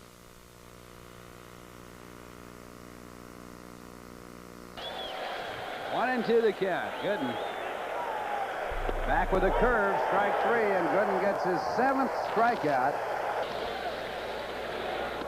Swung on and missed, strike 3. Surprised. Swung on and missed, strike 3, number 9. 0-0, the Mets in the Phils. Oh, good night. Take a hike.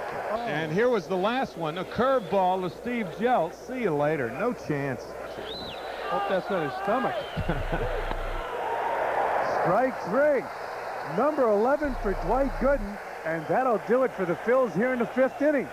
Here it is again. This is a 27th strikeout in the last 14 innings for Dwight Gooden. And because he's a piece of work. Strike 3. Ball gets by Fitzgerald. Throw to first. Thrown away, but backed up wisely by defensively. Swing on miss, strike two. That, the Opwa organization's here. Breaking ball, strike three, and that's not right. 3 and 2. If you're Number 14, 30 strikeouts in 2 consecutive games for Dwight Gooden. He's one hitter that will hit up the alley and left center all the time. Yes, sir. Swing and a miss. He got him. 15th strikeout for Dwight Gooden, and that ties him with Sandy Koufax of 1959. And he had some mustard on this pitch.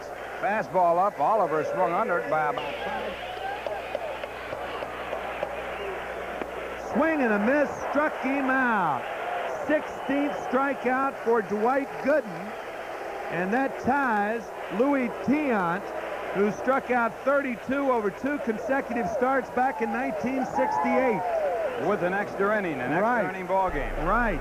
Again, he stays with the fastball, gets it in a perfect spot, and Samuel strikes. Dwight Gooden allowed 2 runs on 7 hits.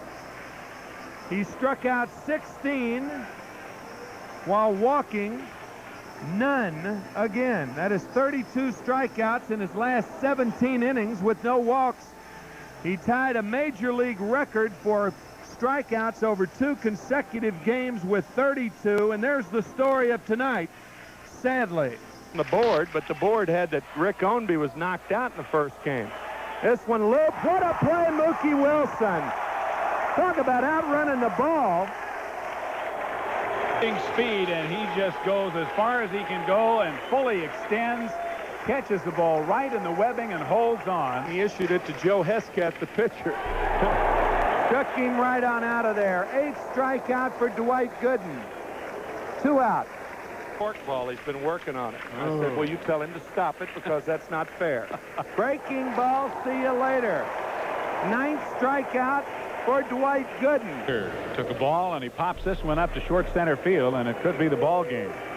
Mookie battling the sun, squeezes it, and the Mets win 6-1. Brent Gaff pitches a 1-2-3 9th inning in relief of Dwight Gooden, and the Doctor of K's strikes out 9 en route to his 17th victory of the year, as he has been the story amid many for New York this year. Back to baseball. Down in Texas, Angels pitcher Mike Witt finished the season by throwing a perfect game to beat the Texas Rangers 1-0. Witt, a 24-year-old right-hander, struck out 10 while allowing only 4 balls to even be hit out of the infield. His was the first perfect game since 1981 and only the 13th in history. The season ended on a losing note for the Mets. The Expos beat him in Montreal 5-4. Darryl Strawberry went down swinging, getting 3 home runs in his last 2 games. He got 2 today. This was his first. It came in the second and was followed by 1 from George Foster. Strawberry ends the season with 26. Foster with 24. Imagine a dream matchup between the 1969 Miracle Mets and the 1984 Mets. Sounds impossible, right? Well, through the magic of computers, one of the most electrifying showdowns in local baseball history is about to unfold. The 69 Mets once again took the field. Their opponent, the 1984 Mets, a spunky young team chasing the Chicago Cubs for their first division title since 1973. Top of the second, the 69 Mets player-manager Ed Kranepool blasts a 2-run homer to right field, 2-0, 69 Mets. Bottom of the second, the 84 Mets get on the scoreboard with Ron Gardenhire doubling home Eubie Brooks from second, and it's a 2-1 ball game. Bottom of the sixth, George Foster smashes a 2-run homer to left, scoring Kelvin Chapman to give the 1984 Mets a 3-2 lead. The lead quickly changes hands in the top of the seventh when Art Shamsky sends a 2-run shot to right to make it 4-3 in favor of the Oldies. And that's the way things stood till the bottom of the ninth, when Rusty Staub came into pinch hit for Doug Sist. And Hug McGraw replaced Tom Seaver for the 69 squad. And Rusty came through with the big hit, punching a single that scores Eubie Brooks to tie the game at 4 apiece. Next man up, Kelvin Chapman gets a chance to play hero by singling home Mike Fitzgerald for the winning run as the 1984 Mets beat the 1969 Mets 5-4 in an emotionally packed game before a full house at Shea. And up next, all the highlights from week number 1. The game at 4 apiece.